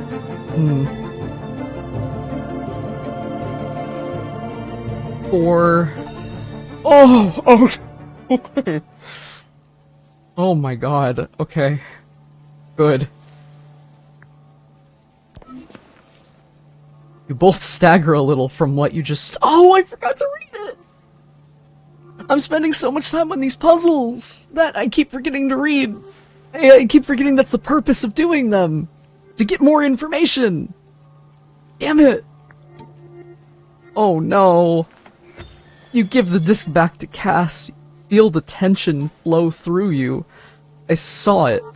I always see it. Oh, users. You know what you both saw. Everything falling apart, the grid itself disintegrating, de-resing into a million fractured pieces, a terrible future. What? Oh no! What was that? Literally, what was that? Cass stumbles back from you. They're holding their head in their hands, tears in their eyes, their voice quivering. The end of everything. Collapse. Was this a different grid?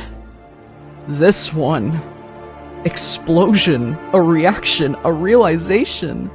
The grid is ending.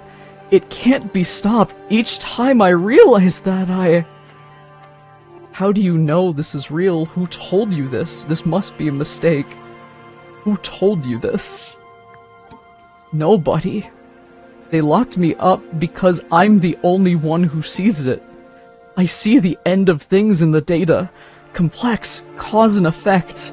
Every raindrop, every blinking light of the city. Truth encoded. What truth? You see it too. Cass begins to shake, continuing to hold their head in their hands, the realization tearing them apart. No time. Ask me your questions, last chance. Fuck.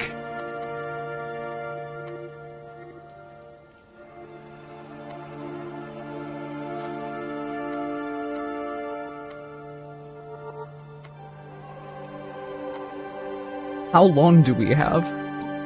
I don't know. Maybe 300 cycles, not enough time to fix it. So that's like a year in their time. Just under. But still. Why would the grid have a limited duration? Temporary home. Flynn's backup. We were never meant to be here this long. He never came back. Oh! Oh no! Oh no!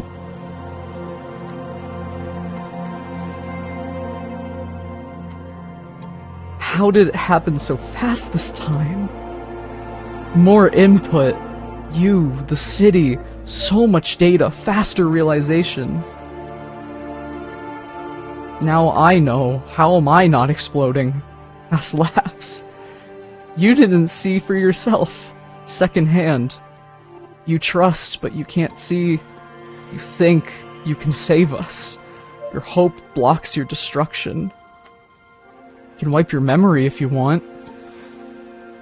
Small smile. That's okay.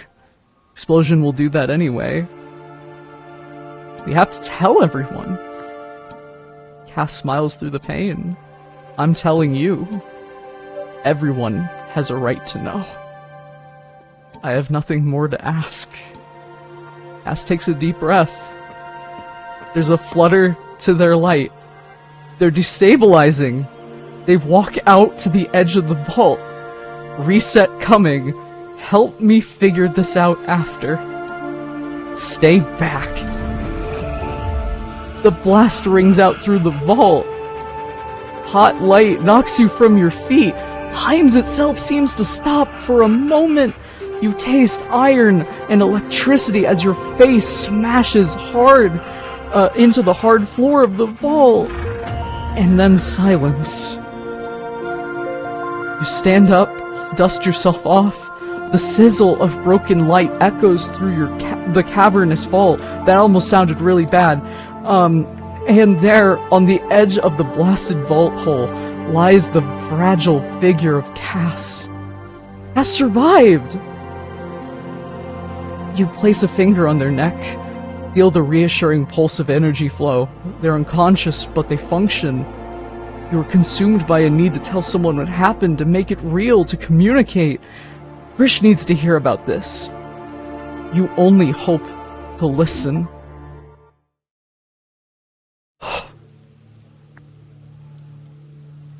Holy shit! Holy shit! I don't even know what to say about that. That was so intense. God. That pulled like the rug out of everything. The rain beats down hard. Oh hey, yeah, the stuff here. Okay. The repository is immediately surrounded by parks and public galleries. Core have...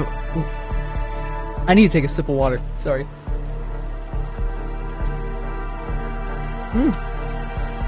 Man. I can't believe that. That was insane. The repository is immediately surrounded by parks and public galleries. Core have learned over hundreds of cycles that the power that they enjoy relies on engagement and cultural buy-in from the community. By curating and sharing the data they validate, they have turned a system of control into a public utility. Beyond the park, Vertical Slice is a bustling hub, the oldest part of the city, but also its cultural and infrastructural center. The energy rails. Core facilitates can be cold and uncaring, but here, energy rails provide little safety. You suspect that this might be more about protecting the cargo than the programs transporting it. The former is priceless, the later expendable. The light they cast from the rails is blinding, bathing the pad in uncomfortable green light. They add a sinister mystery to the night's comings and goings. You wonder if that was intentional too. Core do have a flair for the dramatic. They sure fucking do. Whew. There's nobody here to talk to right now. Holy shit. Sorry, I'm still reeling from everything. That was so much. I'm gonna try the library. I'm sure that Grish isn't here, but I mean, I could at least tell nothing more for you here. Sierra and Ada have nothing to say to you. Oh, come on. No. Oh, everything's going wrong. Shit, I need to do a second playthrough just so I can make things right. Oh my god. Grish. Buddy, I know you hate me, but you gotta hear this.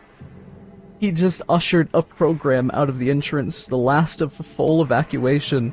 Hearing your footsteps, he turns and immediately grimaces. How dare you show your face? Now I know this sounds bad, but... He laughs cruelly. Users outside, what an incredible observation. What fine detective work you've done here tonight. He charges at you, grabbing you by the neck and lifting you off your feet. He barks in your face, his light pulsing as he rage flows through him. You have destroyed this place. You have gotten people hurt. You do not get to tell me how you feel about my mood. Shit. It doesn't matter. I beg your pardon, program? Ah! He drops you, sprawling you on the floor. You speak quietly as you hold your throat.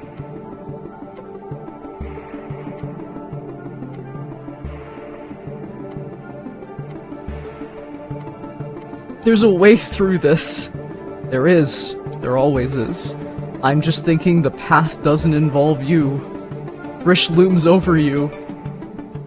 You've caused a trail of destruction, wiped out any chance I had of cleaning up the mess your little friend in the vault caused. He sees confusion cross your face. It baffles you that I might know something you haven't told me, doesn't it? I investigated Query, even without you. But you couldn't stop at investigation, regardless of your kind's rules. You had to intervene. That's right. I'm sure your elders must be very proud of you. I had no idea where Prince is. I might never find him because you took it upon yourself to let a monster in the building. Prince is gone, and for what? So you could befriend a bomb with a heart of gold?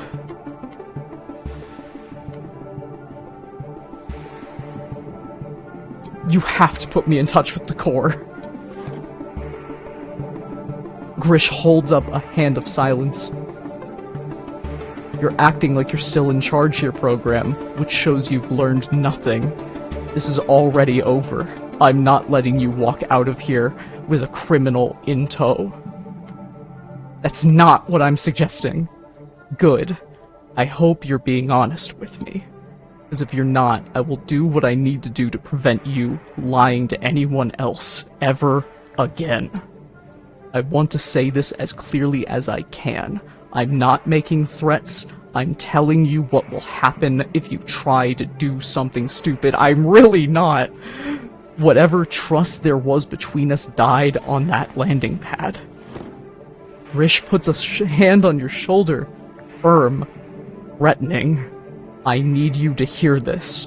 You're going to leave the way you came in, and you're not coming back.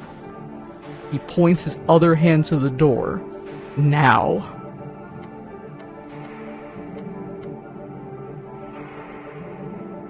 Cass told me something terrifying. Rish smirks cruelly. I don't care, program. It doesn't matter. I'm going to restore order. The evacuation is complete. I'm going to find Cass, I'm going to lock them in another vault, and I'm going to summon Core to take them away. I will do these things, and I will begin to rebuild everything you disrupted. But first, you will leave. Grish lifts his hand off your shoulder. There's no choice this time. But not in the way he means. Don't do it, program. You turn and run towards the elevator, full tilt. You hear the smash of Grish's boots behind you as he gives you chase. You're a fool. There. Diving into the elevator, you press a button to close its perspex door. He smashes on it with his fist. There's more to this than you understand, Grish. No, this is simple. You're a fool who doesn't know what they're doing. Maybe, but you have to finish this right. Get out of that elevator, program. He punches the perspex. It crackles under his fist. If you do this, I will be right behind you and I won't hesitate to finish this. You walk into danger, you don't care what impact you have. The programs your ignorance might interrupt. I should have left you there on the sidewalk. But then I wouldn't have heard Cass's truth. He punches the door a second time. Nobody cares what the program told you. Nobody will. You look at the crack in the door, it won't hold up to another swing. You enter a sequence into the elevator's keypad, activating a lock in the elevator control. An old DOT trick. What are you doing? If Grish wants you to get where you're heading, he'll need to use the stairs. You enter the code for the landing pad. Make a root hand gesture? No. I'm sorry. The elevator ascends. Grish is coming for you. Grish locks eyes with you and he disappears out of view. It's not over. God. Oh my god.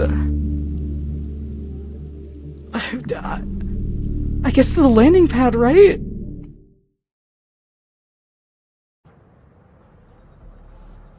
For a moment, the sky is clear above the landing pad.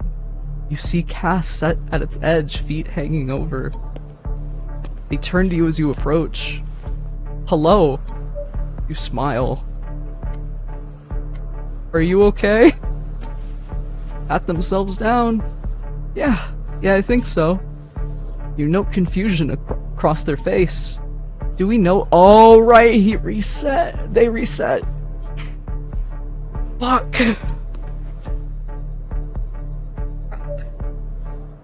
Stand next to them, looking out at the city below. It's different than it was earlier.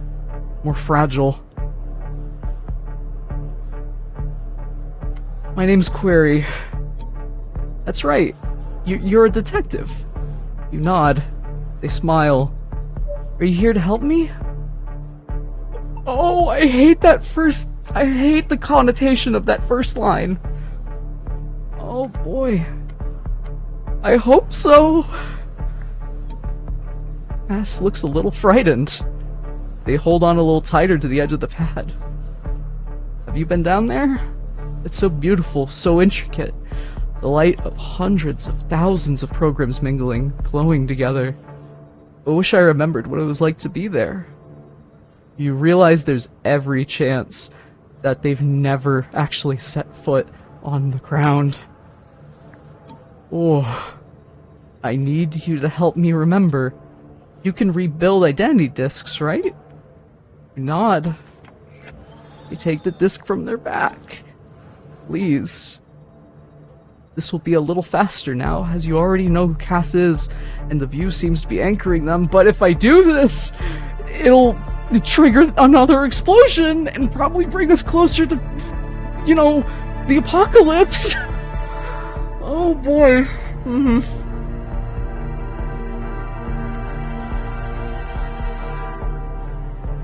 Oh god. Oh, everything's been going wrong. Maybe you're better off not knowing.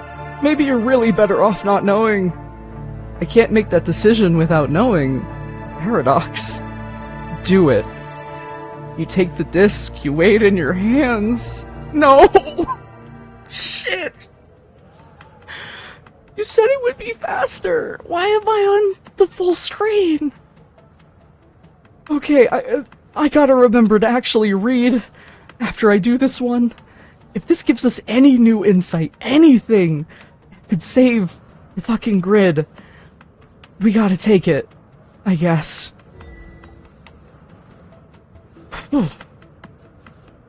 God, this feels so tense.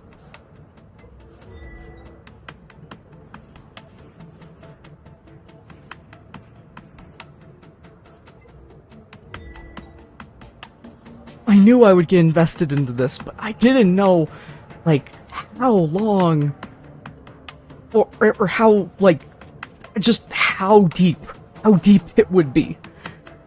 Oh my god. I need to see this through the end. There's no way I'm ending the stream before, like, we get to the finale, whatever it is. But I'm scared. I'm so scared of what it could be. What all of this could be leading to.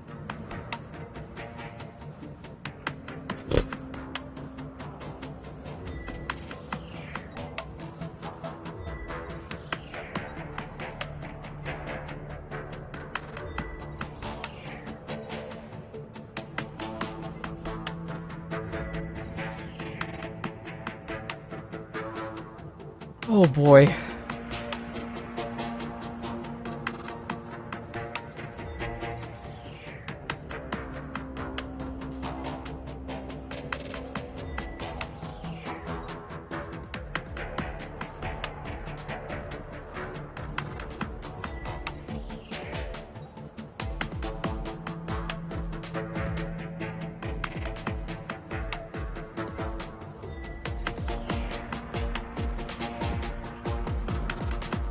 Wait, no.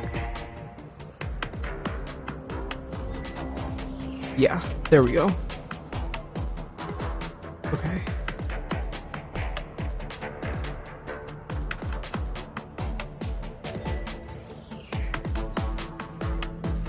I feel like I'm defusing a bomb. I really feel like I'm defusing a bomb right now. Oh my god. This shit is intense.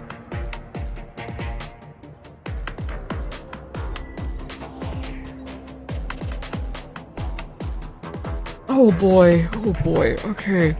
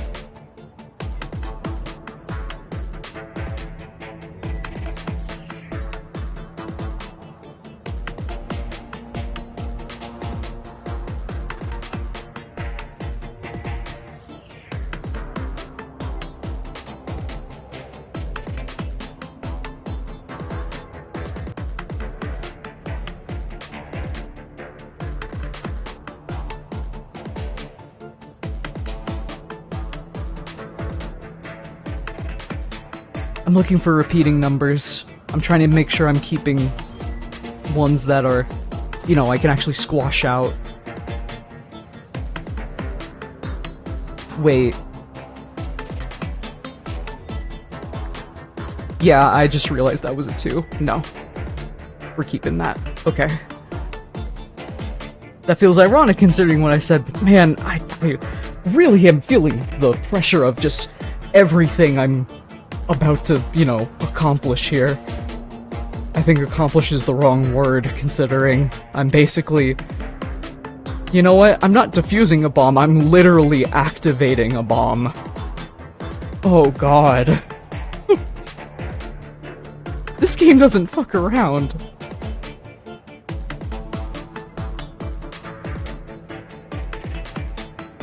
No, there's no 0.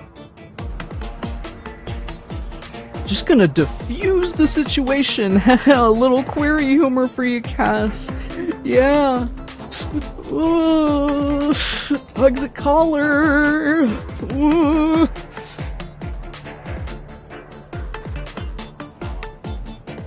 Oh wait, is there a 7?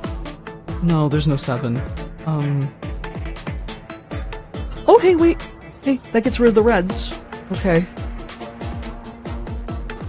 Which was the swap in with? Okay. No, I just gotta leave that be. That sets up, like, a lot of good ones. Yeah. Okay.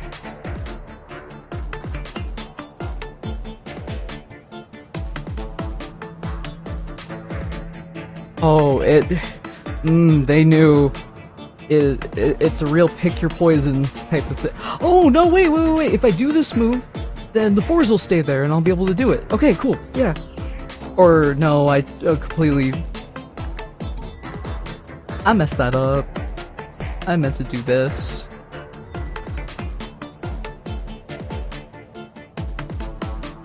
Okay, well, I have to do this, otherwise I can't move it. But I am realizing I am running out of numbers.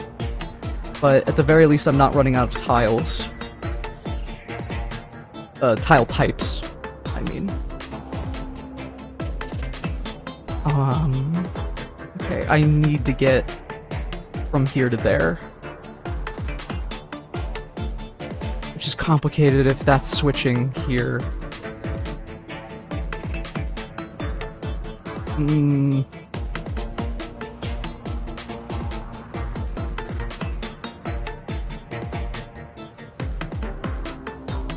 I need 3.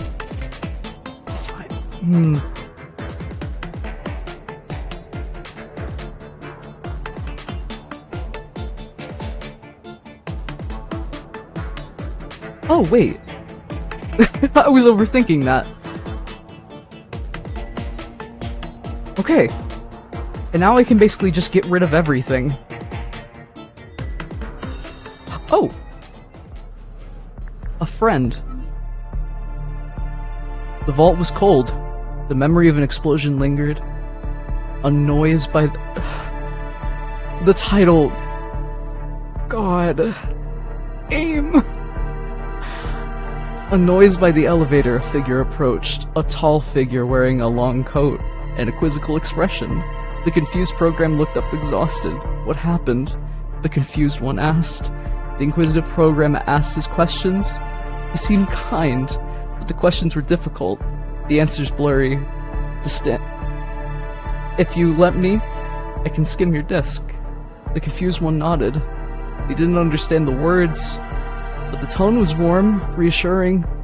They knew that they needed help, and this program seemed eager to provide it. The stranger took the disk from the unsettled program's back. He helped. He said his name was Query. Oh my god. Oh no. Cass puts their head in their hands as memories wash over them. They begin crying. I'm close to that too, bud. Oh, we're not doing good tonight. Console them. You put a hand on their shoulder. You look at their disc. You've never worked with one like it. Impossible complexities, unimaginable data density. You dropped a lot of knowledge on Cass all at once. You might be out of your depth. You're definitely out of your depth.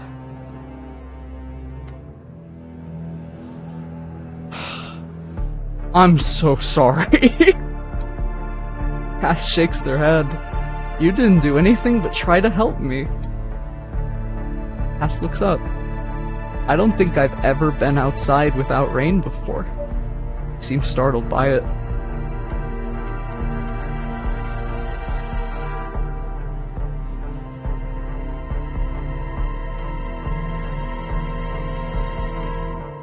I don't want to freak them out. I feel like saying that will freak them out, because it's freaking me out. Oh boy. They kept you locked up for a long time, didn't they? Cass looks at their hands. Too long. They wipe their face with a sleeve. Sniff. I'm worried there aren't many cycles left. Maybe you're wrong?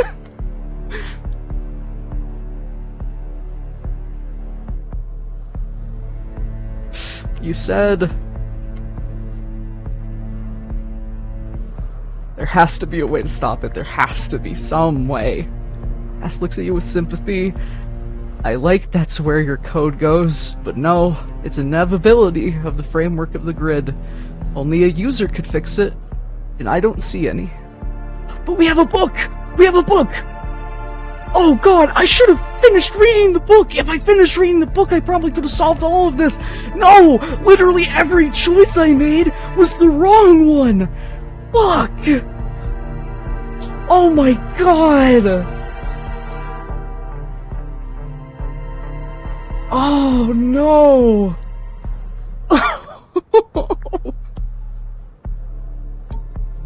We need backups, Query. I need you to copy my observations, my knowledge of what's coming. I'm an unreliable vessel for it.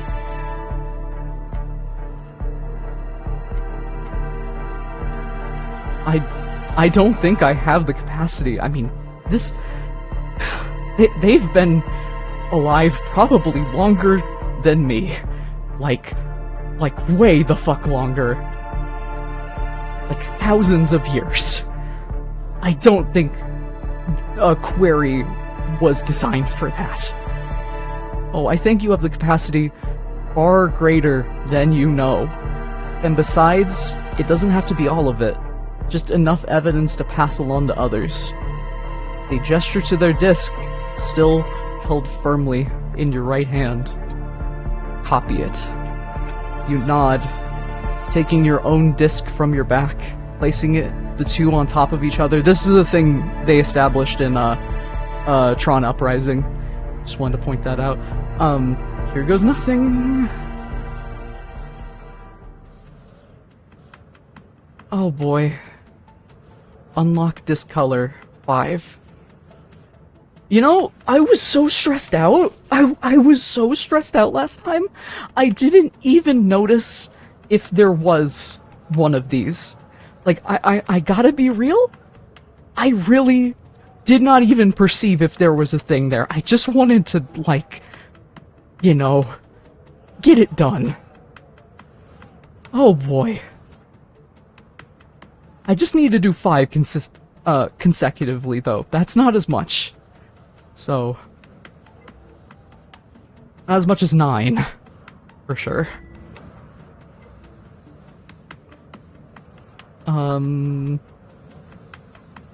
Wait, did that not count? There are 5 distant cards. Oh. Distant? So, like in groups of 3. So, like, this? Oh! Oh, well, that's easy as fuck. Yeah, I can get that done no problem. Chat, did anybody see if there was, like, one of these tasks that I had to do last time? 'Cause I sincerely did not even register from how stressed out I was.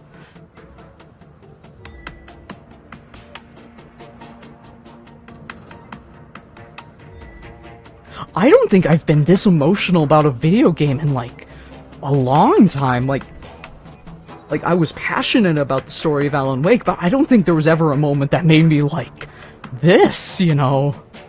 I think the most, like, stressed out I was maybe, like, one of, like, the chase sequence? It was to unlock a location or something. Oh, okay. That probably would have told us more about the landing strip. Oh, wait, oh, I completely undid my progress. I didn't even register that. 5 distant cards. Okay.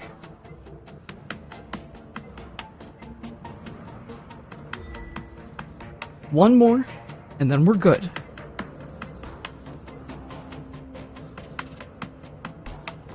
Okay.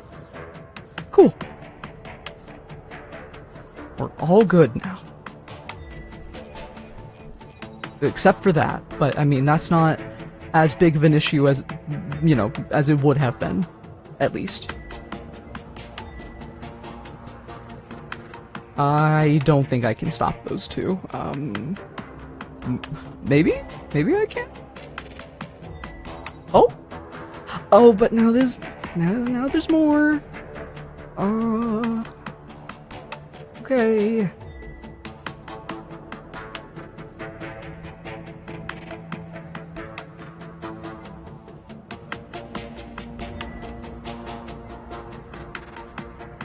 Oh!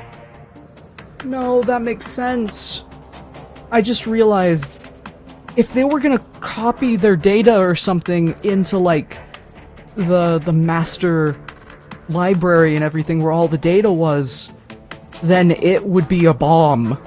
It would turn the whole building into a giant bomb. Oh no. That... Man, there are levels to all of this. Fuck. I don't think I'm going to, like, I don't think I'm gonna solve the mystery by the end of this. I mean, I probably can't because of the kidnapping, but... Oh, man. It really just kind of puts everything in perspective, though.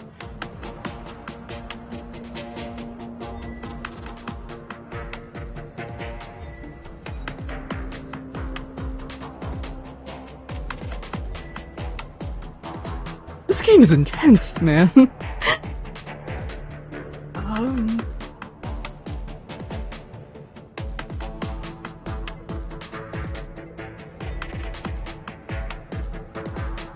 Oh, wait. Actually undo that?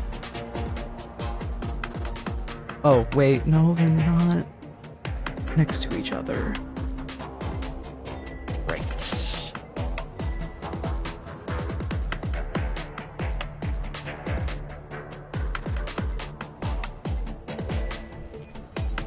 Wait, no.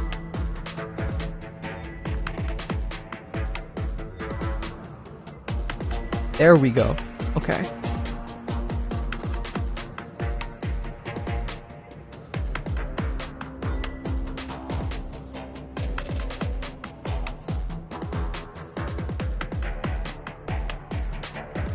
Wait, was that a 7 that I... No, it was a 1, right? Sorry. Very stressed out over my decision-making over the course of this case.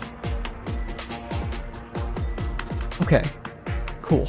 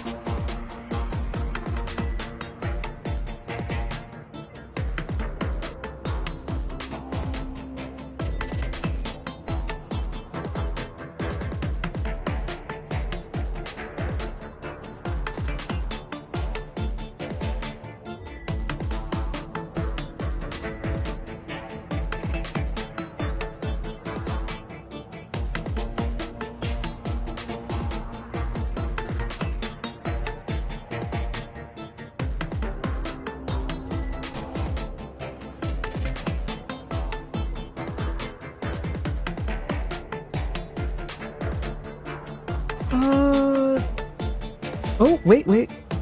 There we go. Okay.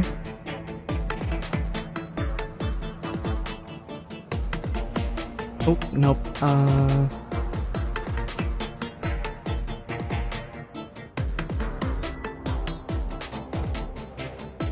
Oh.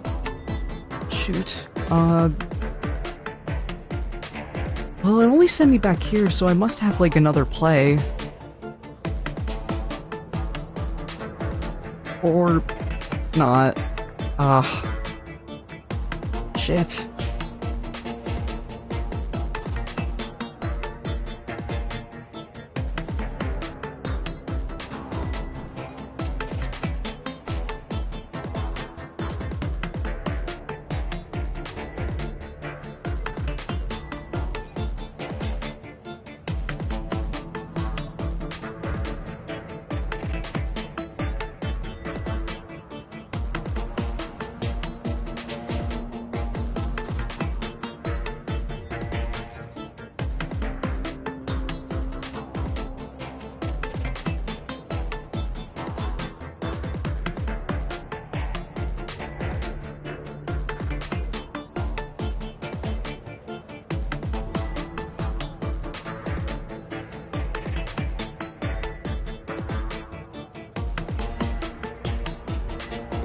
Okay. New disc color, yellow and cyan. As you hand back Cass's disc to them, your eyes pulse. So much new data. Much of it is indecipherable, but another program will understand it.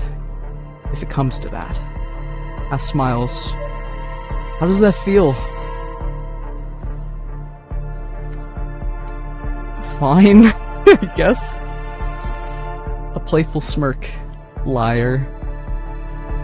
Now it's their turn to reassure. You don't need to read the data. Let it sit within you until someone else needs it. We'll both be there to pass it on. Cass looks down at the grid and says nothing. Oh... The rain starts up again. At that moment, Krish busts through the door to the landing pad. He pants, frustrated and exhausted from the climb. Stop!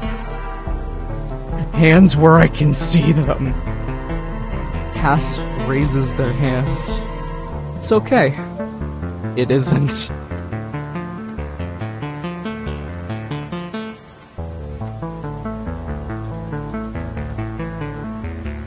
We're not a danger to you.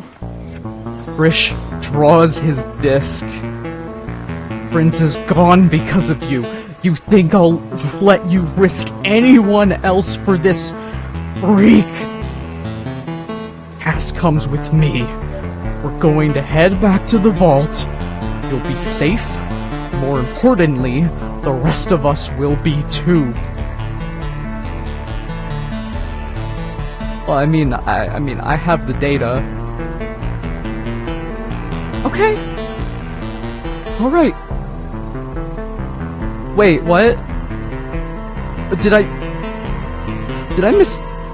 I misunderstand the intent of all right? I thought the whole plan. I thought the whole plan was. What? Fuck. Even now, I'm making the wrong choices. Shit. Really?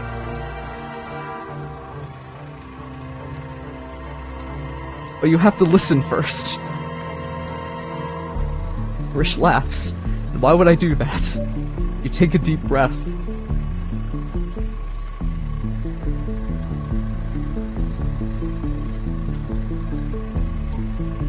They've got to get their truth out.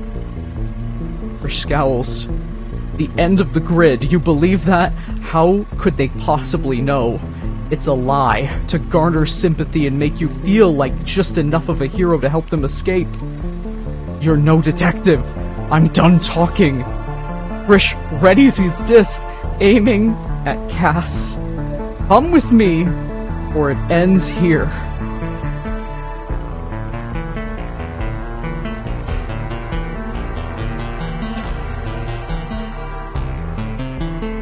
I think Query's about to die.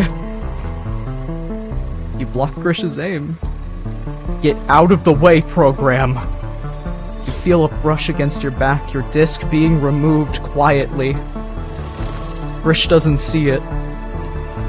Cass swings out from behind you, launching your disc. What?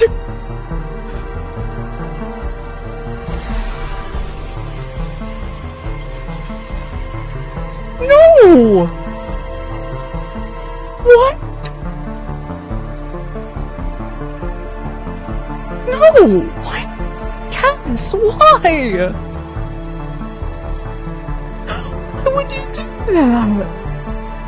No, I didn't want Grish to die. No, I was trying to make sure everybody lived.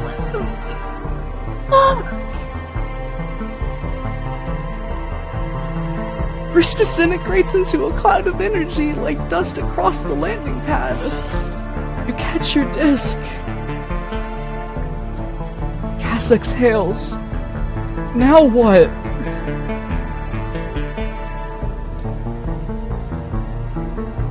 Fuck. I don't want to scold them now. But... why? Thank you for everything you've done and everything you're about to do. Don't mention it. They smile, beaming. They take your hand. Show me the grid, Query. You leave with Cass through the entrance. An end, but also a beginning. It's done. Emergence. Get a program out of the repository. You step outside. The city below is exactly how you left it, utterly ignorant of the events that you witnessed and impacted tonight. But not for long. You stop, standing in place, the enormity of what has just happened firing through you. Are you alright, Query? Cass has been through a lot. You don't want to scare them. I need a moment. Just a moment. They nod. It's been a big night for you too. Take your time. I'll wait up ahead. Cass pushes forward, grateful for the sense of cycle they're giving you. You take your disc in your hands, turning it, reviewing it. It certainly needs a defrag, but you've done enough of that already. You activate it, reading your data and thinking about what you saw tonight.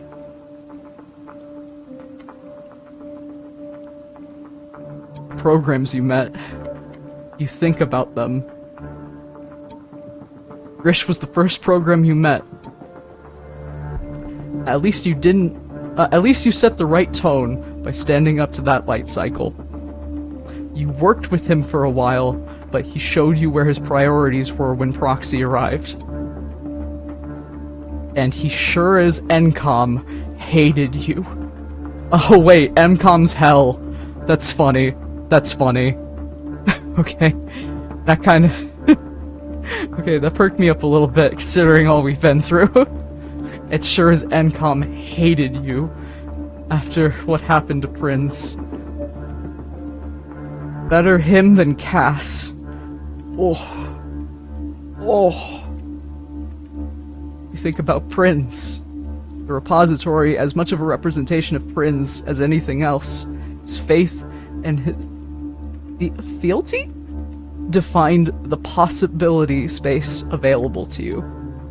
You feel terrible. Yeah, you feel terrible about what happened. He paid the price for the decisions you made here tonight. Wherever he is, you hope he still functions. Despite what happened, you find it hard to hate Proxy. The pirate was no more self-interested than most of the other programs you met up there. She is dangerous, though, and well-resourced. Her impact could resound further through the grid. You wonder if anyone will ever find the user key she was looking for. You hope not. I hope not, because it's sitting up there in the office, untouched. Fuck. Think about Sierra. Whichever way it had gone with Sierra, he would have had your sympathy, a program trapped in an alien set of constraints and politics. He didn't deserve what happened to him tonight. He really didn't! You hope that once the dust settles, they'll let him leave. Regardless, he will remember what Core did. He will tell his people, and it will have consequences. Fuck. Your thoughts on Ada are mixed, and even now, you're not sure whose side she was really on. She was on her own, and she was awesome for it. I should have been on hers. The things you could learn in that library, if they ever let you back in, you imagined her still there pruning data, anticipating the new stories tonight will seed. You think about Cass. Cass began as a mystery, but turned into something greater. Something dangerous to the grid, and to those who would control it. They're waiting for you up ahead. You don't know what your future together holds, but it certainly means more choices. Logs will be written about Cass somewhere. Another data tree is sprouting. A comforting thought. Think about something else. The things you've learned. You consider what you've learned tonight. The grid is ending. Cass saw what they saw, and now you've seen it too. This place... Well, that's not the right form of two. Sorry, that took me out for a second. This place, this world, is going to stop. Only a few hundred cycles, a couple of user years. Oh! Wait. Oh, so it was 300... I thought it was 300 days. No, a cycle is a year then. Okay, that makes sense. And everything you know will be lost. You entertain the idea that something can be done, but you've seen where good intentions can lead. You will be haunted by this knowledge. Core or tightening the grip. Core's enthusiasm for control seems stronger now than ever. You see now that repository is a prototype, or a more regimented grid. Fuck! I really didn't register that Core is the new, like, clue stuff. Fuck. Oh, I thought Core was like a company. I mean, they probably are. Damn. It won't happen fast. Feature creep rarely does, but little by little Core will expand their silent oversight. I thought it was gonna say overnight, and I noticed halfway through it wasn't. I said it weird. Sorry. Cass's data is a direct affront to their dogma, information they will seek to limit to. Automata are connecting. Sierra's presence was an indicator. Automata are no longer keeping themselves keeping themselves to themselves in the sprawl. They're reaching out to the rest of society. Their philosophy and questions will gain volume. There are many who will find that challenging. Outsider programs are becoming something. I didn't read the last word, I'm sorry. A criminal landed a recognizer on the core stronghold tonight. Roxy would not have come if she were not comfortable. If this place did not feel within her grasp, this may be natural escalation, a reaction to the core's confidence. It will be noticed by others. You consider something else. The choice is yet to come. You ponder your next move. Core will not be happy with your handling of things. It's likely the DOT will feel similarly. They will be less happy that you stole their asset.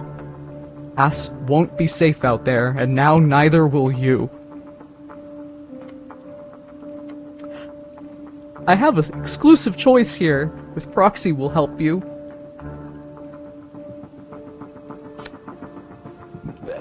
I am assuming this choice might determine the ending? If it hasn't already been determined. Maybe. Proxy could be helpful. You didn't end things on the best of terms, but it certainly could have been worse. You didn't trust anything about her except her own self-interest. That might have been enough, but you'll likely never find her now. It's going to be hard to let anyone you can trust, truly. It's going to be hard to find anyone you can truly trust. But you will. Problems Cass has exposed will not be solved by a single hero. Those days ended with Tron. Fuck. You will find a community. You just don't know where. You ponder something else. That you're ready to leave. You look at your disc for all the memories of tonight and plans for the future. The thing that matters most is a memory that isn't even yours. Cass's revelation is incendiary, necessary. Only 2 programs possess it, which makes it precarious. Core will de-res you for it if they can. You replace the disc on your back. Head forward. This may be the end of line, but it's not the end of your program or the grid. Not yet. If you've learned one thing about tonight, it is that great truths cannot be contained in small boxes. Dependencies and compound errors will always make themselves known. This revelation, this prophecy, won't be contained either. A loop cannot be broken without a change in conditions. You'll find a way. Recompiling. End of line. Complete your investigation. Oh my god.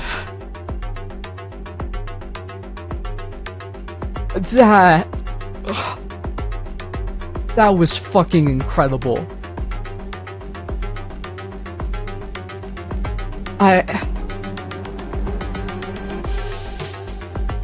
This is definitely, like, one of the best games I've played. I'm glad I could experience it with you all. I'm sorry I chose probably one of the worst routes that you could have possibly done. Oh my gosh. It's cute that they put their pets in the credits. Princess Peach.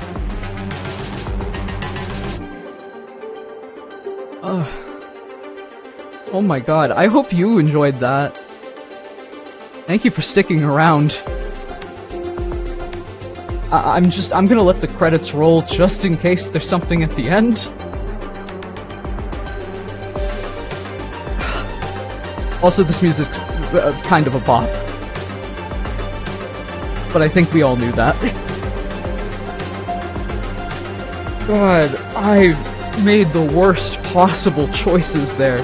I'm still reeling over that. I can't believe... I just can't believe that happened. I need to play this again. I don't know if I'll play it on stream again, but I need to play this again. There's no ifs, ands, or buts about that. Oh.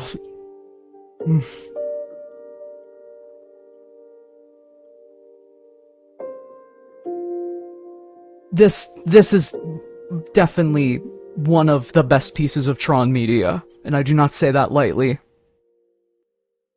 If Legacy was not so dear in my heart, I might even say it's better. But... yeah. My god.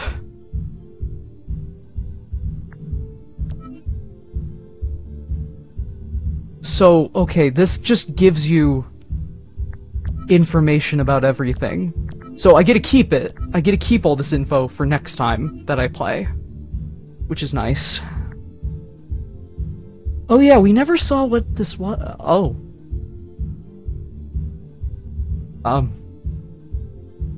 Well, I guess we wouldn't have known either way.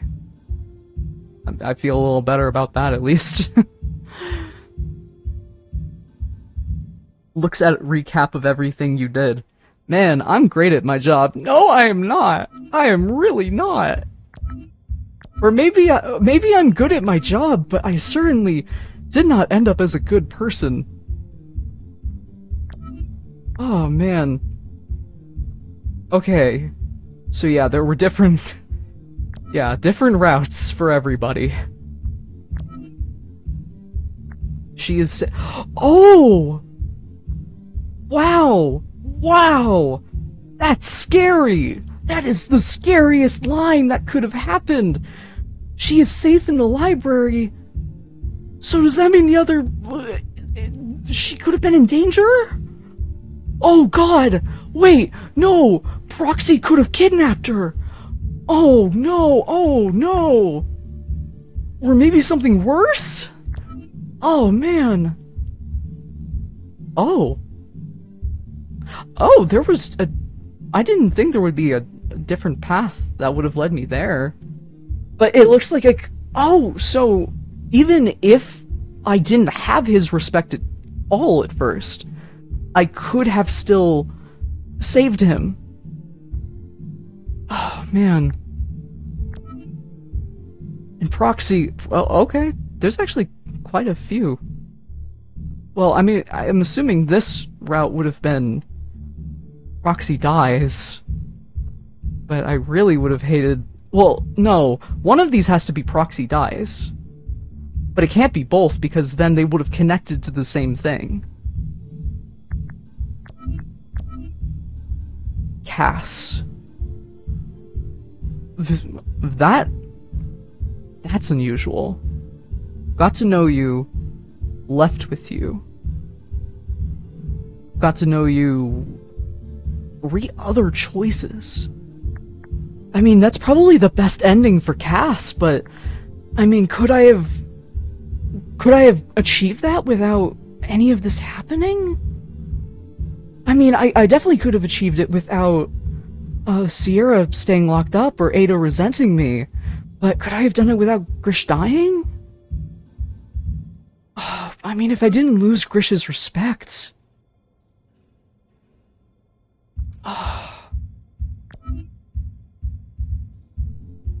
But does that mean there's a route that could have been taken? Where, like, you know, nobody dies? That's intense if there wasn't. Oh. Holy shit. What is endless mode? What the fuck? Huh?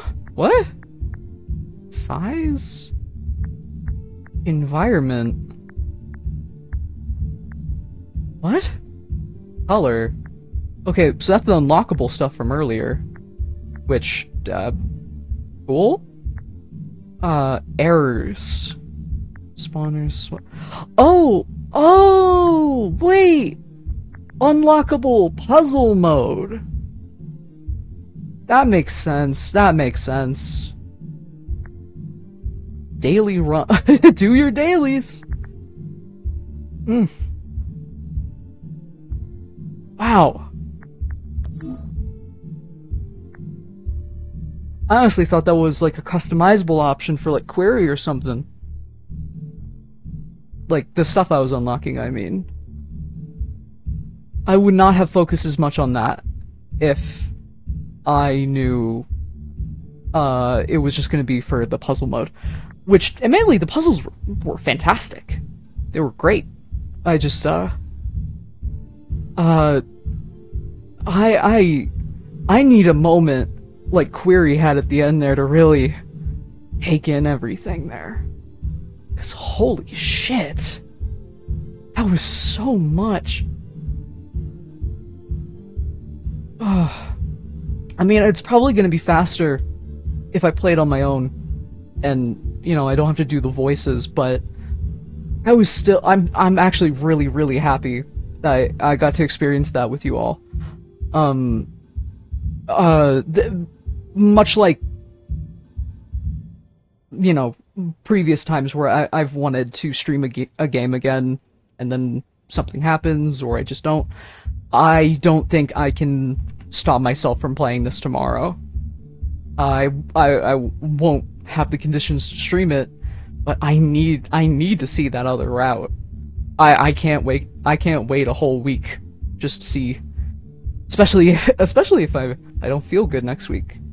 But I want to thank you all for being here, and I hope you enjoyed. Because, I mean, you got a preview of at least one of the many routes this game has. It seems like there's quite a lot that could happen. Hopefully next time, it'll be better. For me. There's this part of me that really...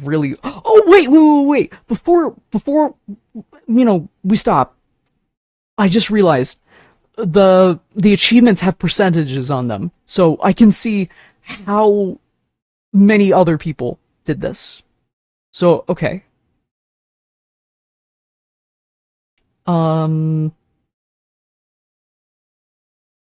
Everything is around 80 to 65% up until Heist, which is successfully defrag a disc with locks, which barely half of everybody who's played this game has done, which is a little surprising. I guess the puzzles really are just that hard. Digital Frontier, get your bearings. Oh, well, that was just for the puzzles. Observation, unlock half of the color codex hotspots. Though,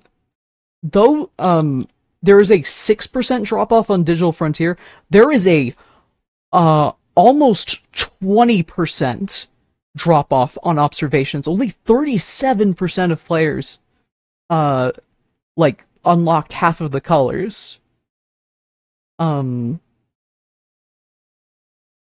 Trusted protocol, allow an outside threat to enter. Only 36% of people did that. Shit! Fuck. Oh, I feel bad about that now. That probably wasn't the answer. Probably wasn't what I was supposed to do. Easy answers. Extend a program's containment. Only 22% of people did that. Oh, no. God. I really fucked up. Oh, man. I mean, admittedly, if I had done a good route first, I probably would not have been as motivated to go back and try and beat it, because then I would, you know, have to do all the options where I fuck up and do everything wrong on purpose. Instead, I just did this all by accident, just by misconstruing what everything meant. What all the options were gonna be, and the intent of people, and God, I could have done so much better. Oh, lost faith. Allow an important program to be taken. 27% of players, so more people than easy answers, but not by much. Solve a disk swapper errors. 40%. File digital jazz, man. Complete defragmentation of a disk with spawners. Software conflict. Witness another disaster. Oh god. Emergence. Emergence has a 35% for the ending. But I think what's more sad here is that end of line, which is the one you get when you beat the game, is 37%. That means 37% of all people who have played this game have beat it. And this game was what? How long have I been streaming for? Minus an hour? Like 5 hours at most. And that's just because I was doing all the voices. That probably means that the puzzles were so hard that people just gave up on this game. That's sad. I feel kind of sad at that. But also, I'm realizing I am in the minority of people who actually were able to solve the puzzles. So I feel a little smart about that, but it feels kind of elitist. Because I wish people could experience this story. Because, oh my god, even though I got the worst outcomes, I still loved this. And I am so excited to see what the good endings are. I will tell you next week. I will definitely ramble as I do next week about it. Um but uh yeah, it was just a comedy of errors. Yeah. I think that's a good way to put it. And I'm glad you enjoyed Galactica. And I hope the rest of you did too. I'll let you know what happens. I'll do my best not to spoil it. But you know, I'll at least tell you, like, you know, if things were good, which they probably will be, and things will turn out nicely, and I'll be so niceys, and everybody will not be mad at me and explode, or die, or get kidnapped, maybe.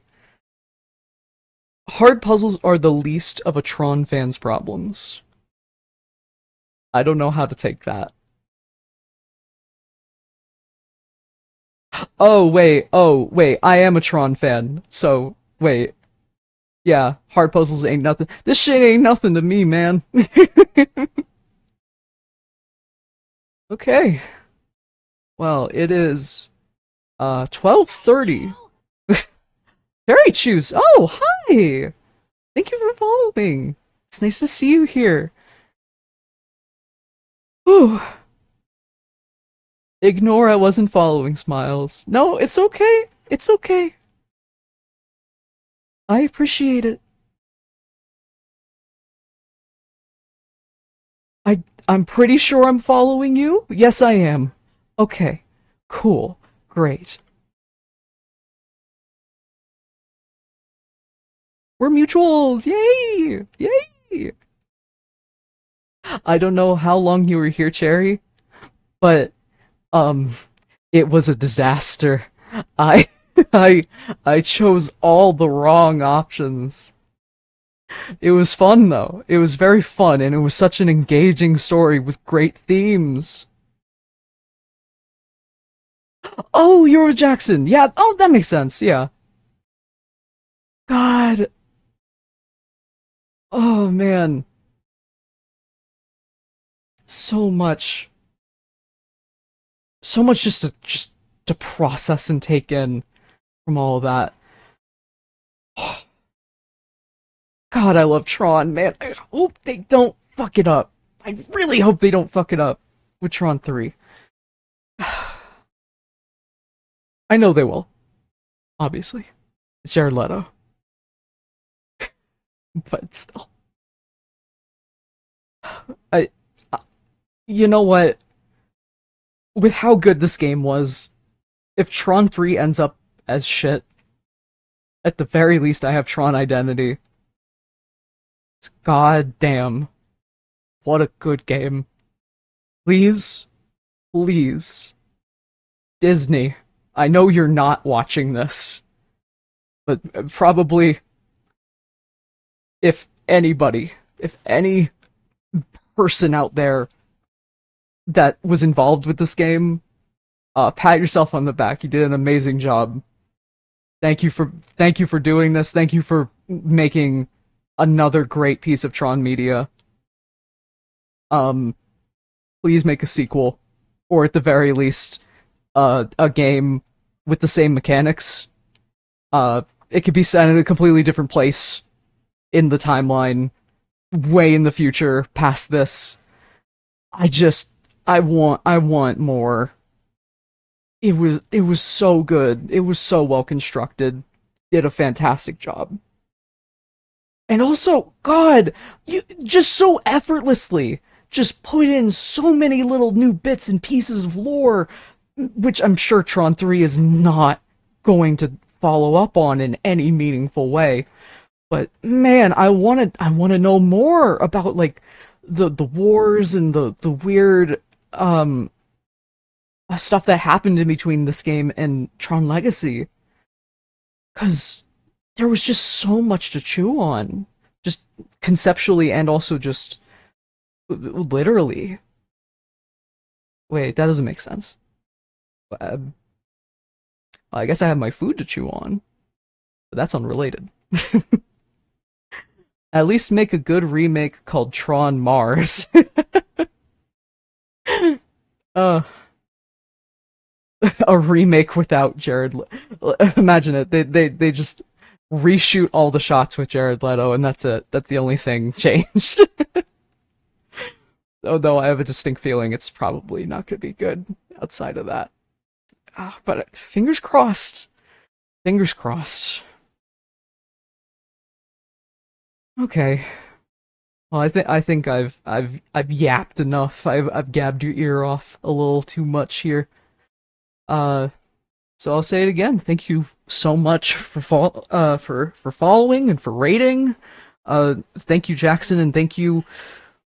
Oh, I don't want to mess up your name. I'm scrolling up, just so specifically I don't mess up your name. Kyrotensor, Gorgon's Kyrotensor. Thank you for rating. You are both lovely. Uh, I hope you all have a good night or early morning, depending on where you are. I'm gonna finish my dinner because I got so invested in that I forgot to take any breaks. Oh, this is one of the longest streams I've done too. Fuck. Good night, everybody. This was fun. See you next week. Hopefully, if I don't have fibro pains. Bye.